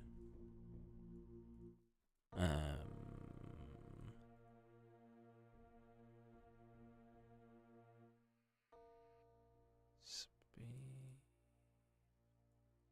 Yeah, that should just be time. Oh, wait, no. Was I using it to alter the speed of it? Rather than just the... Yeah, the start time. Gotcha. That's why we do this and then that. Yeah. So they'd all start the same, but eventually fall out of sync based on this. And that's why it's multiply by small number, add 1. Right, well, this is gonna take... I have to fucking recompile all this shit. Save all. Save the function. Oh no. Didn't have to do it yet. Anyway, so now this should be able to fall down. Hello? No, go down. Timber! Okay, it shouldn't do that.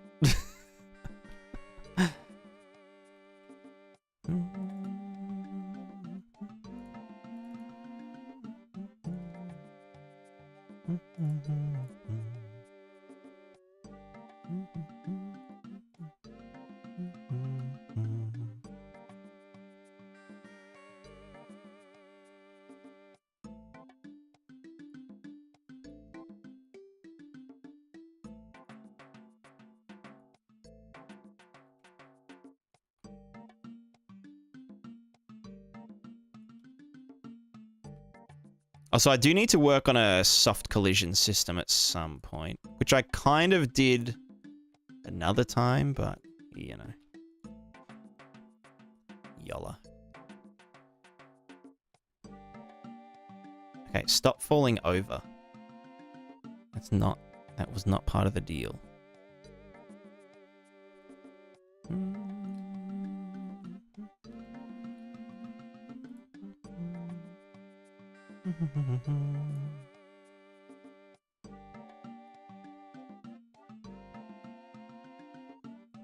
Do these have a mass in them?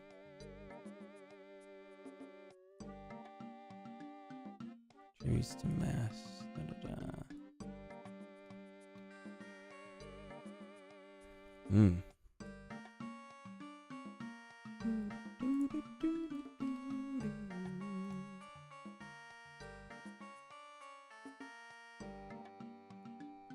So you're supposed to be able to choose the mass of it. 5 tons. Maybe 2.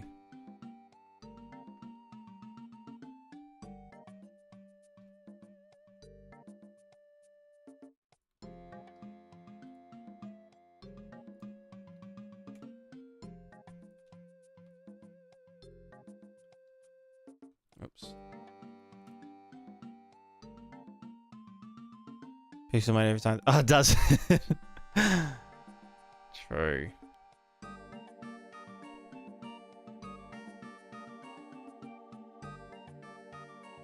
It definitely needs more damping, but you know, it's cool.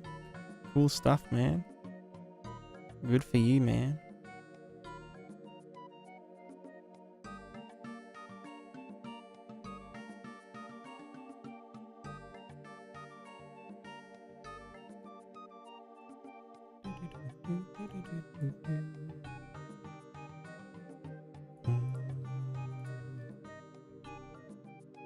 Leaf pot. Yeah. Yeah, that would be Pog. Previous and yeah, I tried that. It didn't work. I don't know why it's not working.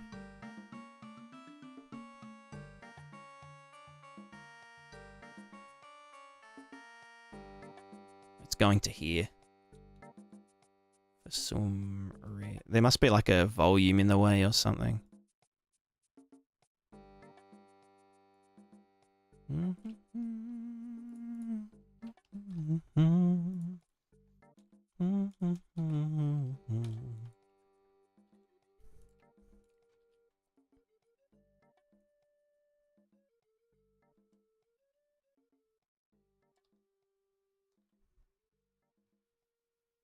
It's going down.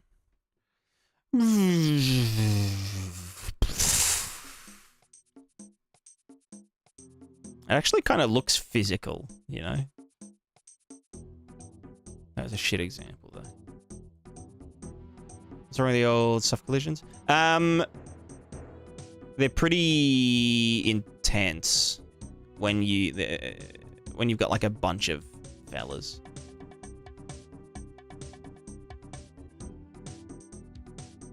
I like to do that way.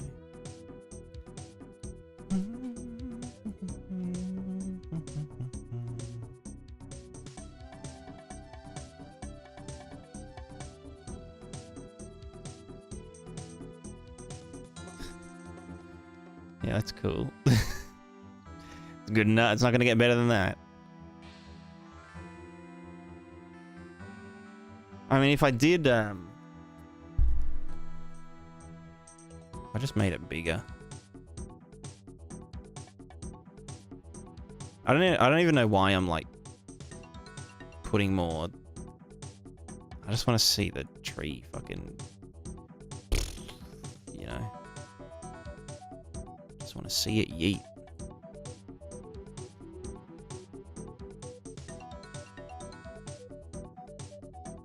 Just want to see it get yotin.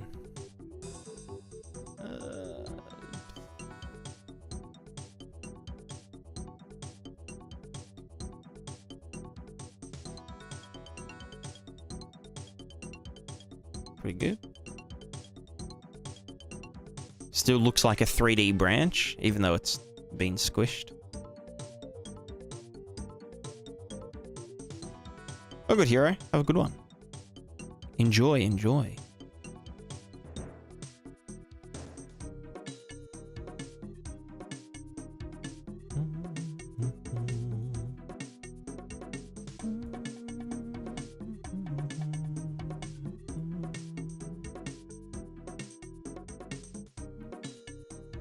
Those with buildings around it. So that's one of the reasons I wanted to do distance fields, which I'm confident I could get it working with distance fields.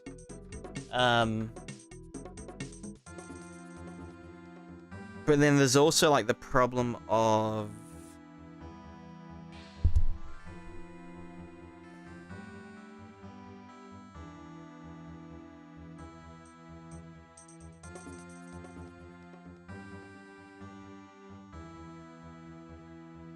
you could dot it against the... I don't know.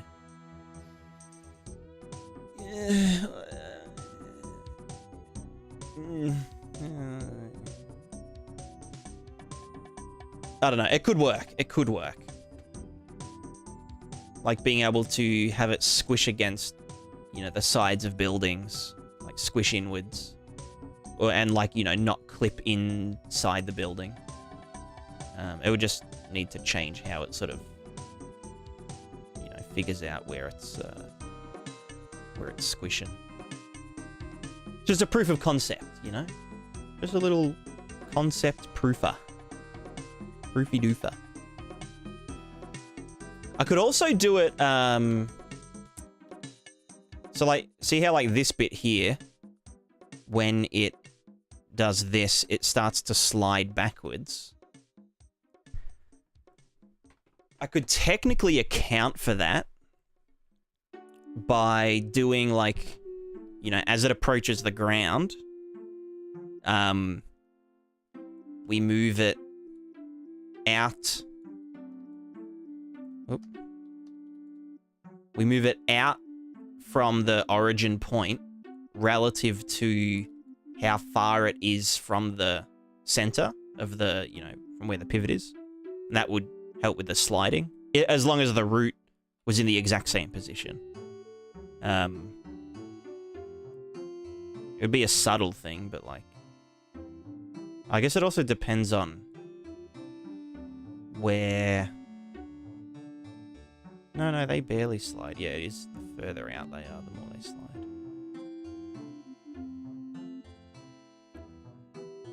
Where now we instantly have some like underbrush.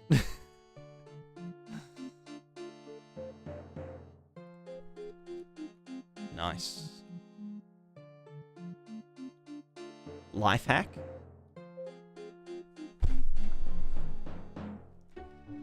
Life hack, fallen branches. It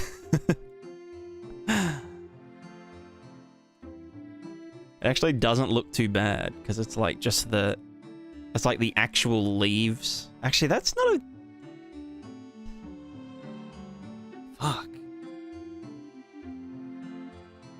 That is not actually a bad idea. Like if we made a version of the tree...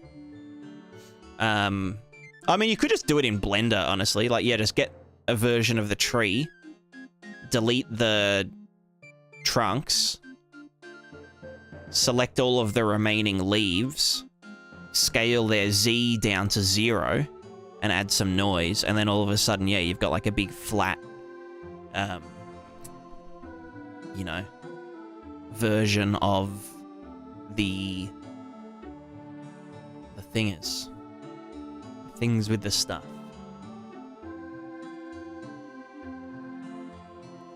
It's kind of cool. And then you could also apply the, you know, the quantize to the RVT.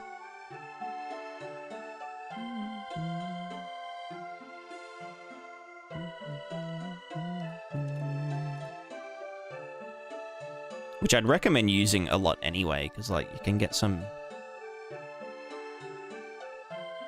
You know.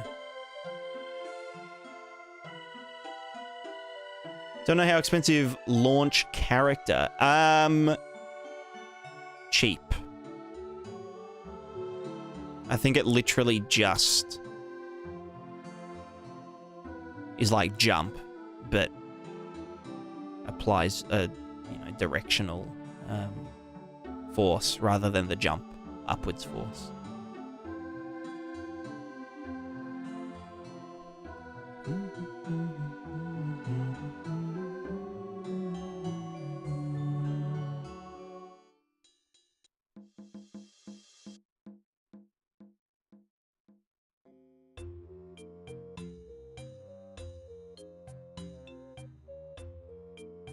Soft collision launch character instead of setting location. Well, setting location's cheaper. Launch would also put them into a falling state, and also requires that they are a character. Because I'm also thinking, like, for something like bushes, need a kind of like boundary around them. And so, like, even if like a physics object falls on a bush, the bush kind of pushes back, but it doesn't, like, you know, it's not like hard, it doesn't, you know, the thing isn't going to bounce off it. At least before the surface, yeah, I think it looks pretty nice.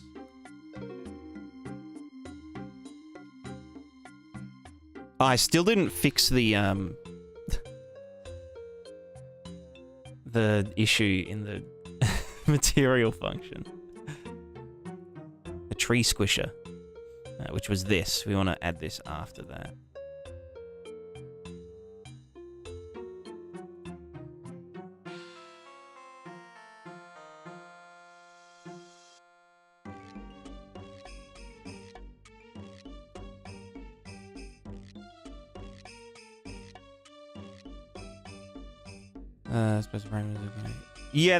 Yeah, yeah.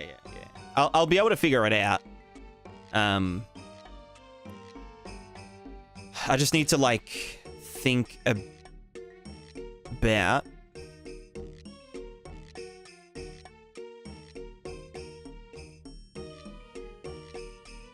something. Sorry.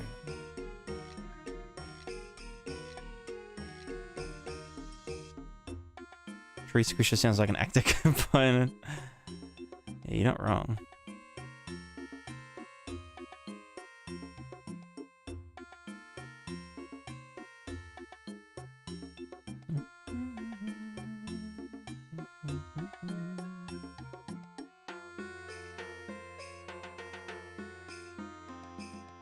Anyway, that's a success, I think.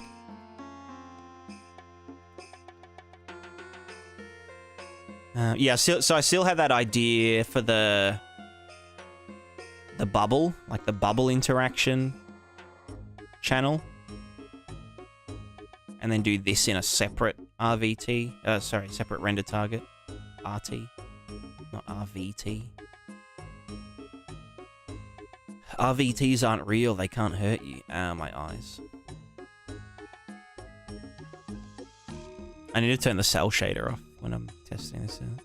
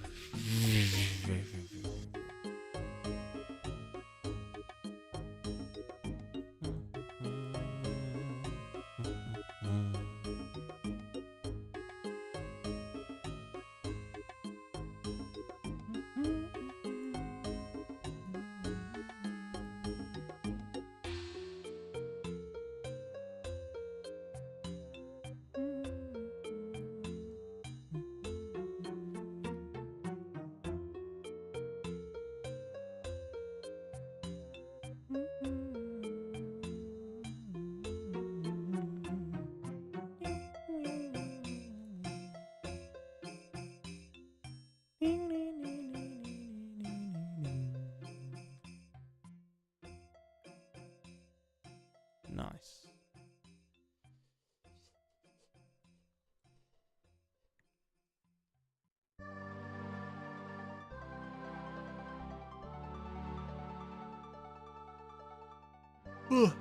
Too bad for new devs learning on UE5. Think about starting for then learning RVTs. Yeah, exactly. Yeah. MB3D, finish your game. No. How about you do it?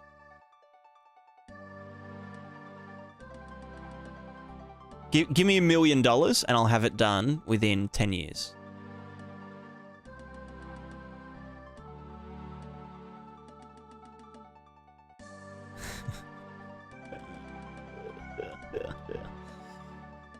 Uno reverso.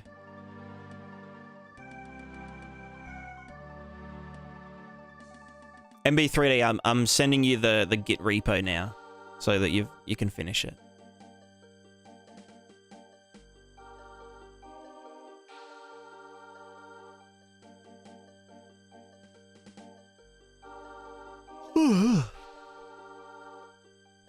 Oh, I'm tired. Is anyone else streaming?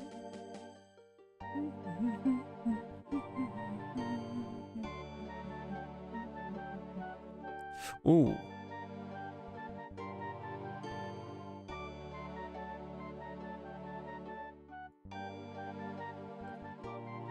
Kind of watching you live today? Damn. That's fine. You're busy. I understand. Jev's not gonna rough estimate ETA.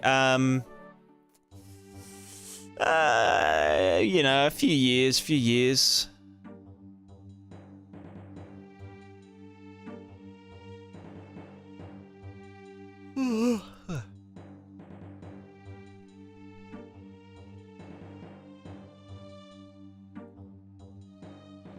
I mean, the plan isn't to... The plan isn't to have made a game. The plan is to be making a game. You know? Summer release between Elder Scrolls 6 and Fallout 5. Yeah. Exactly.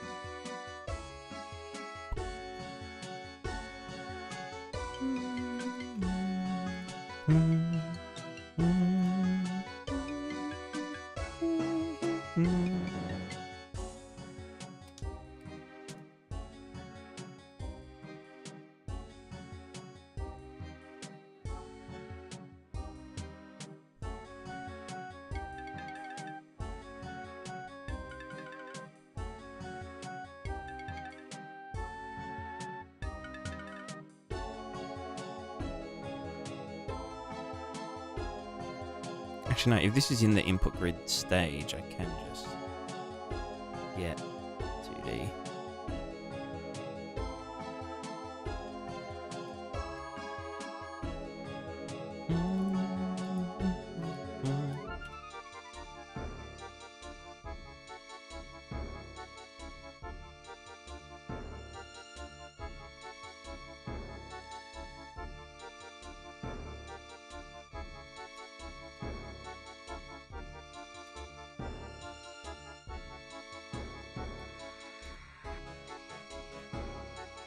I forget what that is actually called.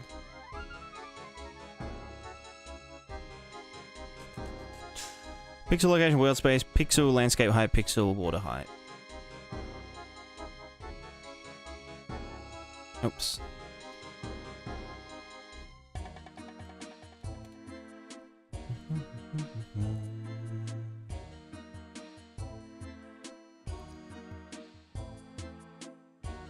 Imagine this shooting arrow at the trunk, the tree shakes off some leaves, sliding down to the ground. Yeah, see, that's what I was thinking with the doing like a skeletal tree with like skeletal collision.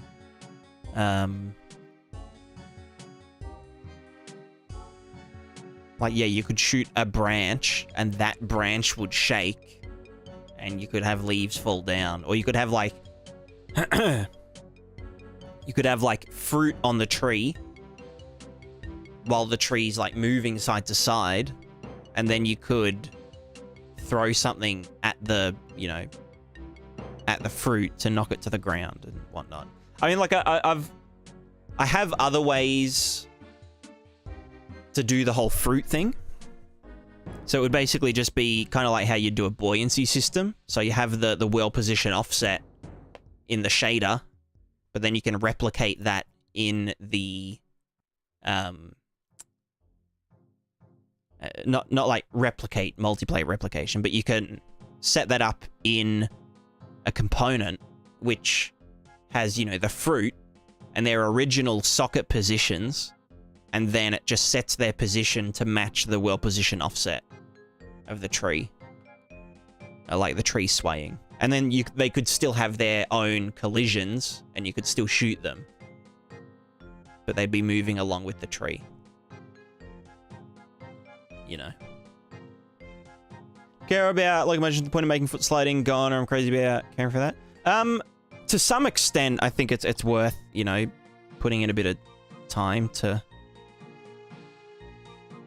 make it not slide as much, but there's like there's like an active way to do it, and there's also a like a passive way to do it. So like the active way is to like actually root the foot to the ground, you know, using like a notifier and IK and whatnot. The passive way is to just make sure that your animations are like, you know, the correct, what's it called? The correct, well, the animations don't have foot slide, like the feet move at a constant speed. Because like my running animation is specifically made for moving at 400 units per second, and my walking one is for 150, and then there's another walking one for 50. And so blending between them, there's like no foot sliding really when we're like walking. When you like stop, it's a different thing. Like, yeah, when you stop and start, it could be worth to do some IK. Like in my case, like here, like, you know, if that foot is forward, there can be like foot sliding, which I'm not a big fan of, but you know. Finally got your stream, you've been Guardian Angel and GameDev, even though I can't stick to an idea, always quit projects. Never give up. Never give up.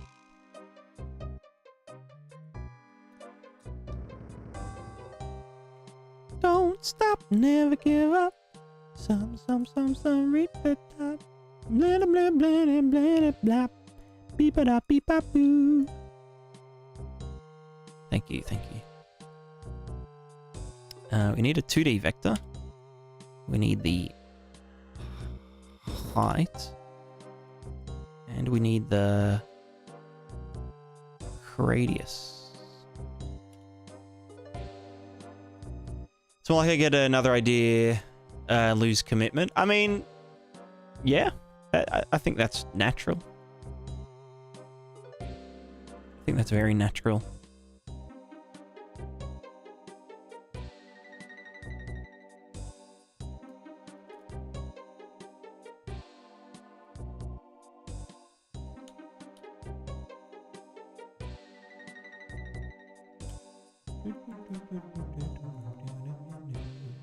So give me the guy looking back there. Yeah. Yeah, that's like me, but like with just ideas for the same game. Or just like, you know, system ideas for the same game.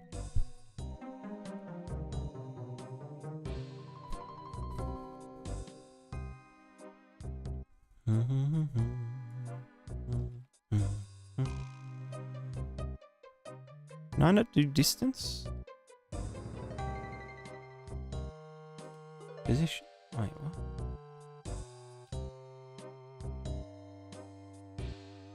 Do we not have... Oh, no, distance is just one minus the other length.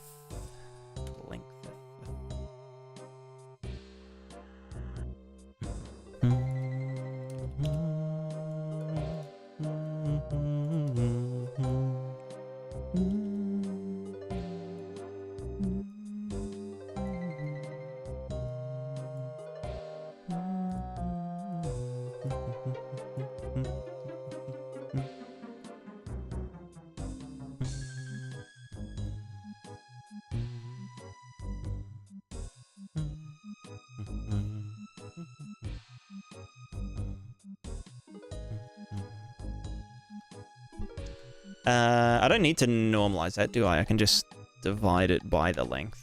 Oops.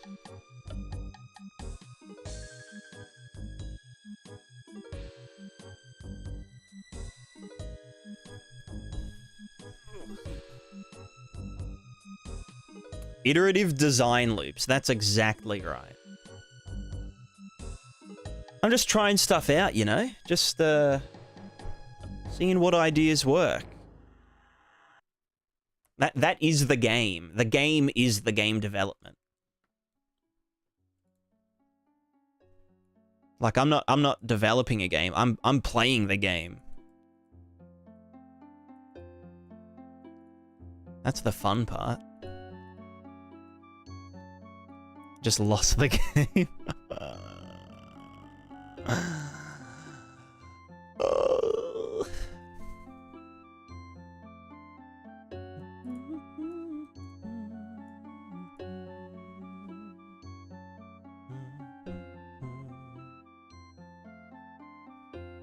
I can't even think.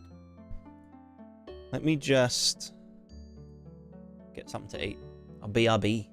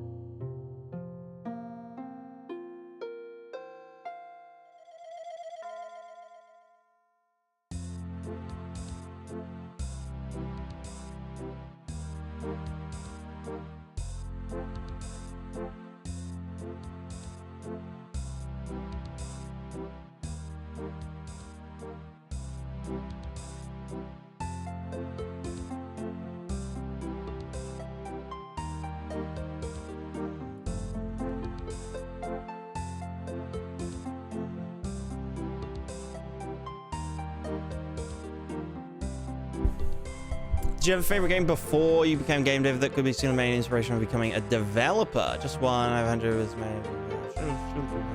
I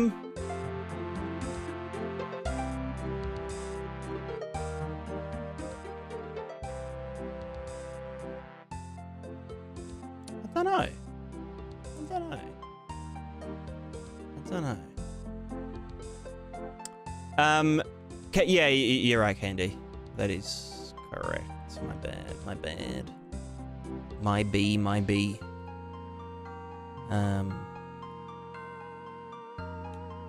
Oops.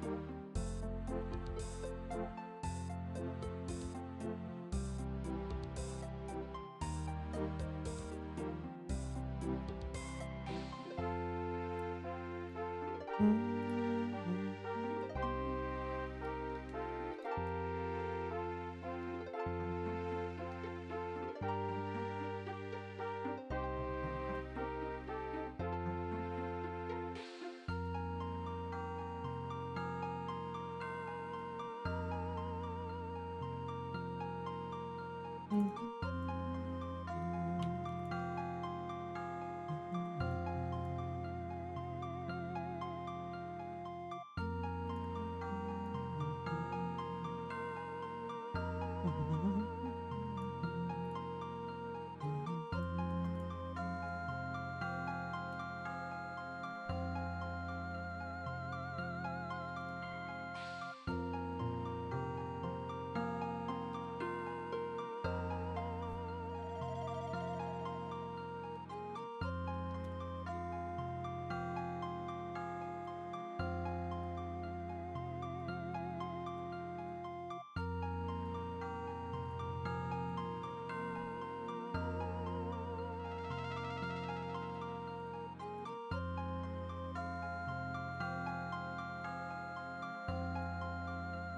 How do I do a, like a min-max? Like a max but negative, you know? Like positive and negative.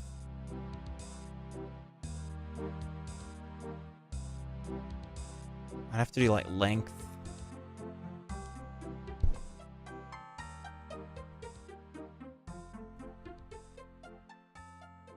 No, that wouldn't.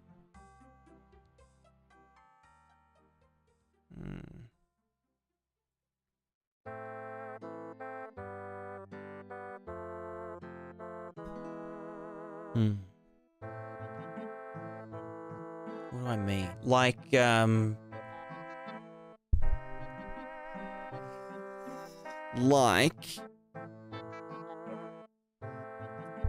we want to be... I suppose... Kind of. I don't know. Like,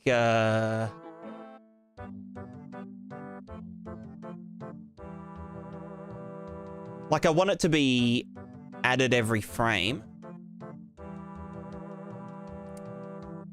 But I don't want, like I want the feathering to stay there. But if I add it, if I keep adding it, you know, it will just kind of balloon out until it's, you know, just a solid color thing. You know what I mean?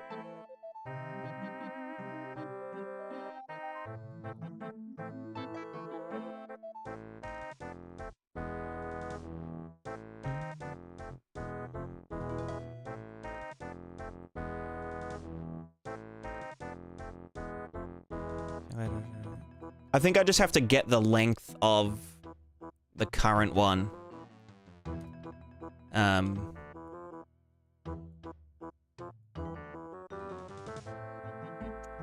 Not the delta between frames, just the...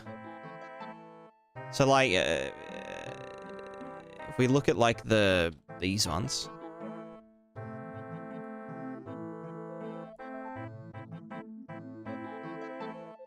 as an example. These retain their soft edge because they only print when they are when they're moving. So like the print strength scales with velocity. But these interaction bubbles should be... They should stay, you know, where they are. Like, when I'm not moving, it should keep printing, but it should fade out really quickly. If that makes sense.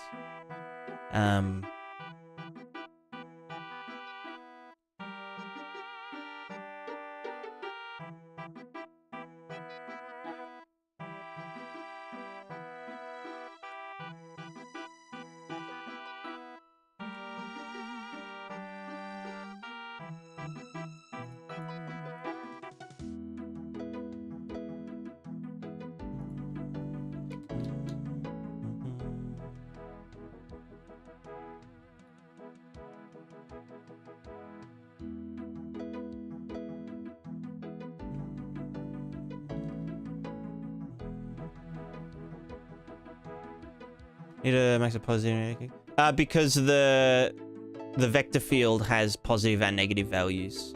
So like positive x, positive y, and then negative x, negative y.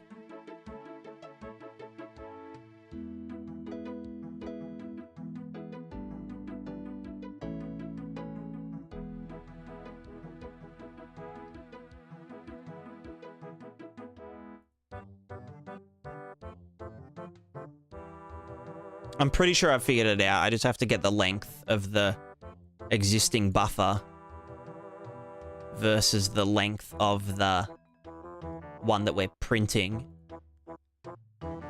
and do a lerp of something, something, something.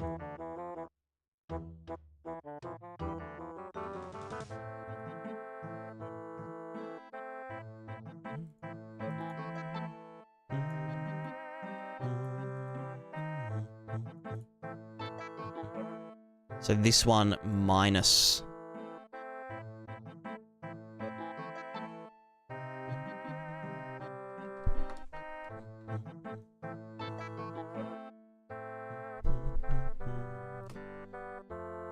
Yeah. Okay, so if the I mean, I don't have to do it as length. I could do it as RG.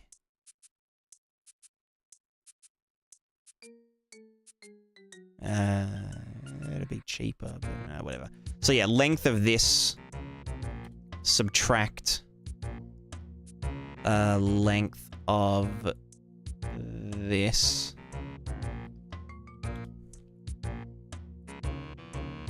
So if they are...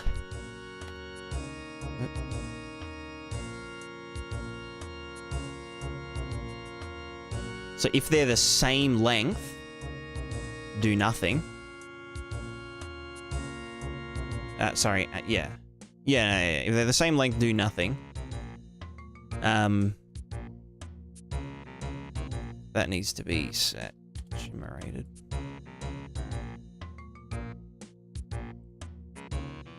But if this one... If this one's length is greater than that one, then add...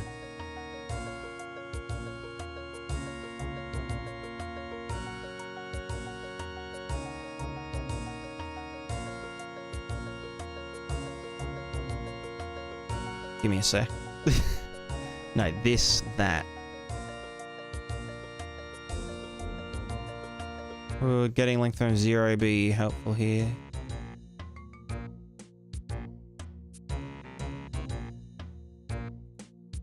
Well, it could be 0,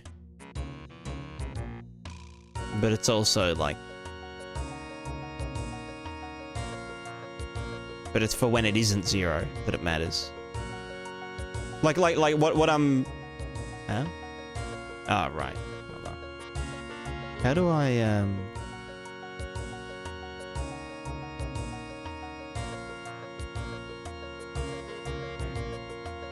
Like, oh, there it is. Yeah, value. It's set to value.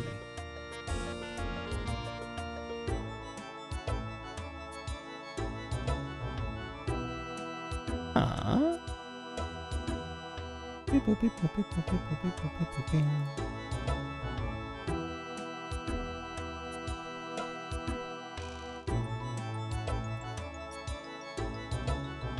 Yeah, no, so yeah, so let's say like this is our what's it called? Our bubble.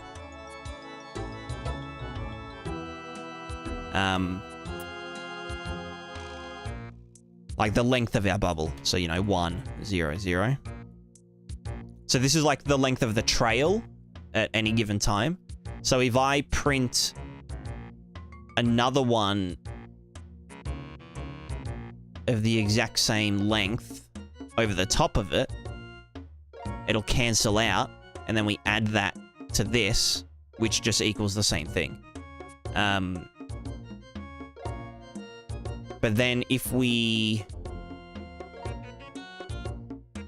Let's say we, like, jumped up in the air and you know, we were off the ground a bit. So we were printing less to it. Then it wouldn't print... Yeah, so this...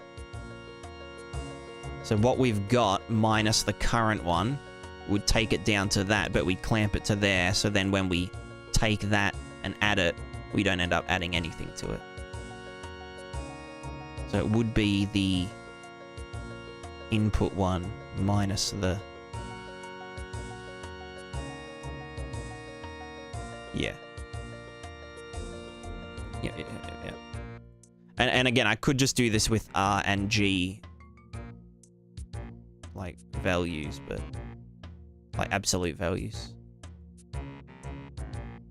No, probably not. Not worth.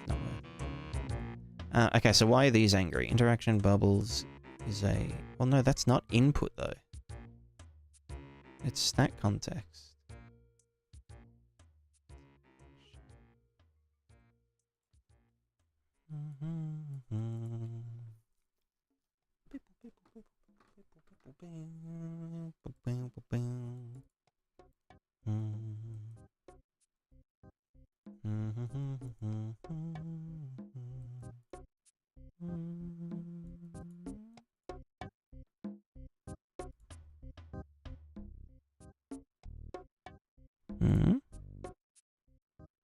Oh. There you go.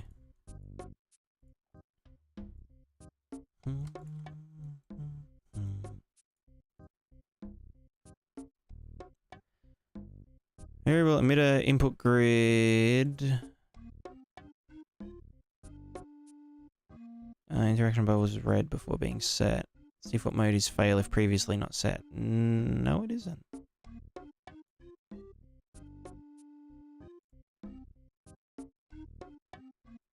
Wait, what do you mean you're a local? Well, it's probably that it just has little things to fix. Nah.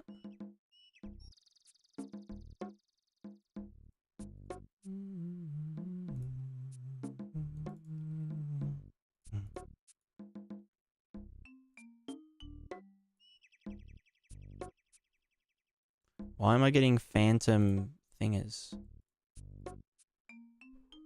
Hello, big chicken. Anyway, I'll finish that another time. Hello? What you doing? You good? Come here.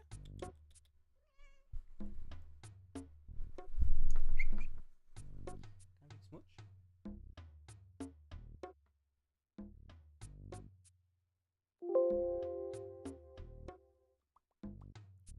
Hattie. Off keyboard, please.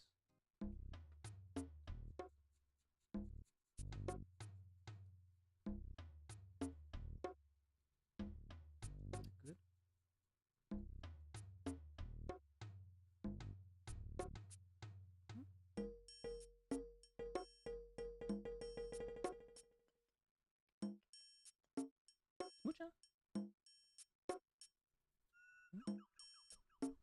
Not on keyboard. You can come sit. Funny cat. Bye. Bye. Yeah, I might call it. I might call it a stream. I'll fix that error in a bit. But I think the bubble is gonna be worth it, especially for like big, you know, like big things. Big things coming. TM. Let me actually just get the meshes in the folder. Who would have thought that the plugin wasn't finished? I mean, it's a quick thing to add. It's fine. It's no biggie. Just relax. Just chill. Also need a little chunker. True. Yeah, I don't know why she's so fat. Because, like, I feed them all the same amount. I don't think... I mean, she does disappear sometimes and... like, for the whole day. So she's probably eating rabbits and stuff. I hate watching my cats, like, eat rodents. Because, like, just... you hear the crunch of, like, their... ugh. Of all the bone. Like, they just eat mice whole. Like, they're fucking maniacs. It's scary.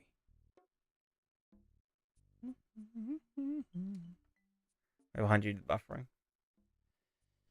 Yeah, true. I don't think it's... a little bit of it's on my end, but...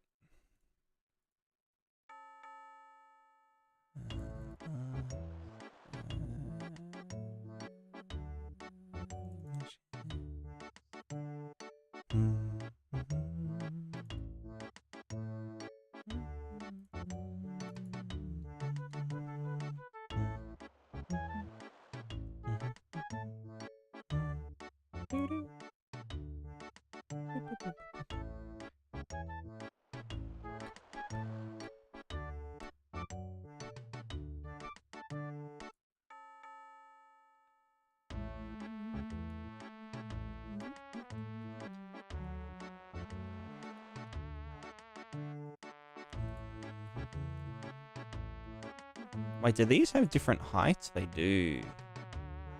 Let's get the big boys.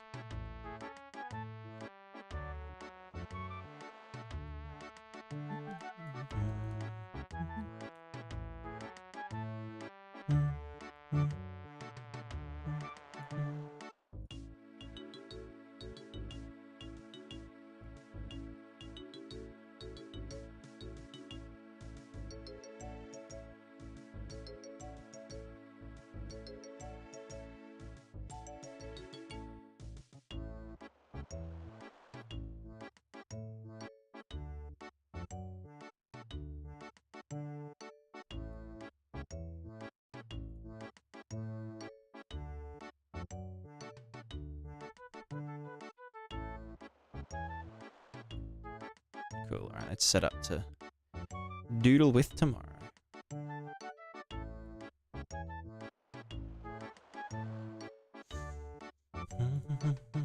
Anyway, thanks everyone for hanging out. I hope you all had a great old time. We're gonna get back into Prismatica soon. Soon, TM. It's gonna be fun. It's gonna be lots of fun. I hope you're all looking forward to it as much as I am. I love refactoring. I love refactoring. I actually do love refactoring. That's why I do it so much. It's fun to, like, approach a previous problem with a new perspective, you know? Put your butt away, cat. What's wrong? Do you need to go outside again? Hmm? Hmm? What? Hmm?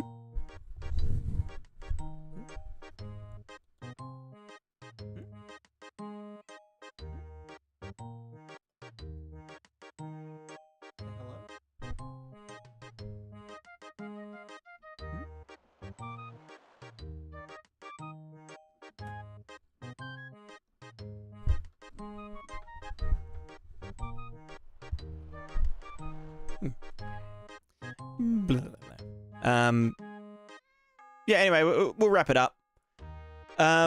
Do we want to... Oh, I can't be bothered doing a raid. I'm tired. Patsy, don't you dare. I'll get you. I'll get you.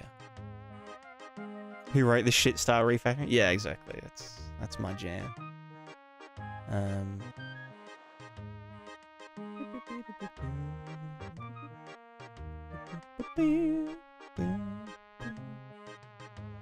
Yeah, I think my connection's dying. So it's on me. It's my shitty Telstra internet.